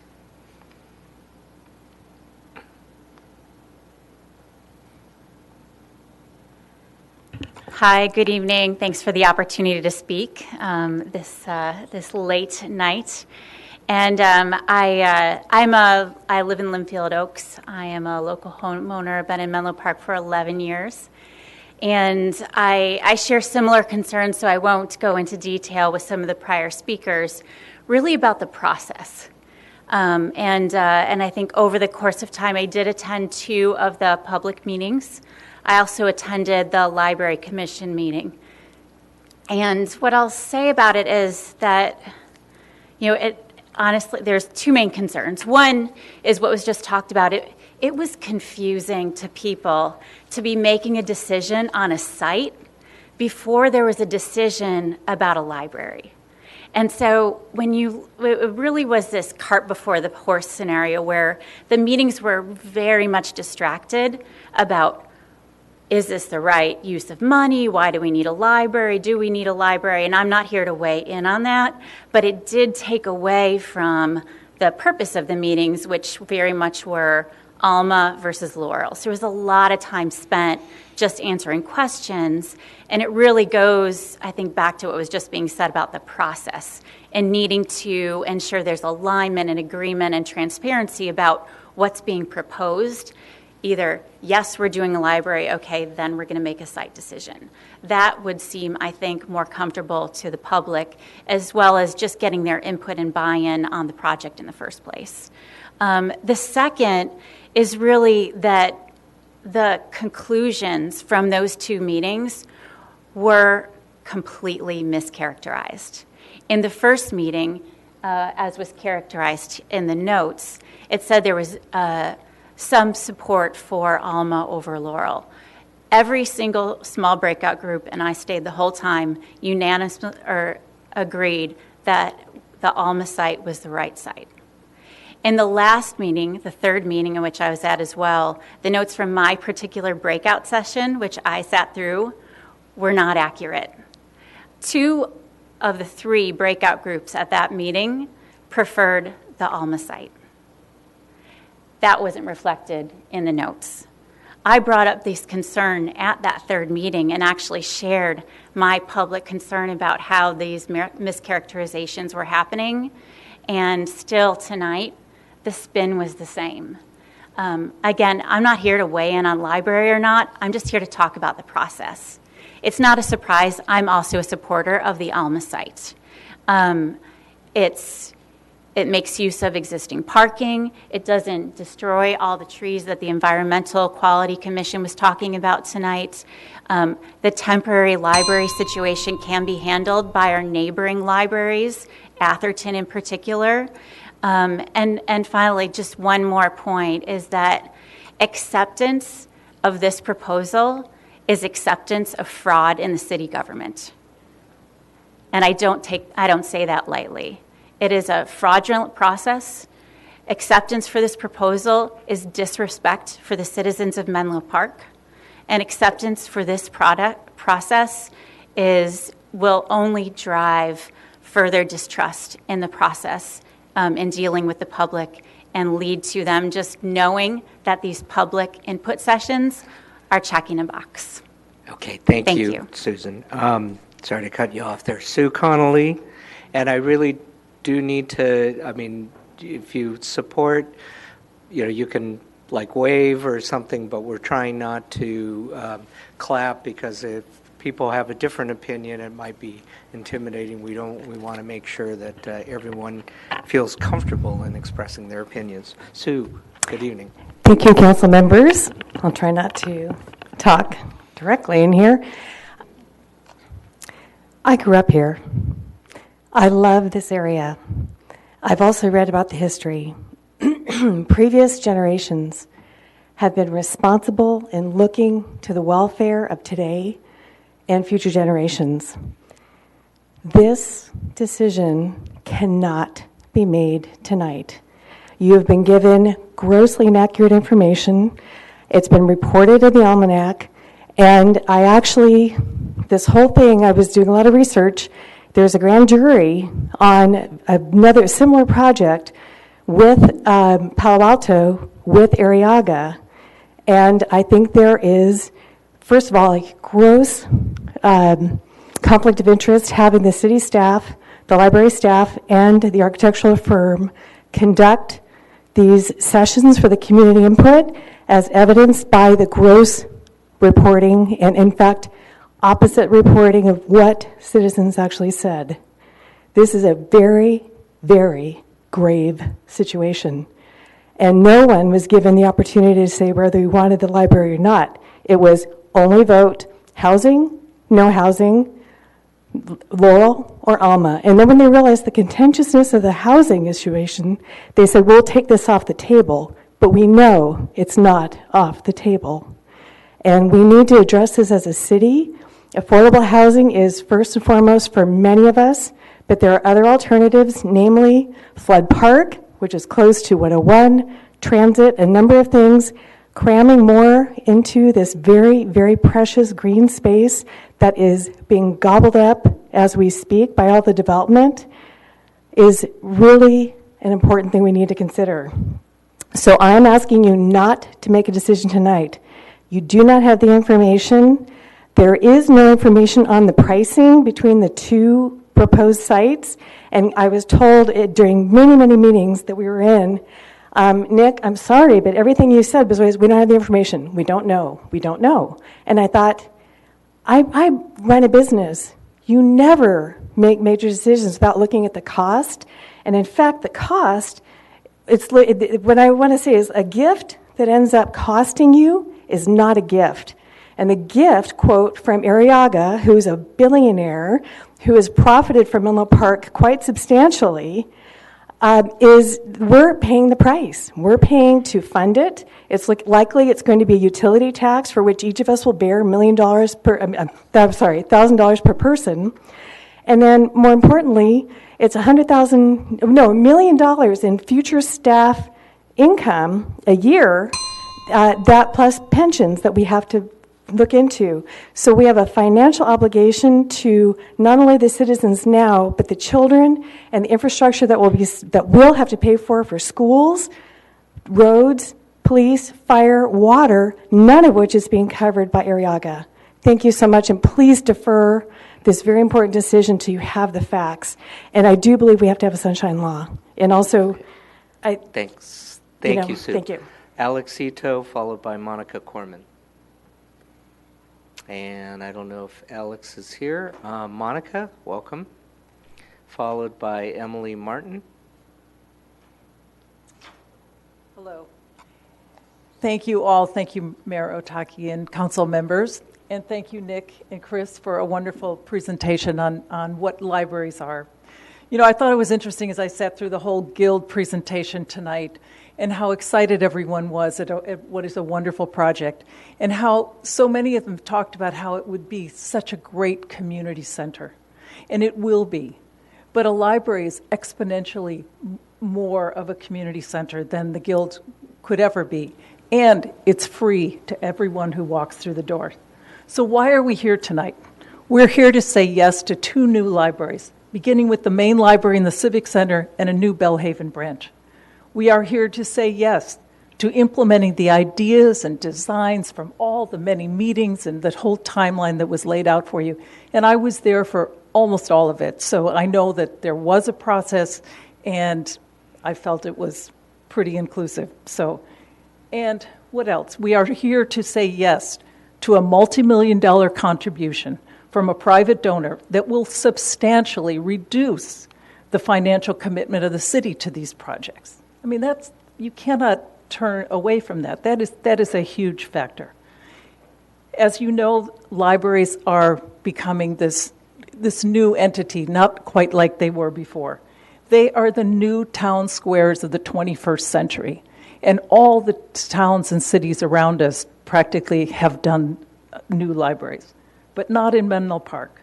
Menlo Park's current main branch and Belhaven facilities are simply inadequate to meet the needs of today's and tomorrow's library patrons.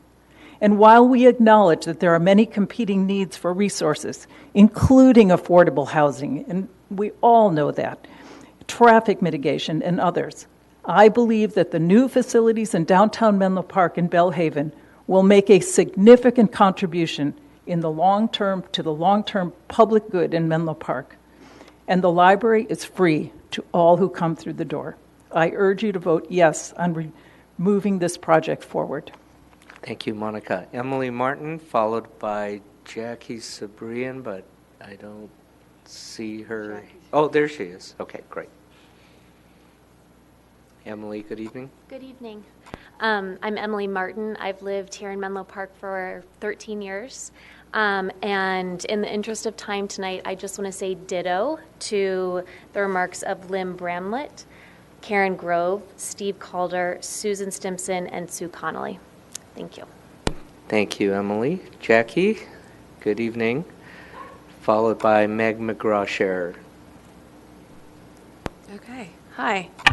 So I'm Jackie Sebrian. I'm a resident of Menlo Park. I teach in Menlo Park. Yeah. So thank you for first keeping Belhaven front and center on that library discussion, because I really do like, I'm working towards that. So I have to say, first, I'm here in support of building a new library and accepting Arriaga's gift. So MPCSD's numbers are going up every single year. Like, we added a kindergarten at Oak Knoll. We're adding them everywhere. Those kids are going to go to MA, who's already prepping for its largest class ever. They're building a new building. We're building a new high school. We need places for those teens to go. And if we are going to, right now, we have to reserve spots in the basement for story time online, and that just doesn't seem reasonable. So where are these kids going to go for their free public access space? I think that access to information and a public forum is more important now than it's ever been. And in this community, things you can do for free is really important. So please let's not be the town that builds a parking garage but not a library. Thank you, Jackie. Meg McGraw-Sher, followed by Osnat Lowenthal.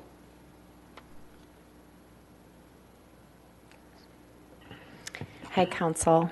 I sent you all a letter earlier today, and I just am going to go ahead and read it to you. My name is Meg McGraw-Sher. I'm a resident of Menlo Park, and I'm also on the city's Housing Commission, and I'm here representing my personal views.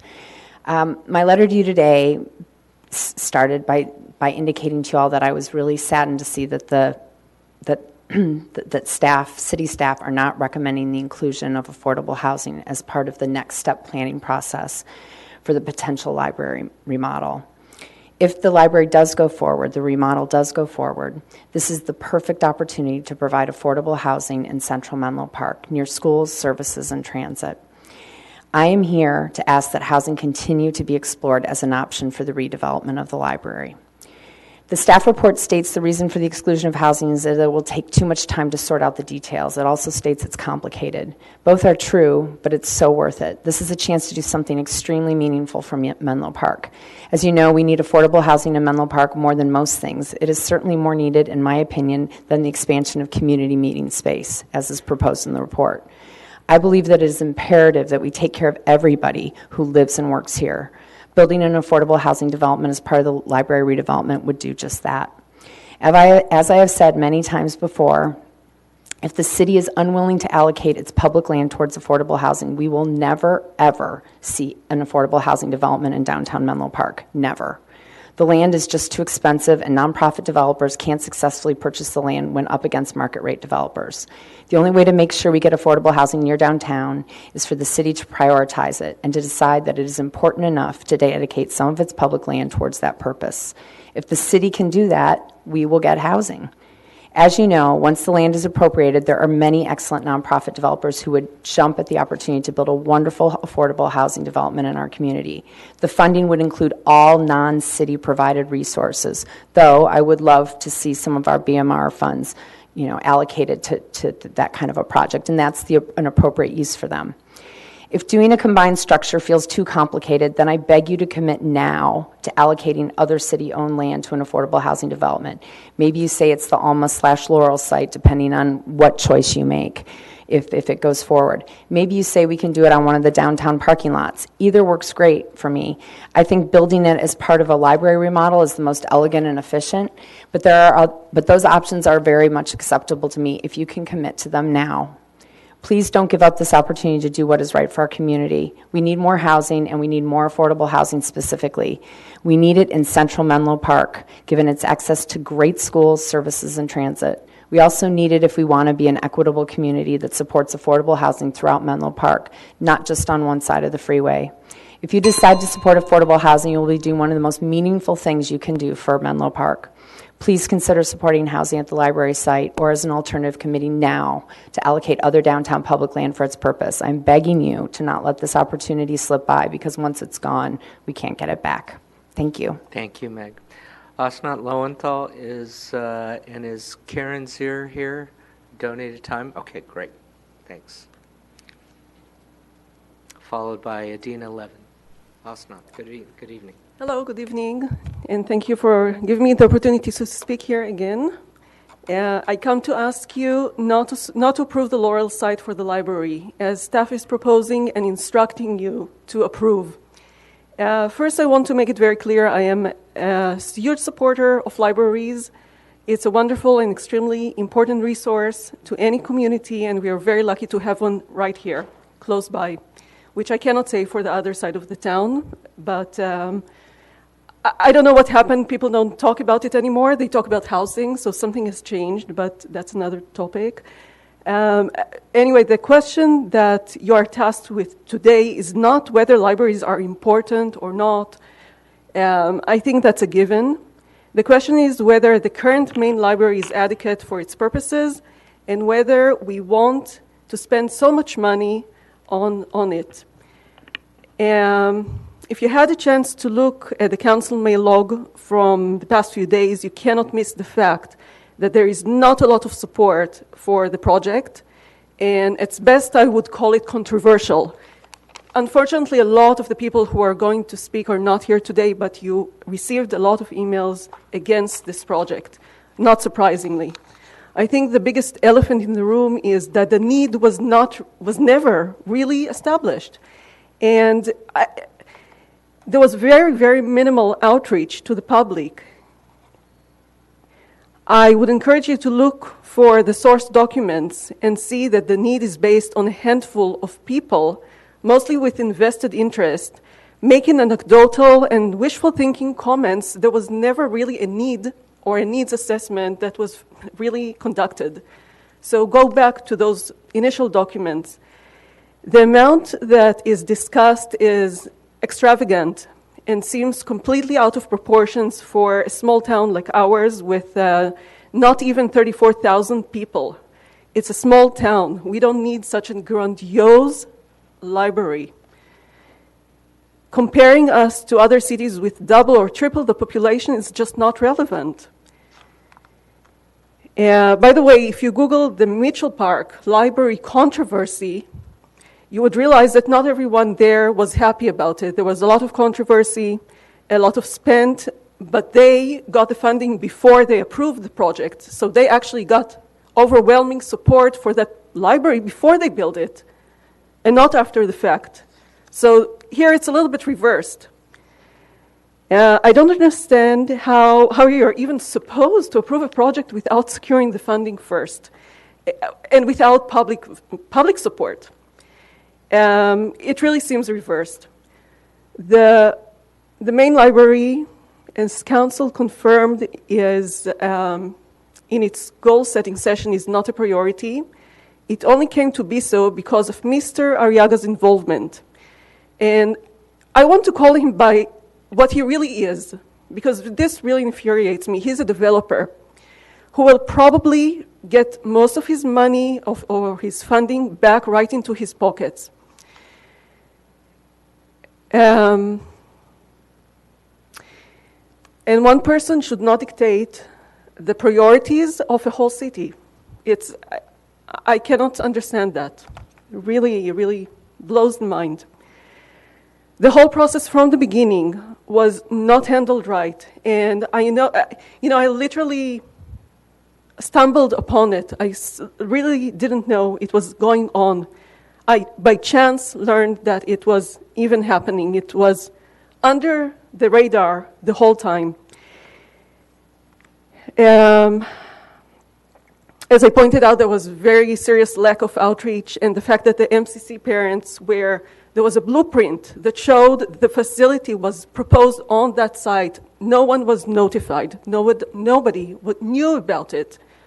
I happened to see it by chance. I was here previously talking about glaring omissions and reportings that were completely inaccurate by the staff. And I still see it today in the staff report that was just circled. It's just not accurate, as people spoke before me, and I completely concur with everything that they said.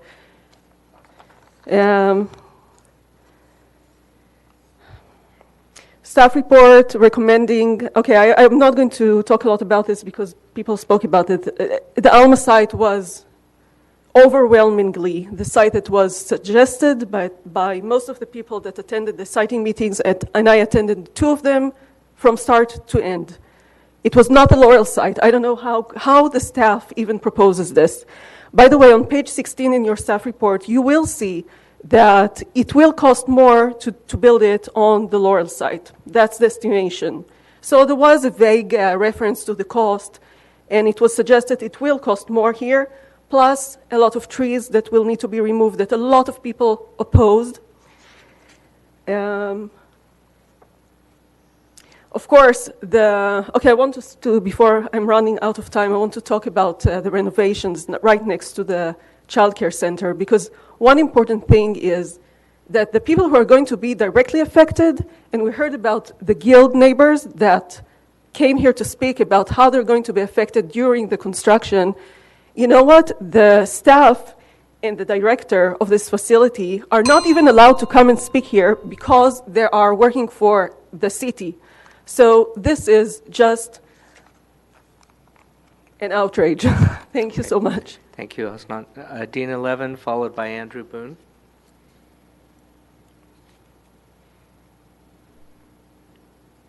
Hi, good evening, council members. Adina Levin, Menlo Park resident, speaking for myself. And I have two pretty different comments to make on this topic. The first building on what Jen Wollison and others talked about with regard to the city's priorities.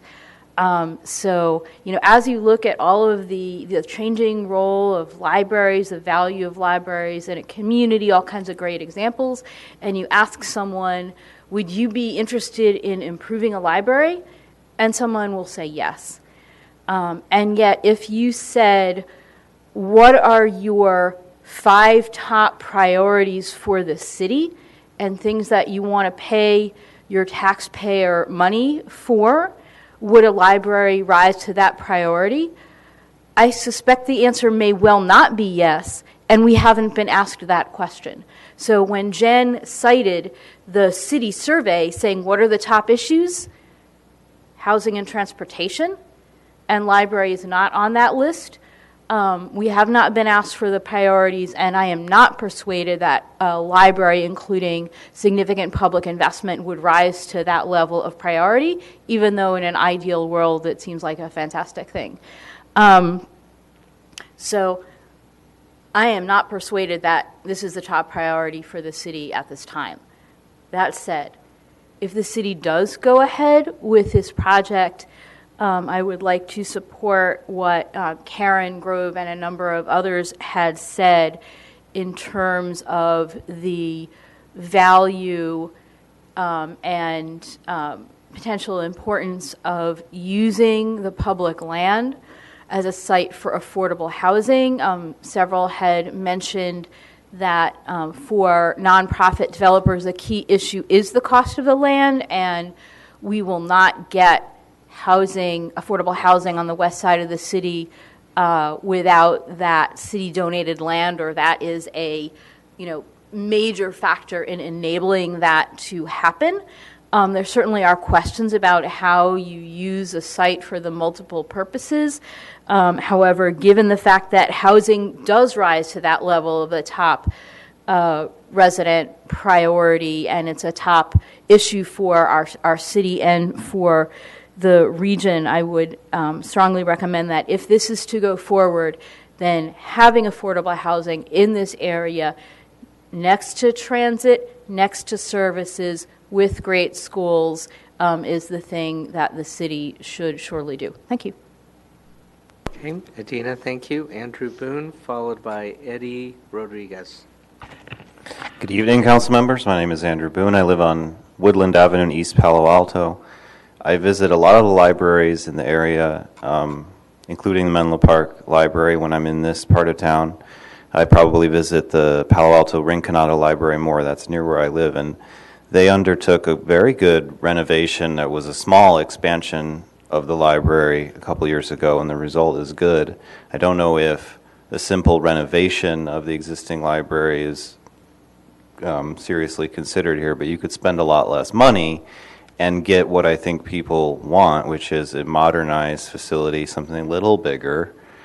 I've been to the library here. I think it's too small. In my opinion, it would be better to have more space, to have more meeting rooms, more kinds of space. More people would come. It is a little crowded. But I think that's why you get this feedback of it's not extremely important. It's functioning. It's a good library. It's working now. It's in a beautiful setting. But I think a brand new, bigger, better library is a good thing. I am also conscious of the money.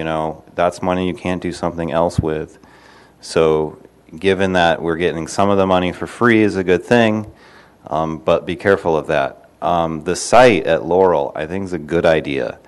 A new building where there's now a parking lot is better. And across the street is a much larger building at SRI, so it's like you're putting large buildings together, and that's, lower visual impact. And the other good thing about that idea would be you have this building, the existing library, then left for something else. Well, what?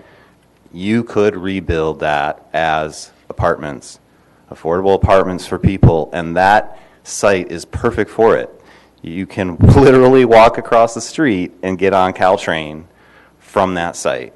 So if that were to be part of this plan, to reuse the land of the current library for affordable apartments, and I say put a lot of them there. This is a place where it's appropriate to have a taller building, 4 or 5 stories. Do it.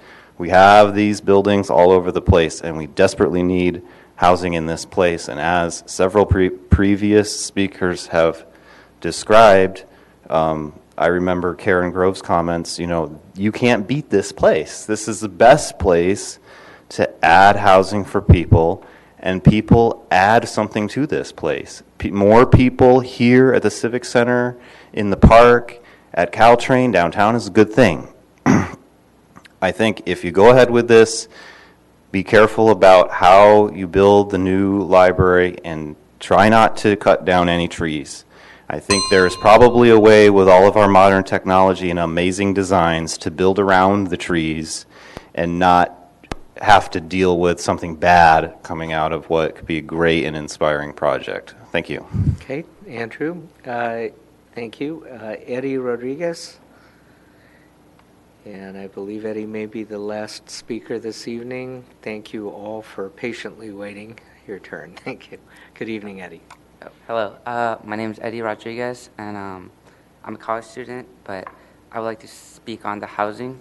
And I think what Karen said, she actually brought up a couple good points, and most importantly is that if you're going to build a library, I think the perfect time to build housing as well, since construction is going to go on at the same time. I think a lot of the big problem with building the housing, especially in that area, is that people are afraid that they're going to attract a specific type of people, like you could say quote unquote criminals, but my point is that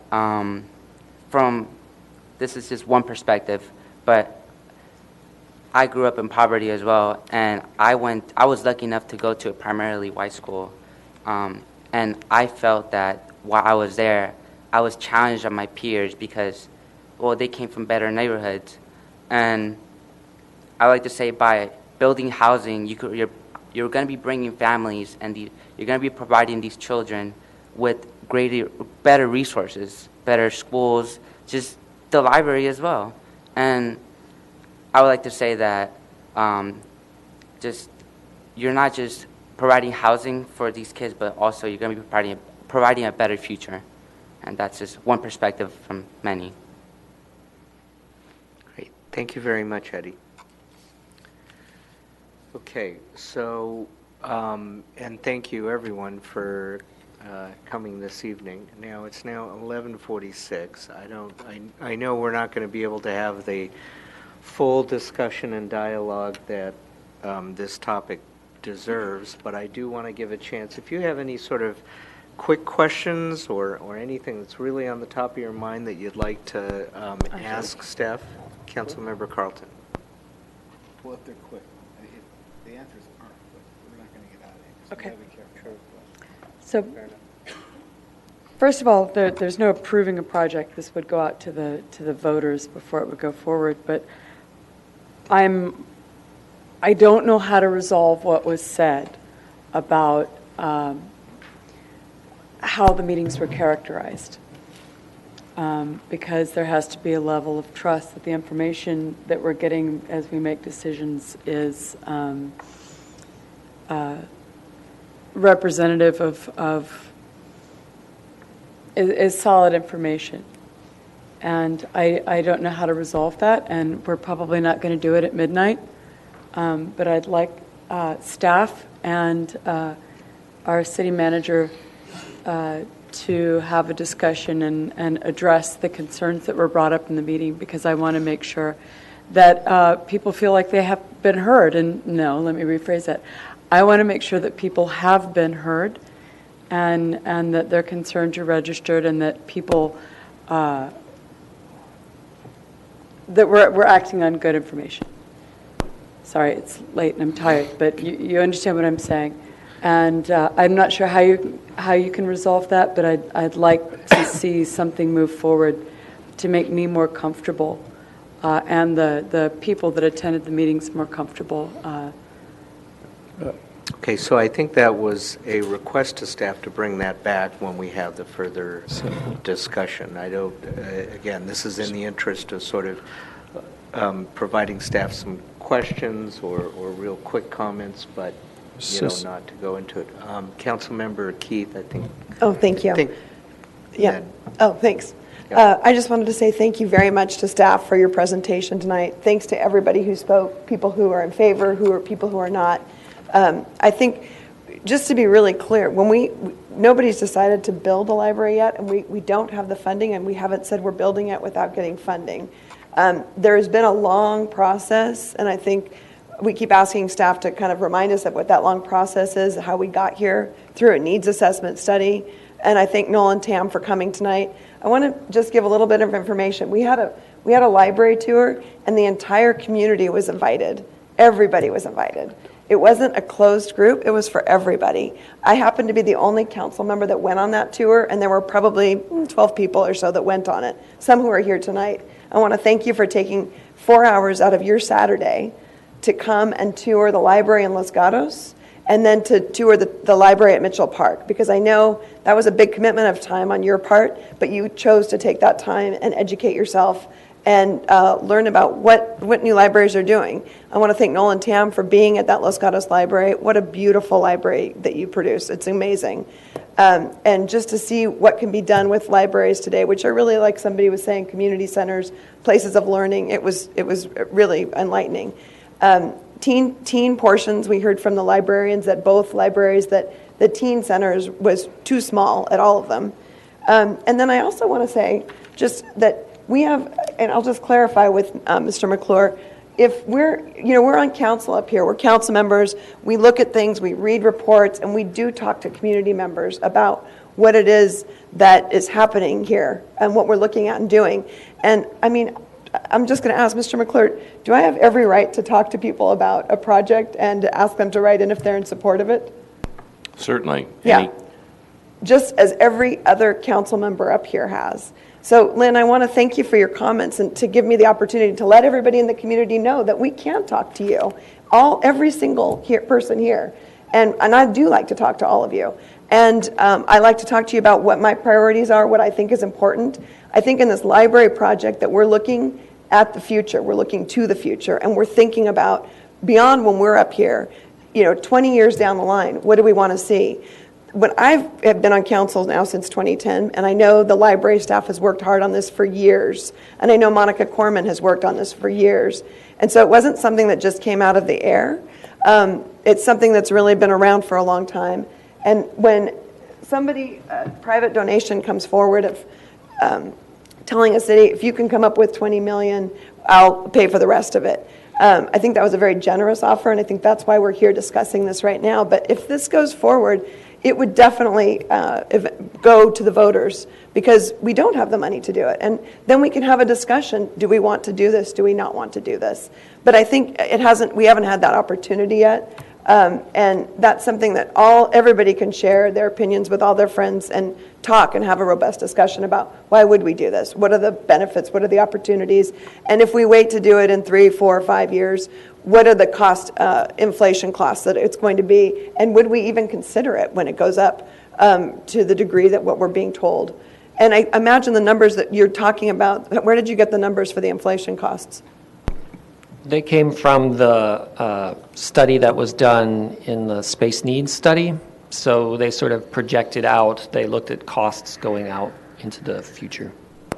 No. It was a professional cost estimator that's what they do. Okay. And then my last comment, I want to be really clear that we are completely moving forward on the Bellhaven branch library, and Rich Klein and I serve on that. We were there Wednesday night with some of you in the audience. Jackie, was there. Betsy was there. And we were there going over the draft needs assessment. So when you look at this project moving forward, you can see very clearly where we are in the stages. And that draft needs assessment will be available soon as a full needs assessment for our Bellhaven branch, which is really exciting. So it's great to see the system moving forward. Can I ask for a point of order? Are we actually going to be just doing this full topic tonight?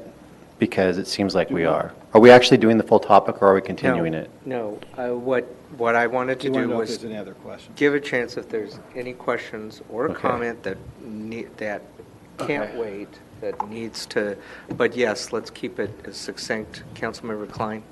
Yeah, I don't, and I think just to reiterate that point, I'm not going to weigh in on a position and do these things because I don't think that's going to allow us to get out of here. Everybody will need to have a position then, and it's just unfair. And I appreciate what Kat, asked a question and did it the right way. So the only questions I have that are particularly important are, I think it reinforces Bellhaven is moving forward regardless of what happens this evening. You just have right here, though, you have something that says finalize a needs assessment. I know I didn't have an issue with the needs assessment in the library branch, but we're not going to be able to go on that one. Ideally, we just ran out of time. I want to know, I guess, what do we do in the next meeting that's different from this meeting? It's going to be, it could be a longer line of people. We have to have a strategy after this. Normally, if we run out of time, we just kind of know we're going to come back. Correct. I don't think that's gonna And be the right. answer is I don't know. And I think it's important to remind the council that this process that's in front of you, what's asked of you tonight, and I understand that you perhaps choosing not to want to engage in the conversation yet, there was a specific direction given by the council to figure out what site on this campus would a library go so that we can then do conceptual plans and then go to the voters and show them, here is what we're specifically talking about. The question, and I think there was some frustration, because I was at those meetings as well, there was some frustration from some audience members around, they were stepping backwards to saying, why do we need a library? And that wasn't the place for that conversation. That conversation had occurred from at the dais, and the council directed us, move forward with this next step, ask the public which site did they prefer, the Alma site or what we've called the Laurel site, and what uses did we want to include in that site. That was the very specific parameters of those meetings. There was nothing else being taught, and the uses would have been housing and or, excuse me, the council chambers, for example. So that was the very narrow scope of those meetings. PCRC was the ones who facilitated the meetings for us. Nolan Tam was the sort of the expert consultants to help answer questions. There were a lot of questions raised here tonight that we don't know answers to. We know it's $1,000 a square foot to build a library. We know we're talking 48,000 square feet. That math is $48 million. We know you need one plate of parking on one site, 2 plates on another site. The math is fairly simple. I think what's getting lost is this fear of what the cost is. And the cost is $20 million minimally by the city, plus other site improvements, which we estimated to be between another potential $10 million. We've always said $20 to $30 million. That's always been the case. But that's our cap. We will not pay a penny more. John Arriaga will pay the rest of the bill. And that's exactly the same scenario he did with the community center, with the gymnasium, and with the gymnastics center. My concern for next steps is what does the council want from us as staff so that when we come back, you feel as though you're getting the information you need that either addresses some of the concerns from the audience and or other issues. I'm concerned about the vague direction, if there is vague direction, and then we're going to stumble again. I don't want to stumble, so I need as much clarity from the dais tonight. What specifically do you want? Objectively, I would like Bellhaven's needs assessment to come back next time so we can approve that. And So the not needs have it assessment come won't up be with done this. until the second meeting in June. But I'd like to have approval for it to go forward. You're asking right here, finalized need assessment for the branch. It says here, consider and approve the following items. We're not going to do that until this comes back, and I think that doesn't need to be stuck. So I'd like to address that before we try to fix something that may be a bigger fix. Okay. I mean, so that, the Bellhaven needs assessment will be back in June for the council's consideration. Okay. And again, so that's moving forward, and that's on track, and then the next step for that will be the space study. Okay. So again, that's very much on track. We're moving as rapidly and efficiently as we can. I think that the sticky question really is the main branch library, and clearly this audience, Well, and I think it's all the information around it. Yeah, how, what, why, where, who, and so I completely I'm sympathetic to that. Right. You Right. can hear it, and you're like, okay, I understand it. So it's midnight. There's nothing we can do about it right now, except try to get it back here with. So I guess more. through the mayor, I would ask the question, we can bring this exact topic back, tee it up for a conversation on either the 5th or the 19th. The 19th is when I think the Bellhaven needs assessment is due back, or is it actually in the July meeting? Okay, sorry, I misspoke, and I apologize. Just because we're going into summer sessions, our meetings get more staggered. So timing-wise, we can bring it back. If you want to see the Bellhaven before you see this topic again, that's fine. We can certainly do that. we don't delay If you want to bring them back together, that's fine as well. On the other hand, I think I'd like to see it at the same time, Yeah, because I it's get part that. of I it, just so. don't want it to be delayed needlessly. That's Well, all. let's, I'll talk with the city manager about it offline. Vice Mayor Mueller, Are you done? Or are you finished? Yeah, Vice Mayor Mueller. So the 20 million that you said was capped, that doesn't include the soft costs, is my memory. So outfitting the building with everything is an additional cost that will be borne by the city. That's correct, and that was the potential for the upwards of another 10 million. And the change, I just want to make sure I understand the change, because this is the first time that I've heard that the design drawings include like a city council chambers, which would mean this would go away, which is like, for me, sort of like mission creep on what this all is. But we can talk about that next time. Right, and I concur with you, that's the. The third thing that that I really wanted to, and I guess it would be through the mayor, but the thing that I don't, so the frustration, so I'm all about just like, I think where the public gets frustrated sometimes is they feel like it's not a fair fight. And so when they see the recommendations come out and there's just not, the question isn't there, even though it's implicit and we all know we're going to talk about it, it's not just a question of whether or not the voters are going to decide it. It's going to be whether or not we continue to approve the project proceeding forward to a next step.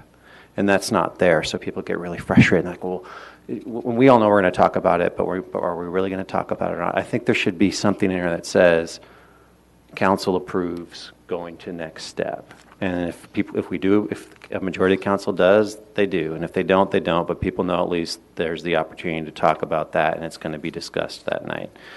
And then I think also for the next time, because we all know where it's going to get there, is going to be the item, will council be hiring a public consultant to discuss that with the public? Like, I think it's just put it all out there and let's just have the meeting and be done with it. Because for me, I'm like, I already know, I'd love a new library. I don't think there's public support for it because of priorities. I just don't. But I just want to let's just have that meeting and be done with it and have it all laid out in a very transparent fashion so people in the city can see, we're going to talk about it tonight. We're going to talk about all the things that go into it and have it out and then just be done with it. And then it'll be, okay, staff, go forward. You got your siding done. Go hire hire your consultant, put what the bond's going to be. But I think unless if it's not all laid out, it just, to folks who don't want it, it just feels like a freight train that they're not really participating in. So that would be my only thing. So, yeah, just lay out the steps, make it really transparent so people can see it.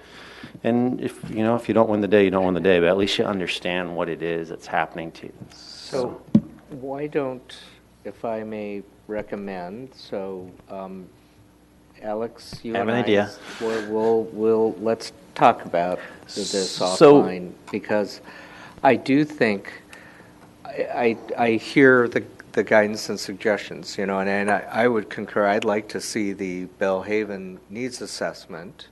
I'd like to have this comprehensive discussion and put this to bed. But now, one way or the other as to what we're doing. But that, to me, right there, is a full meeting.